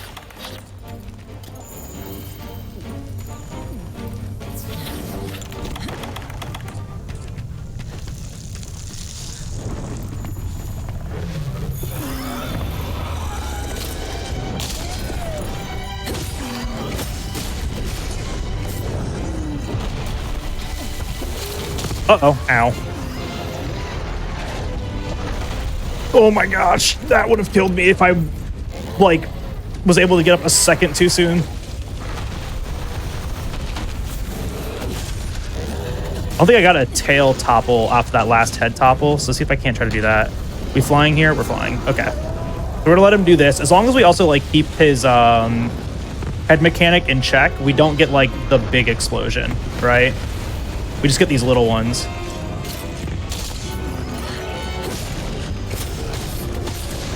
Uh-oh. Yeah, I just got caught inside of his legs. There's also a Brachiosaurus that's here now. These guys don't even like turf war. They just are annoying to each other. And I need to get a enrage back.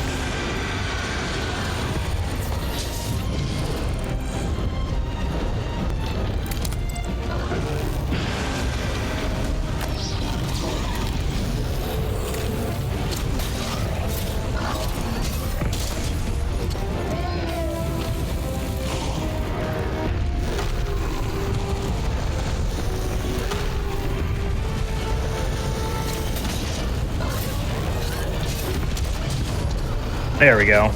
Oh my gosh, right on top of this too.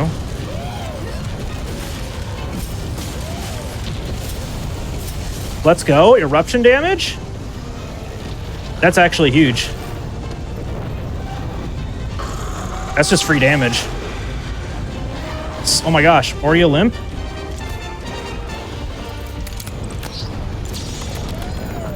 Huh? Thank you. Thank you for being nice. When it didn't land, I was very scared. All right, cool. That was a killer. That was a killer Laser Geese fight. Just being able to chain the like head topple, the tail topple, double wall bang, head topple, tail topple. Very, very good. And a gem.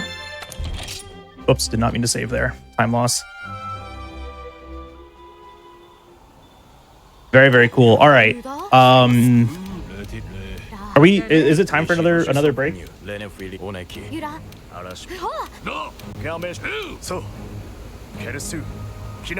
think it is.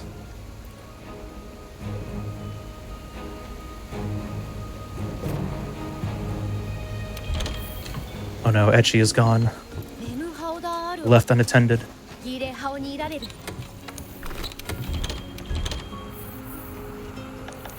Oh no, it's all good. Okay, then yeah, we can keep going for a little bit then.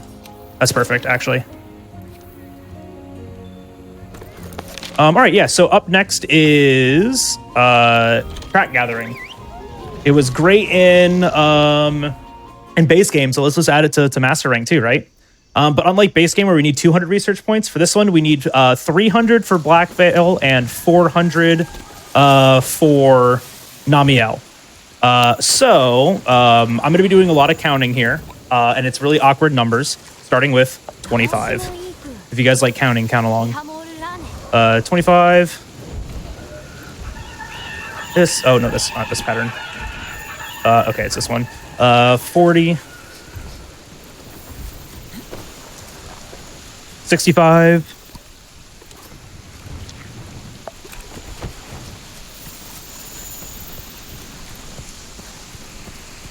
80. Is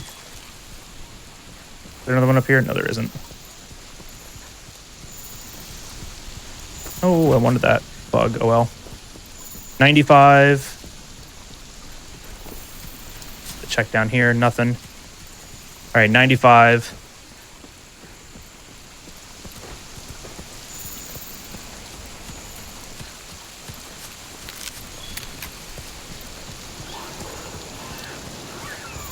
Oh, let's go this way. Scatter gold chips. That's not the monster we want to fight. We don't want to fight Cool Taroth. 120. Yeah, 120.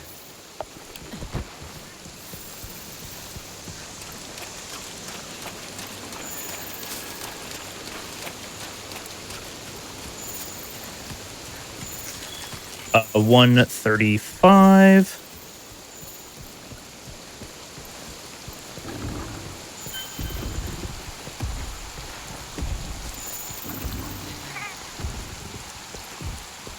$160.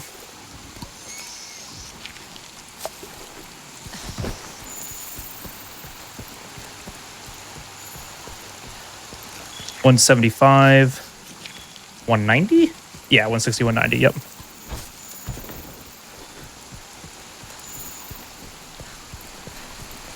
We need 300. 205.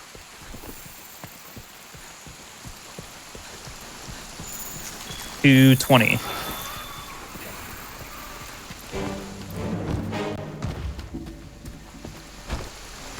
The look on the ground now since I'm in combat. I don't think there's any here anyways. That's okay. We should be out of combat by the time we get in here. Yep, 220. 245. You can leave.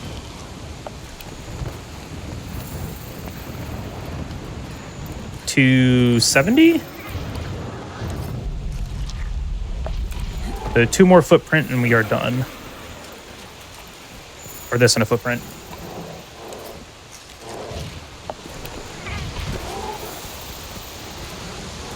There's usually one right here.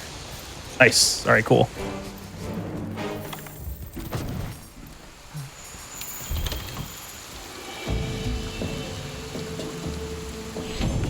Solo ATKT speedrun. No, thank you. I don't want to solo Cool Taroth casually. All right, 310. So we are done with Black Veil. So now we get to hunt it. And Black Veil's a really difficult hunt, as many of you may already know. Effluvia is a very cheap mechanic. For those of you that don't know, effluvia is just a mechanic that will cut your HP in half with very little warning. At least with this monster, though, you can kind of see when it's about to happen, and it's a lot more obvious when it's on the ground or when you're standing in it. But sometimes we don't really have a choice of like where we stand and how we fight, and so we could just get caught by it. And ideally, too, from this hunt, we get 2 pure dragon bloods, and then we will be able to upgrade our weapon.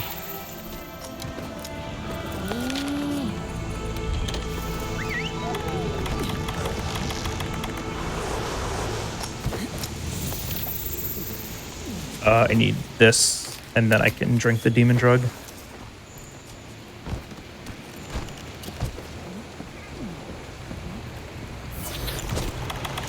All right.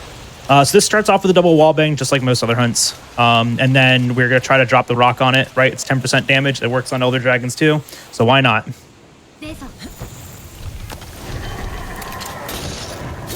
Doesn't really matter which side of the head we get here. This side's a little bit easier to deal with.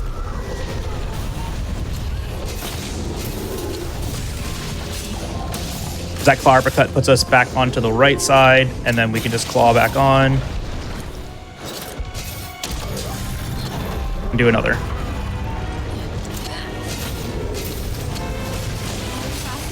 And then, yeah, see, just attacking him, effluvia already.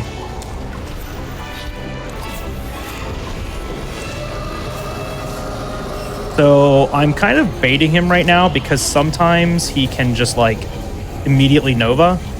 And I don't want him to Nova underneath this rock. Okay, the cat is throwing. Cat's just standing over there. This is also not something that we want.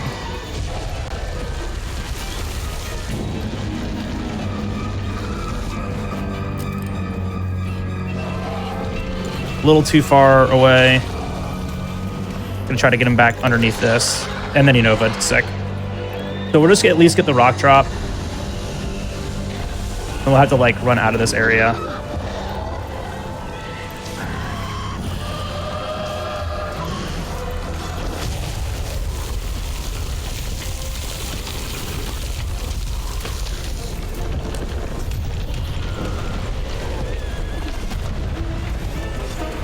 Oh my gosh. It's gonna kill me. You just see how much damage that effluvia actually does. So I can't even like take advantage of the knockdown, and just being in it for a second reapplies it. So we just need to get outside of that. I just can't be over there, unfortunately, so.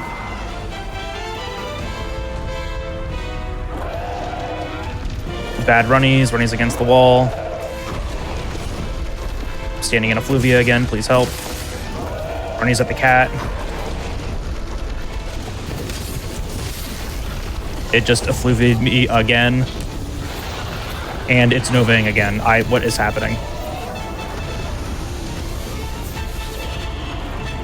Is this one even gone over here? So anyways, this fight's going really well.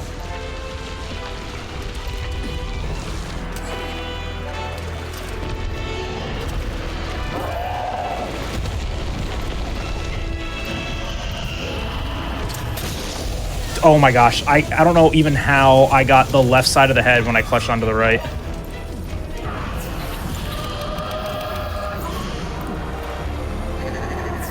But yeah, we're just getting really unlucky positioning, AI, attacks, everything right now. Like, I haven't even been able to, like, attack it.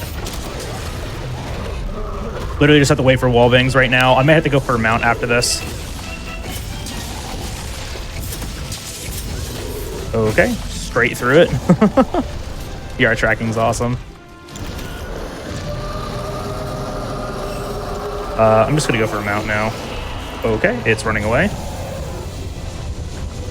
The other thing too about like effluvia is that it's just so much like area denial. It's so unfun. But you just have to really like take your time, pace yourself out.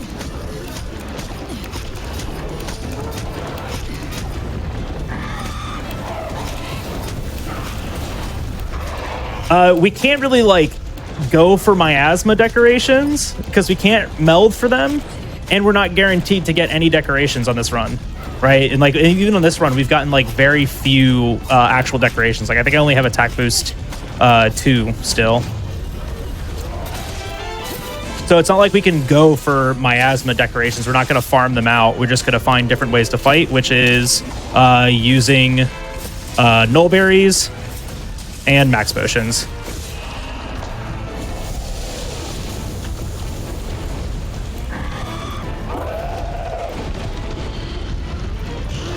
I cannot believe just how annoying this thing is being. This is insane.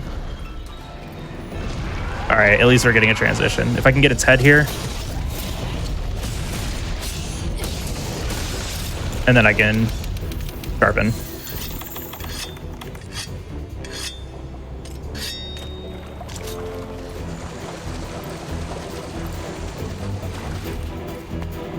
Okay, you just have to like pace yourself out, take your time. I have more null berries in the box if I need them. This area is also terrible to fight it in, because if it novas once.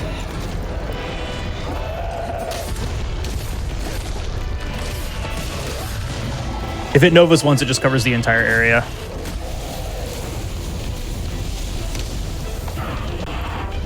Oh my gosh, the cat's standing perfectly behind it for all of this nonsense.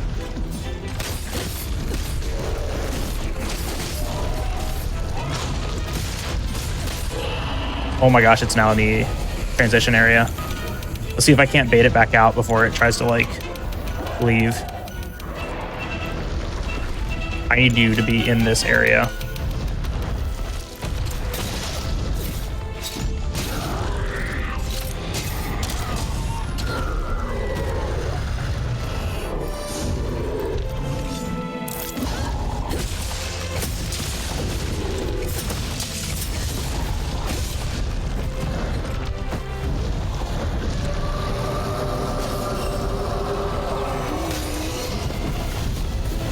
Really need my slope here. The nice thing too is that Vitality Mantle will actually protect us a bit from the from the effluvia as long as it's active. Dude, what are you running at? All right.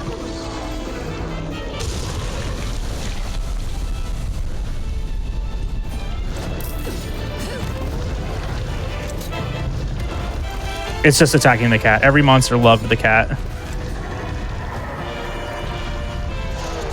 1, 2, 3.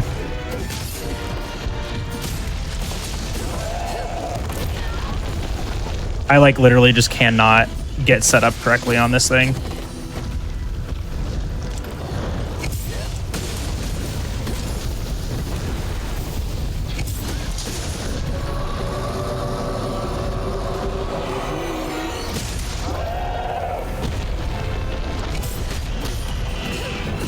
Thank you. Oh my goodness. All right.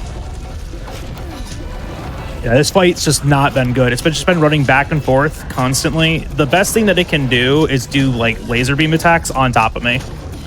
But just like mount spamming is probably the best way to like damage it out.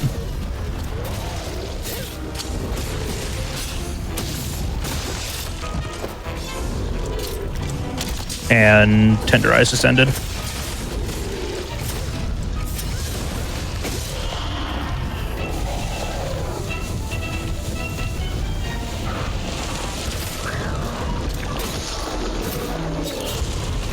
Oh my gosh, why did he go down? All right. So that strategy is usually pretty good. But if the game just hates you, even if you're holding right, you go left. No. Still got it all, dang. Sometimes the mounting system in this game is just not good. And that's one of the times that it isn't good.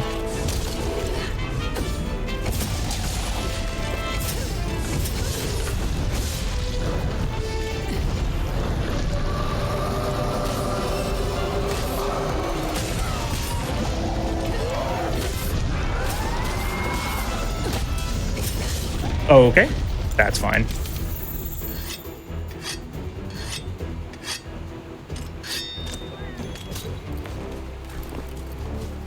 Yeah, it's still one of the things that I'm like considering getting rid of the cat, right? Because like the cat does this, but the cat also does poison damage, and every time poison is applied, it's a percent of its health. Like it's ticked away like 6 or 7%. Like it's not a little bit, you know? So it's like, it's one of those things where it's like, we're just gonna take the frustration and deal with it. Okay. It literally finally did a beam attack for me on a ledge. All right, good.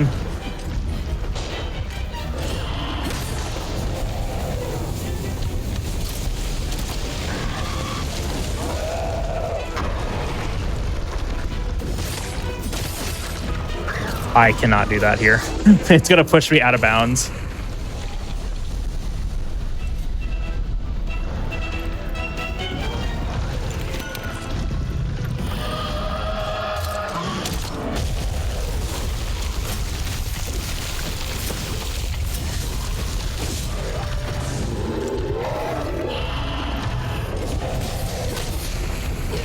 Ow.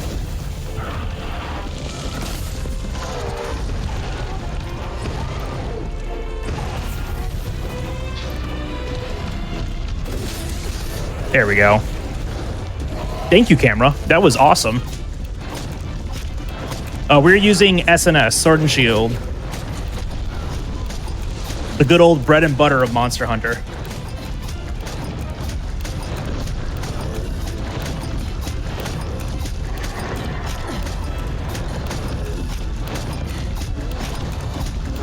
I'm gonna get a normal drop here. Yeah. Oh, I am too high.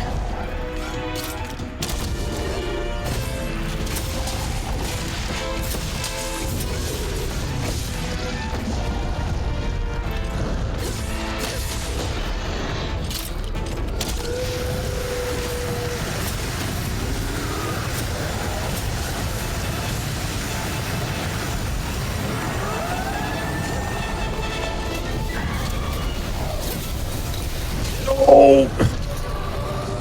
I got effluviated and it enraged the moment I was ready to do that. That's so unfortunate.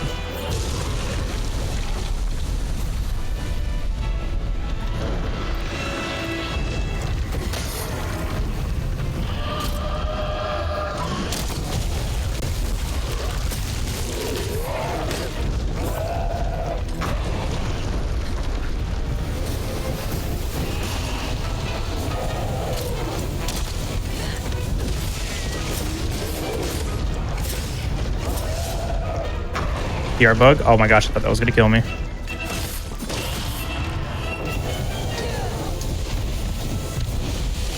Just very awkward angles in this entire area. Really not much that we can do about it. We just kind of have to fight through it and find our openings.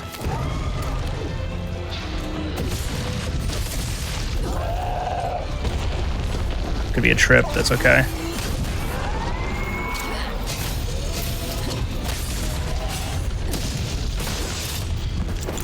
Good. I'm not too close.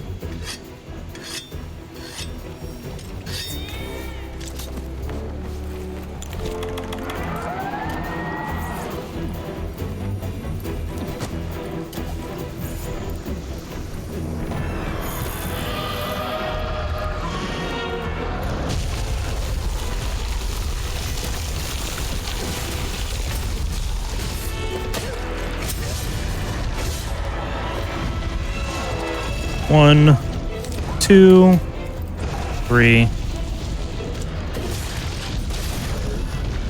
Oh my goodness, a clagger? And I didn't get a fluviad? Insane.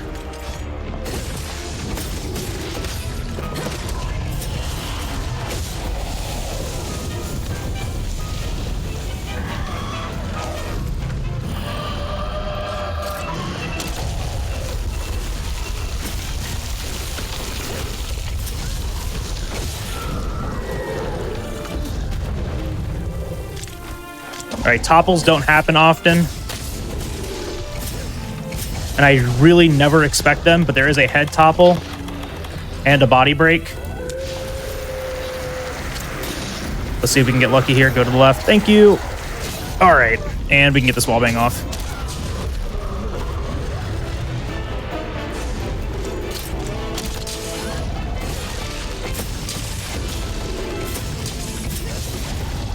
So you should be getting close to leaving.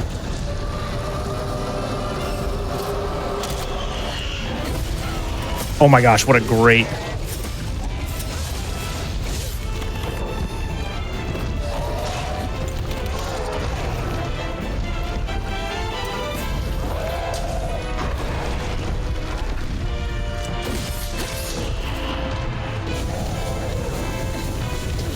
Oh my gosh. I thought I like stood perfectly in that. All right, so now while he's trying to run away, all we're gonna do is just clutch claw back on and keep attacking. Is that really anything else that we can do here? He won't unenrage by the time we get any part while he's transitioning. So I'm just gonna keep clutch clawing on and attacking him. It's the most consistent way to do damage.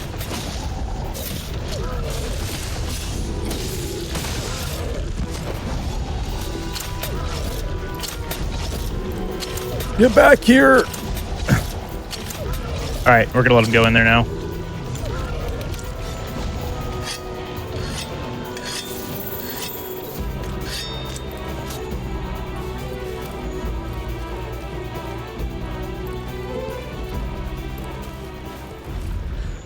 So he's going to sleep. We get to do another wall bang, and then he'll enrage immediately again. And if we were doing good damage, he will die here.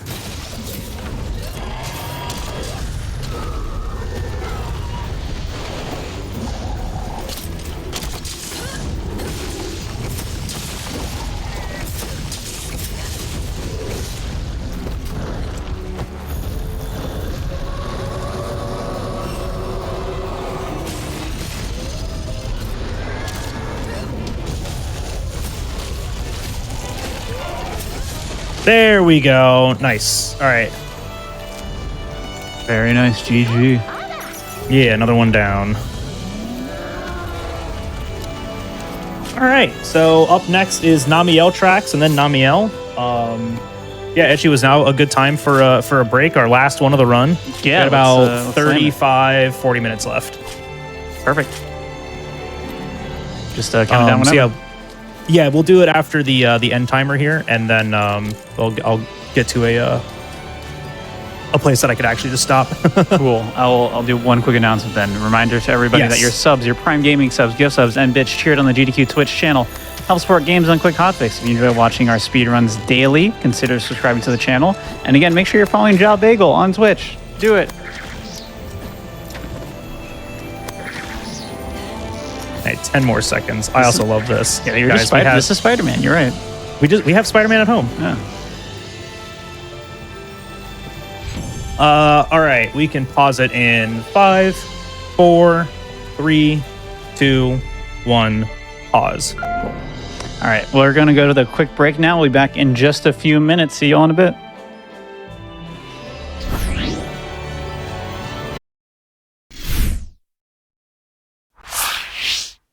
Hello and welcome back, everybody, to the GDQ Hotfix. We are at the final stretch of our Monster Hunter World Iceborne Percent Speedrun by the one and only Jal Bagel.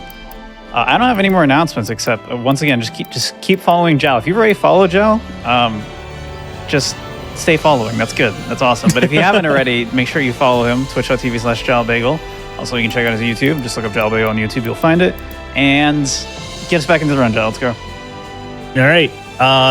3, 2, 1, go. Oh, whoops. Actually, I want to take all. I almost made a big mistake. All right. So we actually got our last 2 pure Elder Dragon Blood there. So we get to make our last upgrade, the Chrome Knight 3. Huge DPS gain. But we're going to do it after we do the track gathering for Namiel. So we only have 3 hunts left. Namiel, Runer, Nergigante, Shara, Ishvalda. And Runer and Shara kind of get done in the exact same quest. So we are blitzing through the game right now. Namiel, we need to gather 400 tracks, 400 points worth of tracks. So more counting. If you guys like counting, and if you don't know how to do that, you're about to learn. 25. It's going to count again. The best part of the run. Right at the end, a little bit of a breather. You get to learn how to count. Great. 50. Ooh, I don't like this pattern. We have to do this pattern twice. Bamboro, what are you doing here?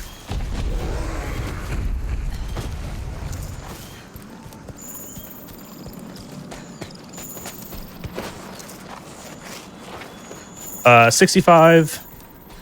It's really awkward because the tracks are in intervals of 25 and 15. 80. So knowing how to add those together. 95 is like, it took me a while to be like, how can I do this quickly in my brain? 120. Because the low rank and high rank tracks are 10 and 20. Makes it really easy, just 1 and 2. This one, like, you know, have to actually try. Let's say 120. That's going to be a 145 right here. And so, unfortunately, there is not enough tracks on this pattern, or if there are, I just don't go past them. So I leave and come back.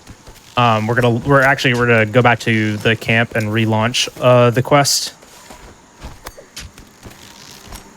It's just a little bit faster to do that instead of like trying to find, you know, where the last couple are at, because we you know, traverse this area. It's kind of intense.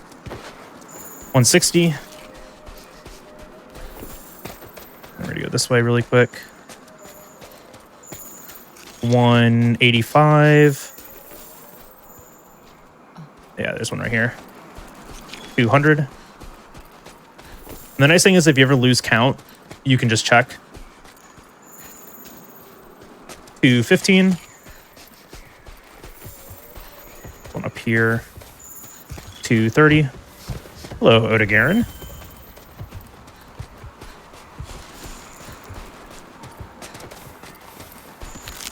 And I am using the tooltip on the side to like see when I go past tracks, just so I don't miss any. It's very easy to do.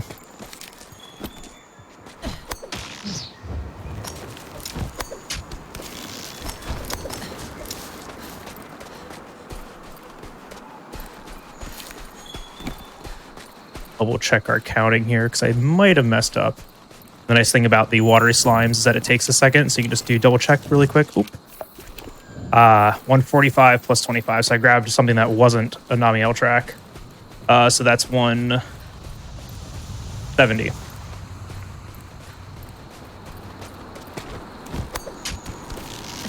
And that's why I like to just double check every now and then.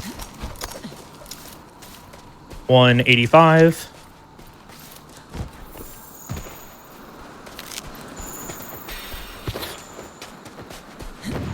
Someone's asking if multiplayer speedruns are a thing for Monster Hunter.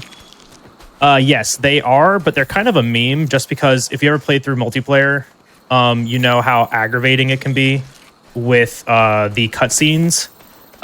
They're definitely doable. They're definitely optimizable. They're just really like clunky to do, I think is the best way to put it. Just because the first time you watch cutscenes, you have to watch them separately and then you watch them together. And then you can like join the quest together. It's really awkward. 305, 330, and then we are going to travel back. But yeah, I mean the multiplayer runs exist. It's just that they're really awkward to do. It's just not it doesn't pass the feel good test, you know? Like it's just not a run that feels good. It is a lot of fun though. It's just like really weird to watch. All right, 345, so we need 65 more points. We're gonna do an optional 1-star Coral Highlands.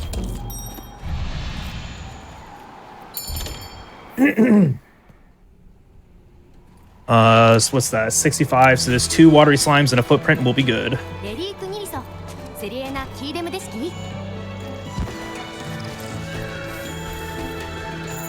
So here's a watery slime. Looks like we got the same pattern.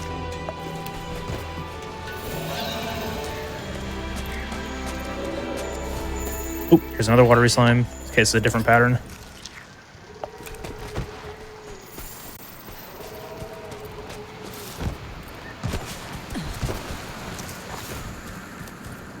All right, cool. All right, so we're done with track gathering. Now it's just a blitz to the end. Namiel, Ruiner Gigante, and then Shara Ishvalda. Namiel doesn't really have any strategy. I'm just going to try to wallbang and mount it as much as I can. But this fight, it's like positioning works, but if it does like electric attacks, you know, if you ever fought this monster, you know how annoying that can be. Water, the ground's covered in water, the electric tracks spread through the water, you get hit by those, you're water blighted, electric blighted, you go through your null berries like crazy. It's just unfun. Very, very unfun. We are going to upgrade our weapon before we go on this quest. But the nice thing is that, you know, we can kind of like load up the quest, get the preload out of the way. There we go. Eat and then run all the way over to the smithy here. This is why Celiana is awesome. Celiana is like my favorite hub, hands down. All these resources just right here, and they're all very close. All right, upgrade this. Nice. Big, big, big, big, big. And now we go.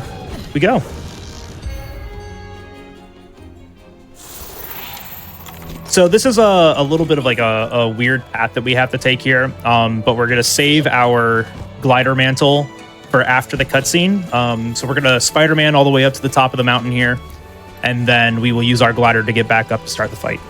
The cutscene after you get up to the top puts you back down to the bottom. It's really annoying. But we're just gonna run all the way up there really quick, and while we're doing it, just buff ourselves up real quick.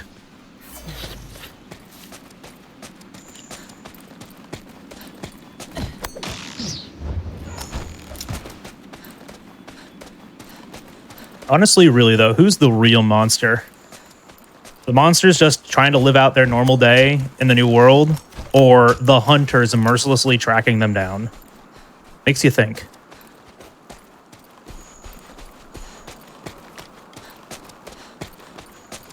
Anyways, let's go fight a squid.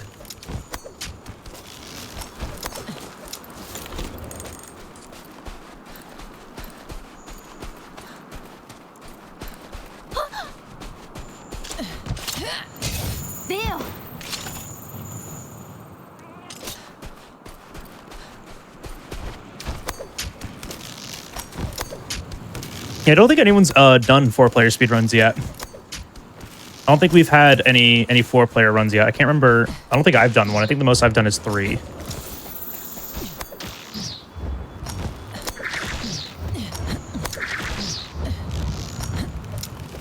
Spider-Man all the way up. And then fight Namiel.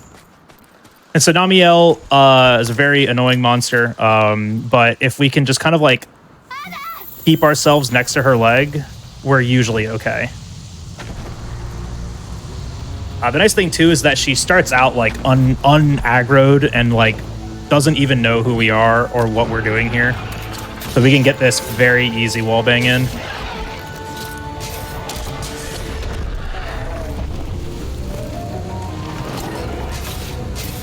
Like, she's just entirely unbothered by our existence.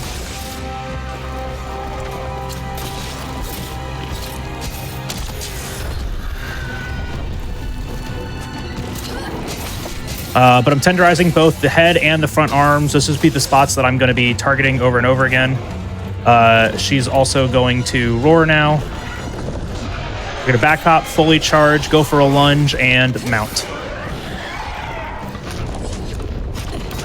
Immediately start off the mount, right? We're getting a really big kind of knockdown moment the moment Agitator starts for us. We can get like trips and staggers, knockdowns, claggers, and stuff like that, but against the other dragons, it's just not really expected. Until we fight Ruiner. Ruiner's just like such a domineering fight. Like, it's so much fun.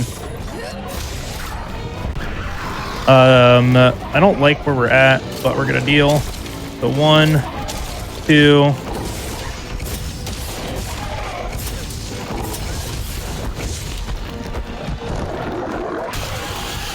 Namiel is also one of the monsters that I had to like really learn to dodge to the left, because her like spray attack that she does always goes to the right first, and if you dodge immediately to the right, you just get hit by it.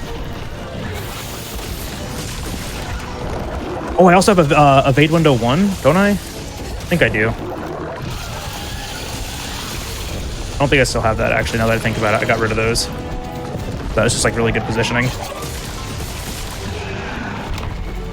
We really just got to watch her hands and where she is in relation to her water. Because if she slaps the water, you know, attacking the water creates waves. Man, that's a good hitbox.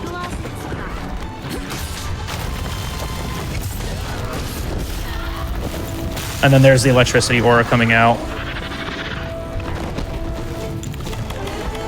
So we're just going to play safe here. We're going to heal back up.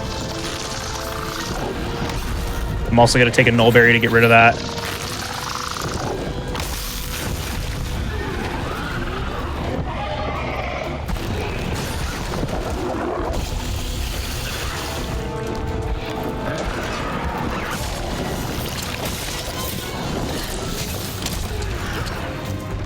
Good.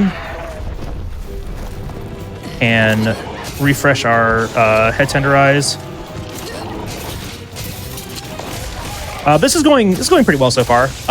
This is about like how I want this pacing to be. We don't want our mount yet, right?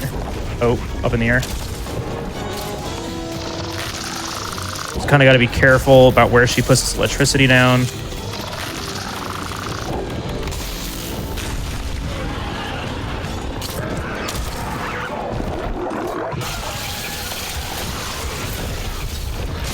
That's just the. Does this hit the wall? That's got to hit the wall. Yeah.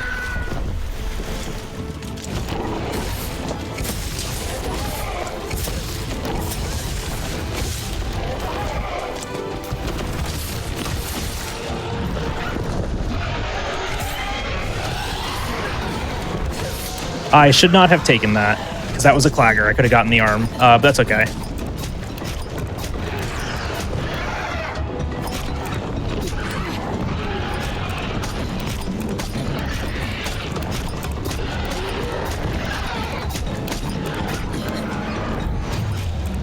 We're going to clutch claw back onto the head and get that pierce pod. The nice thing is that you always have enough time with the flying mounts to clutch claw back on, get a tenderize, and then just go into a PR. Oh, and missed the PR apparently. The nice thing too is that we're keeping her unhydrated, which is just like her aura mechanic.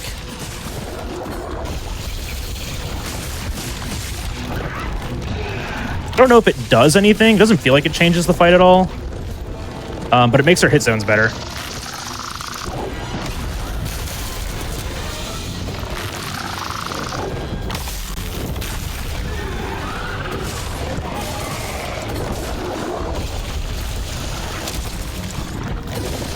Ooh, I want to get away from that.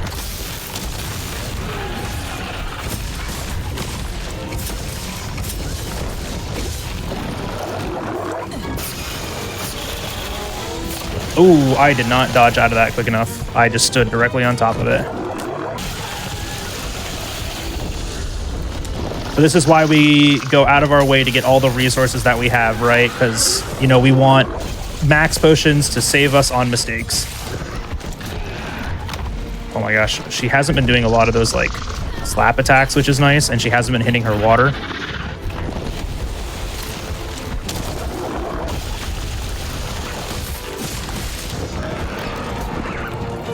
Man, she was like right next to the stone pile too. How good. Uh-oh. Have to wait now.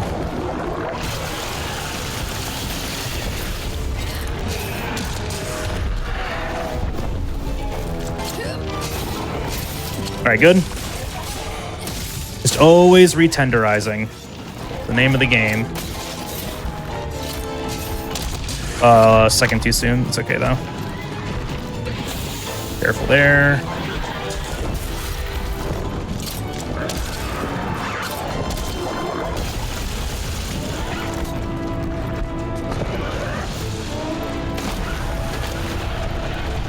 I need her to look at a wall.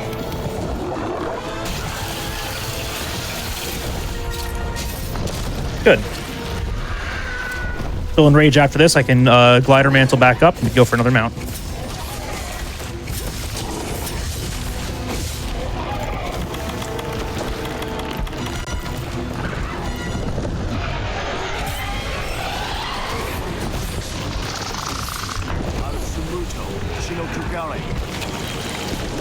Ooh.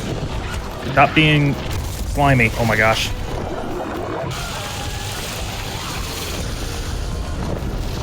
The entire area is covered in water, which is like you can just see how far away these attacks can actually end up, and that's why I'm like playing very carefully around them.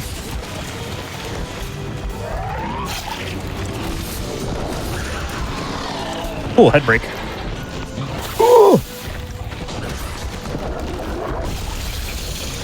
I thought that hit me. What are you doing? Get off of this.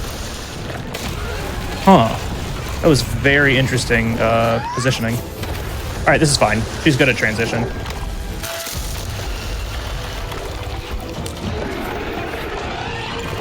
Because we need to sharpen anyways. We're down to green sharpness. She just has really bad hit zones, and hit zones affect how your sharpness is reduced.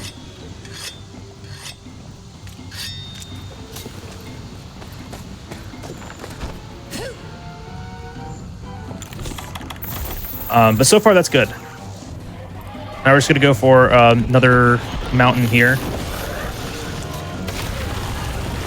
Where's that stone at? It's over here.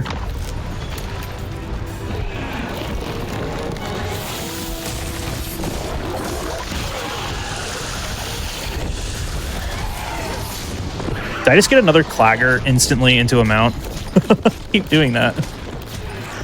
And I think the hands should be one tenderize away from, or well, one claw attack away from tenderizing.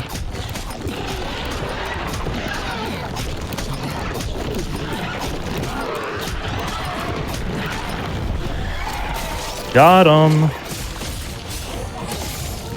Okay, it wasn't. We'll go for the uppercut. Nice.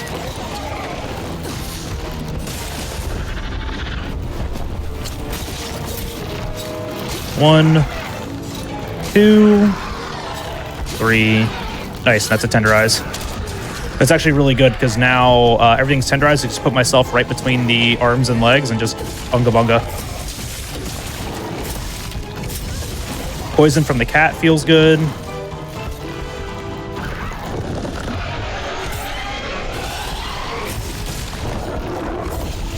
And then now we're just going to kind of hug her.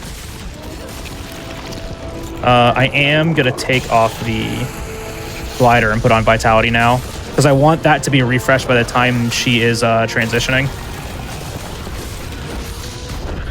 Uh-oh, get away from that. Oh, there's a clagger. All right, nice.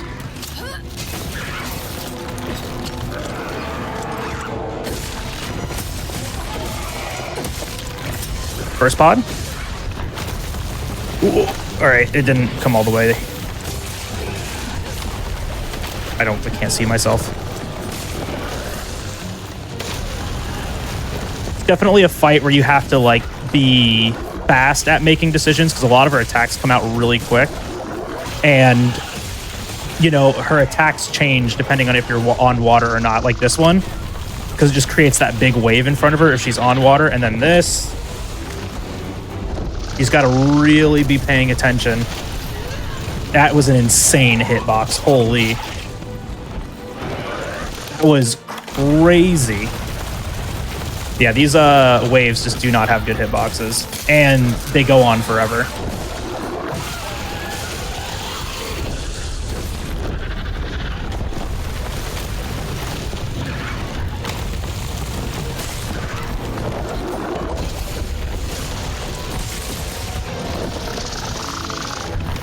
Whoa! Okay. Instantly on top of me. Gotta take our time here, pace ourselves out, run away from it.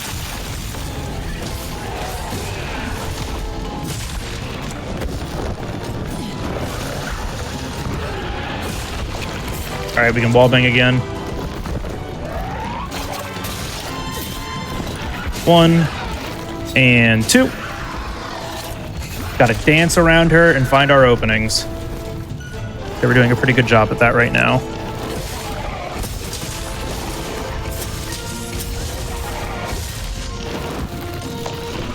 Second pod.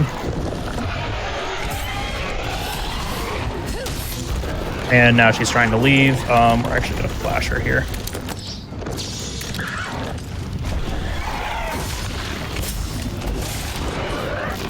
No! She did the one thing. Okay, there was no water there, but sure.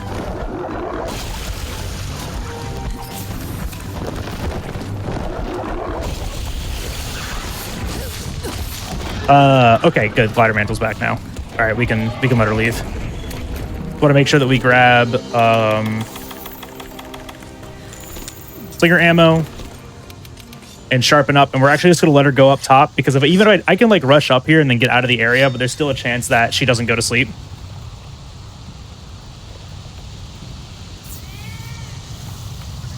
I usually don't have enough time to like set up all my quick bars, so my quick bar is just crafting stuff because that's what I need access to all the time. I can usually be pretty quick about equipping as needed. The nice thing is I know where most of those items are because they don't often change. All right, I need to get a claw uppercut here. Nice.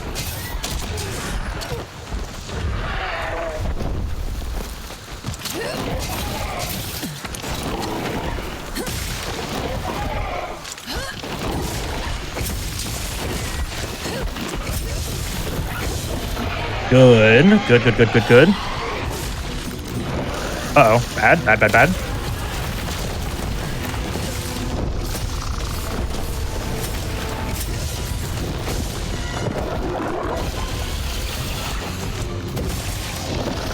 Oh my gosh.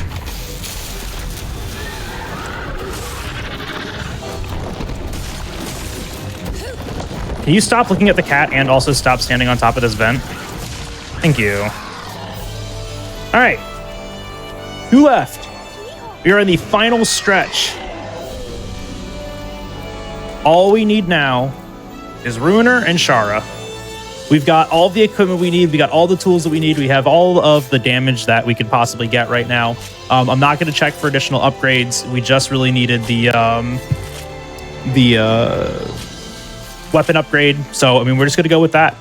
We are good to go. Last 2 hunts. These ones kind of go by a little bit fast. It takes about like 20, 25 minutes to do. If I do it really fast, it can sometimes take up to 30.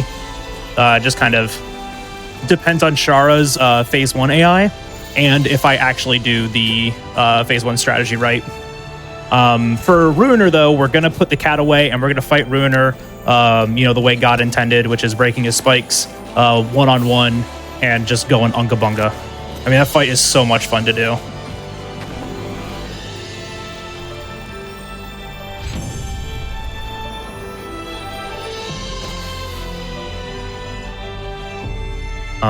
Don't really need anything from here. There's nothing, like, if we get, like, a decoration that has attack boost on it, I'd throw it on. But, like, if we just don't get that, that's fine. Oh, yep. X's. Spirals. Because, like, Gurren Lagann. My one Gurren Lagann reference for the entire speedrun. So before we go, we're gonna, eat, restock, do our normal stuff. And then when we get into the quest, we're gonna leave the cat behind. It's also my last time to kind of check to make sure that I do have all my resources, which for this fight, we just need our Mega Demon Jug. But for the next one, we want to make sure that we have our Bounce Bombs and our Farcaster. Farcaster is going to be used on Shara.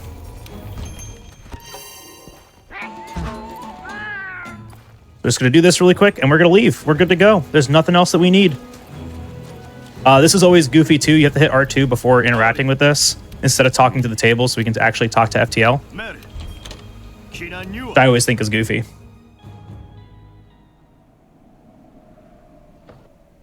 All right. Grab our torch, talk to the cat. You cannot come with us.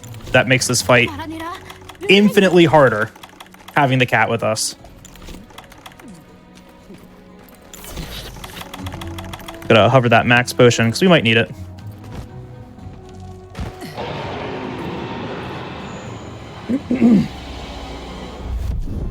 And there he is. Ruiner. All right, so you see his right arm, our left, his right, and you see how it has white spikes? That's the arm we're always going to be aiming for. That's the arm we want to break. Breaking the white spikes is going to result in a topple, just like normal Nergigante. But on Nergigante, his black spike mechanic is on Runer, it's a little bit different. Because each part is going to result in an attack.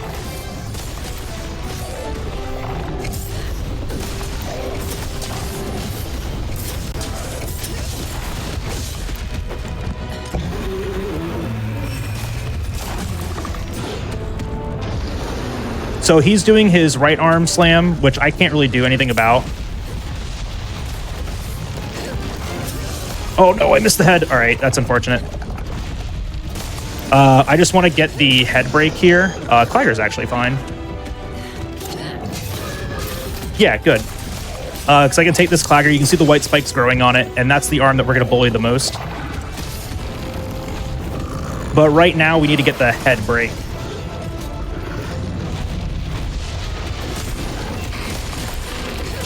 There we go. 1, 2, 3, back up.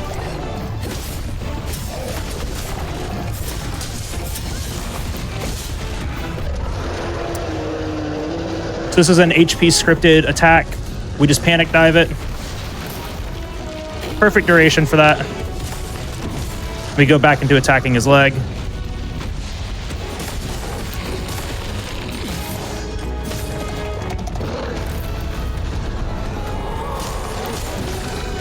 One, 2, 3.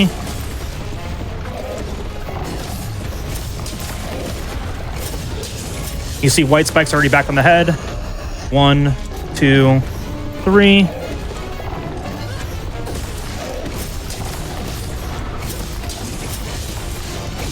And he has white spikes on his leg that the wing is inside of. I'm going to see if I can't hit it.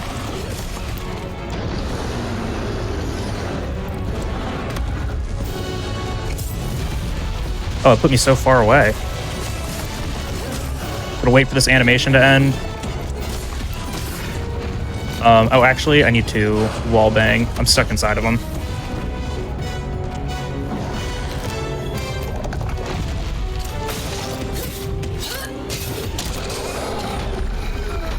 One, 2, 3, back hop.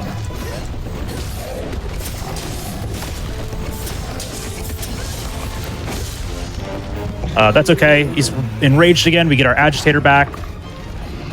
And this is going to be a very good attack to leave this arm open. 1, 2, 3.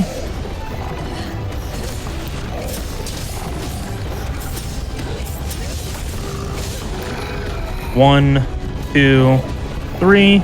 Should get a Clagger soon too, so I can get the head retenderized.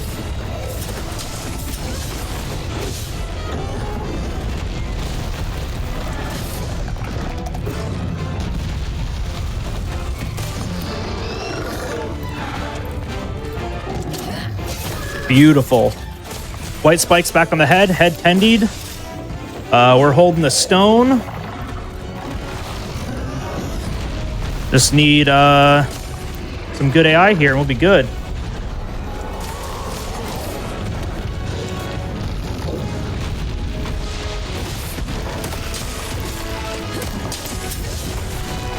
Like that. 1, 2, 3.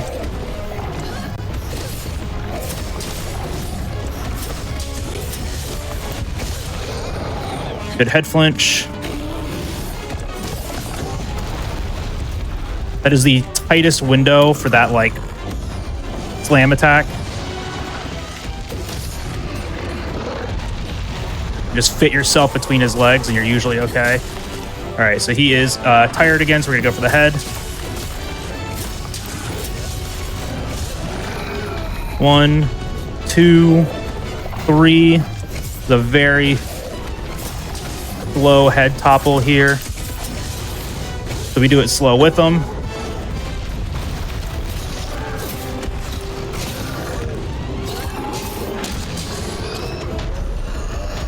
One, 2, 3.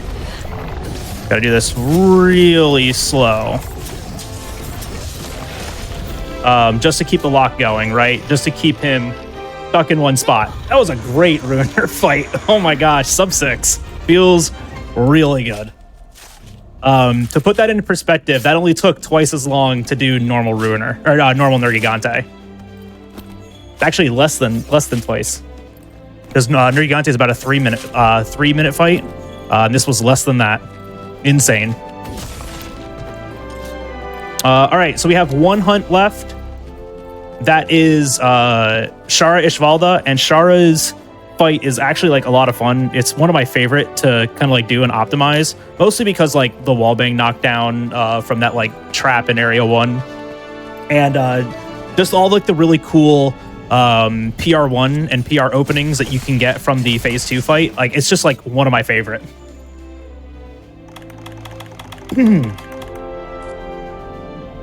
Yeah, this fight is a lot of fun to do efficiently.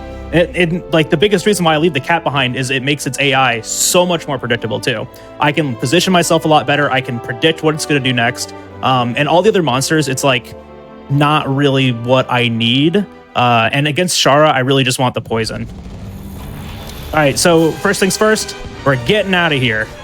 1 to restock, 2 to get the cat back, 3 to get a Gilly Mantle. Gilly Mantle is going to be used for the Phase 2 transition, and we don't even really need to get it right now. There's just, no use to have Glider Mantle right now. We're just going to restock really quick. We're going to get that Farcaster back, and we're going to get the cat back too.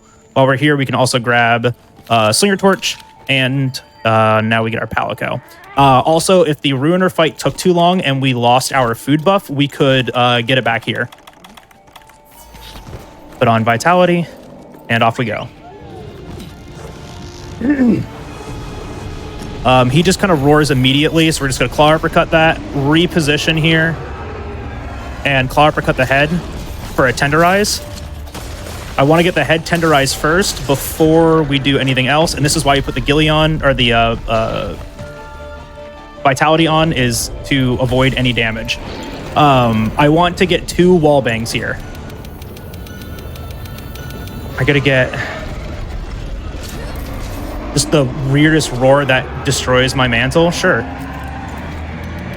I just want to keep the cat here. I want him to turn around. So we're gonna wall bang him into the trap.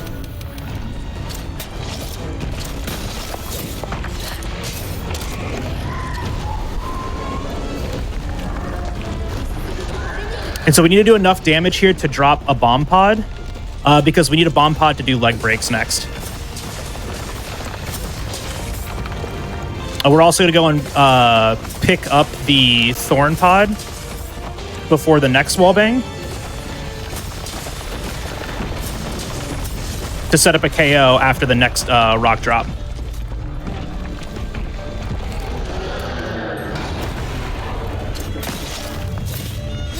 And bonk. It's like literally perfect AI. Go ahead and pick up the torch again, just in case. So this is going to build up a KO.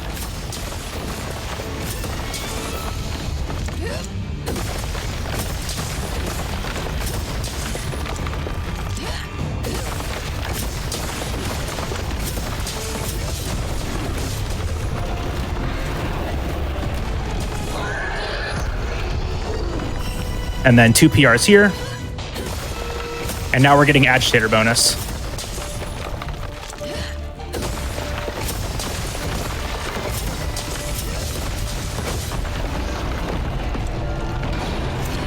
All right, so we got our bomb pod there. He's going to do punches. This is kind of like the midway transition. And while he's doing that, we're going to grab the bomb pod.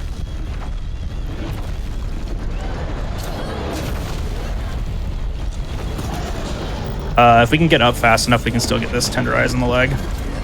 Perfect. We just want to get that Tenderize during the roar.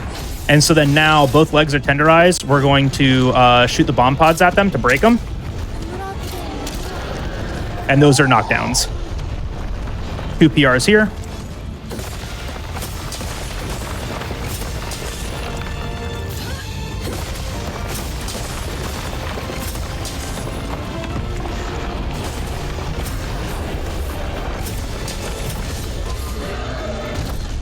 Ooh, a little. I got a little tunnel vision to there. All right. See if we can't find a bomb pod. No, not like that. Ow. So our last bomb pod missed the leg, so we didn't get the break. We're about to get it the old-fashioned way. Oh, look, a bomb pod.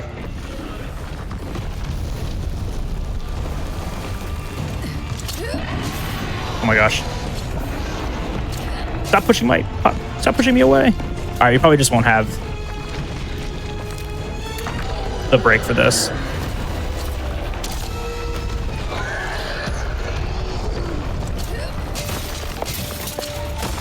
I should be able to Slinger Burst PR back into this and get one PR finisher. Yeah, it's fine. Should be unenraged. Yep. Uh-oh. Help. We can go ahead and max this, and we only need to do one wall bang here because we don't get the rock trap anymore, unfortunately. We're just going to do one.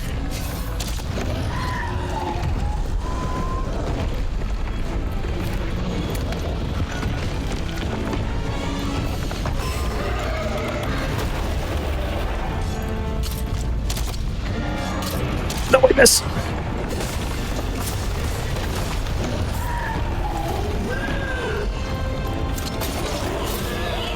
Want to extend that and grab this thorn back here.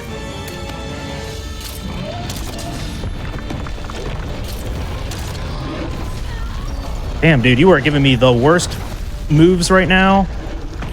Okay. Well, I'm glad it didn't cart me.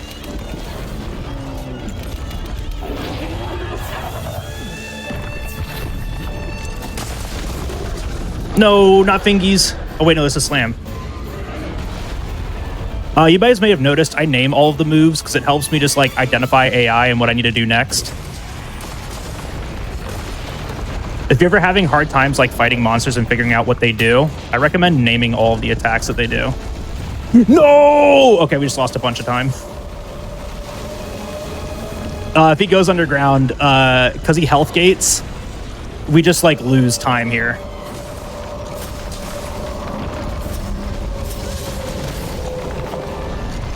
Oh, he's coming out already. Nice. We should get a transition now. Like, I'm pretty sure that was just the last little bit of damage that I needed, so I'm just going to stay out here. Yep, perfect. All right, that's okay. That's actually really good, because I just didn't heal myself.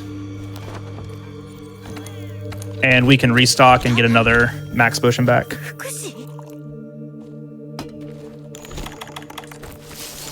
And so before we go back in, we are going to ghillie up, grab more ammo, and we're going to hover our bounce bombs. We're going to use the bounce bombs to trigger the rock traps on the sides. It's going to give us a huge knockdown for the beginning of second phase here. The nice thing is that the beginning of this, Ghillie Mantle works. After this, Ghillie Mantle does not work.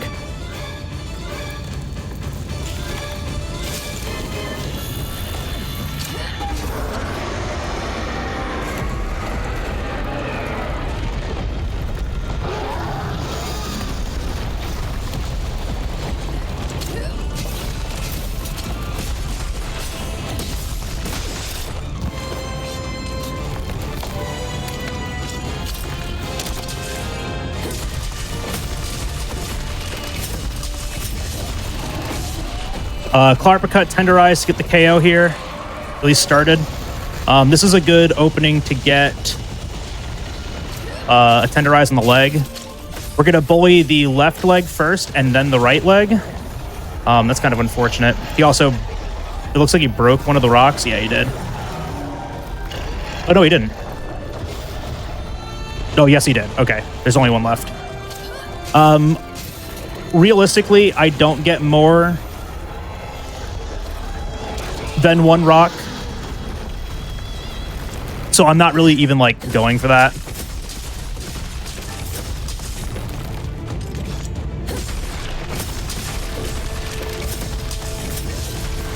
Think I can fit in? No, you know I can't. All right, we're good. All right, so now we just go for the leg break. Oh, I actually do need to pick up. I need a wall bang here.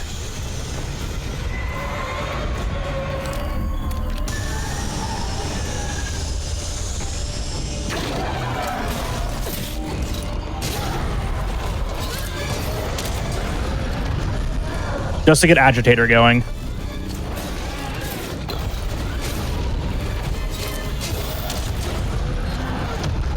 Two wall bangs.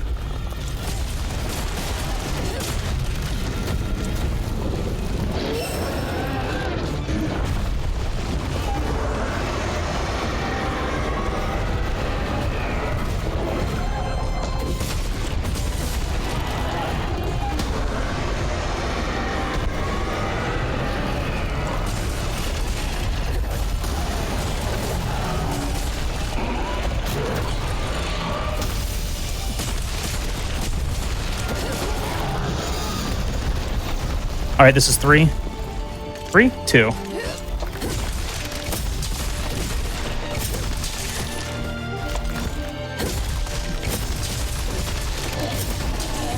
Two.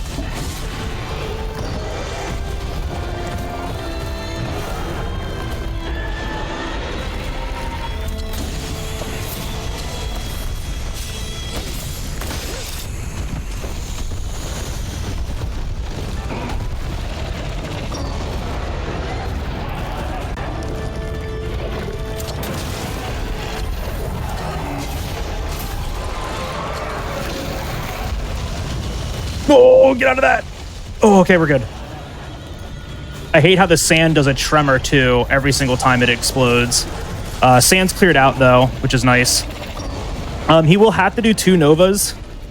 He always does 2 novas. On the outside here.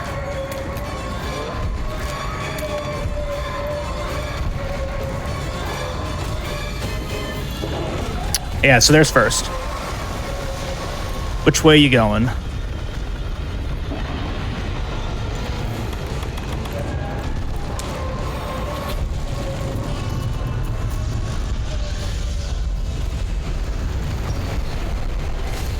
Ow. I can't believe that actually hit me.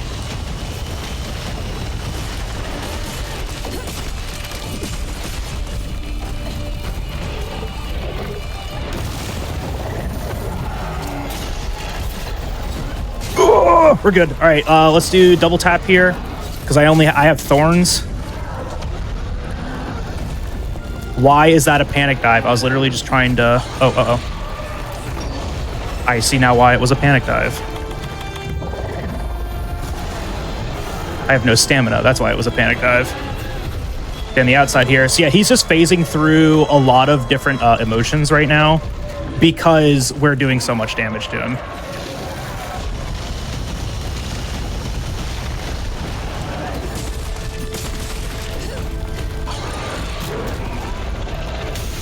Uh-oh. Yeah, it's just a free hit. We can't really do too much while he's fighting inside the sand.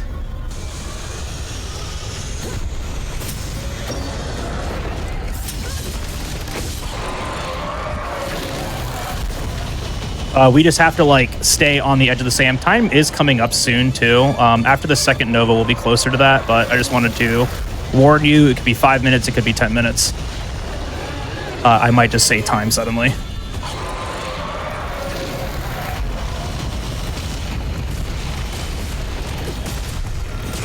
There we go. There's that break.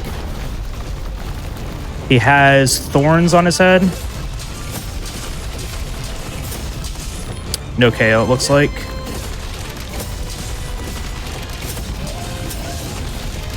Oh, time. Okay, I lied. It's now. Okay. That was a fast 5 minutes. That was a very fast 5 minutes. That fight usually takes like 15, 20, and we just did it in 13, which is sick. That's wild. Wow. Okay, cool. So we just learned something too. I can actually skip second Nova. I don't think I've ever done that. That's sick. It's not the fastest I've ever done that Shara fight. It's actually a minute slower than that, but that fight still had 2 Novas in it. Wow. Yeah. That's really good. Cool. Well, that's master rank. That's Iceborne percent, aka just a Shara percent, but we start at Xeno.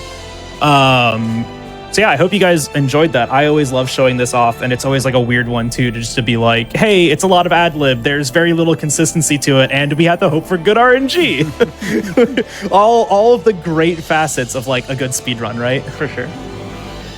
Yes. Your final time by the way was 4:55:15, or 4:54:15. Sorry. So. Okay, cool. I told you like 5.5 hours, didn't I? You did. A clean sub it 5 hours. We take those. All good. Yeah. Oh yeah. No, because it was really funny too. Because the other day I did one that was under 4.5, and I was like, oh wow, this is gonna be weird. Yeah. Like I should be fine. A little too quick, I guess. Yeah, it just shows the randomness of what can happen in it. So yeah, I mean, I've been getting better at I've been getting better at the ad lib of it, right? And like actually keeping up the pace even under bad RNG. A lot of the time that actually gets lost in this is like decision making with like, do we upgrade this armor, or like, oh, do we need to go and like get this additional material? Like stuff like that can really lose a bunch of time.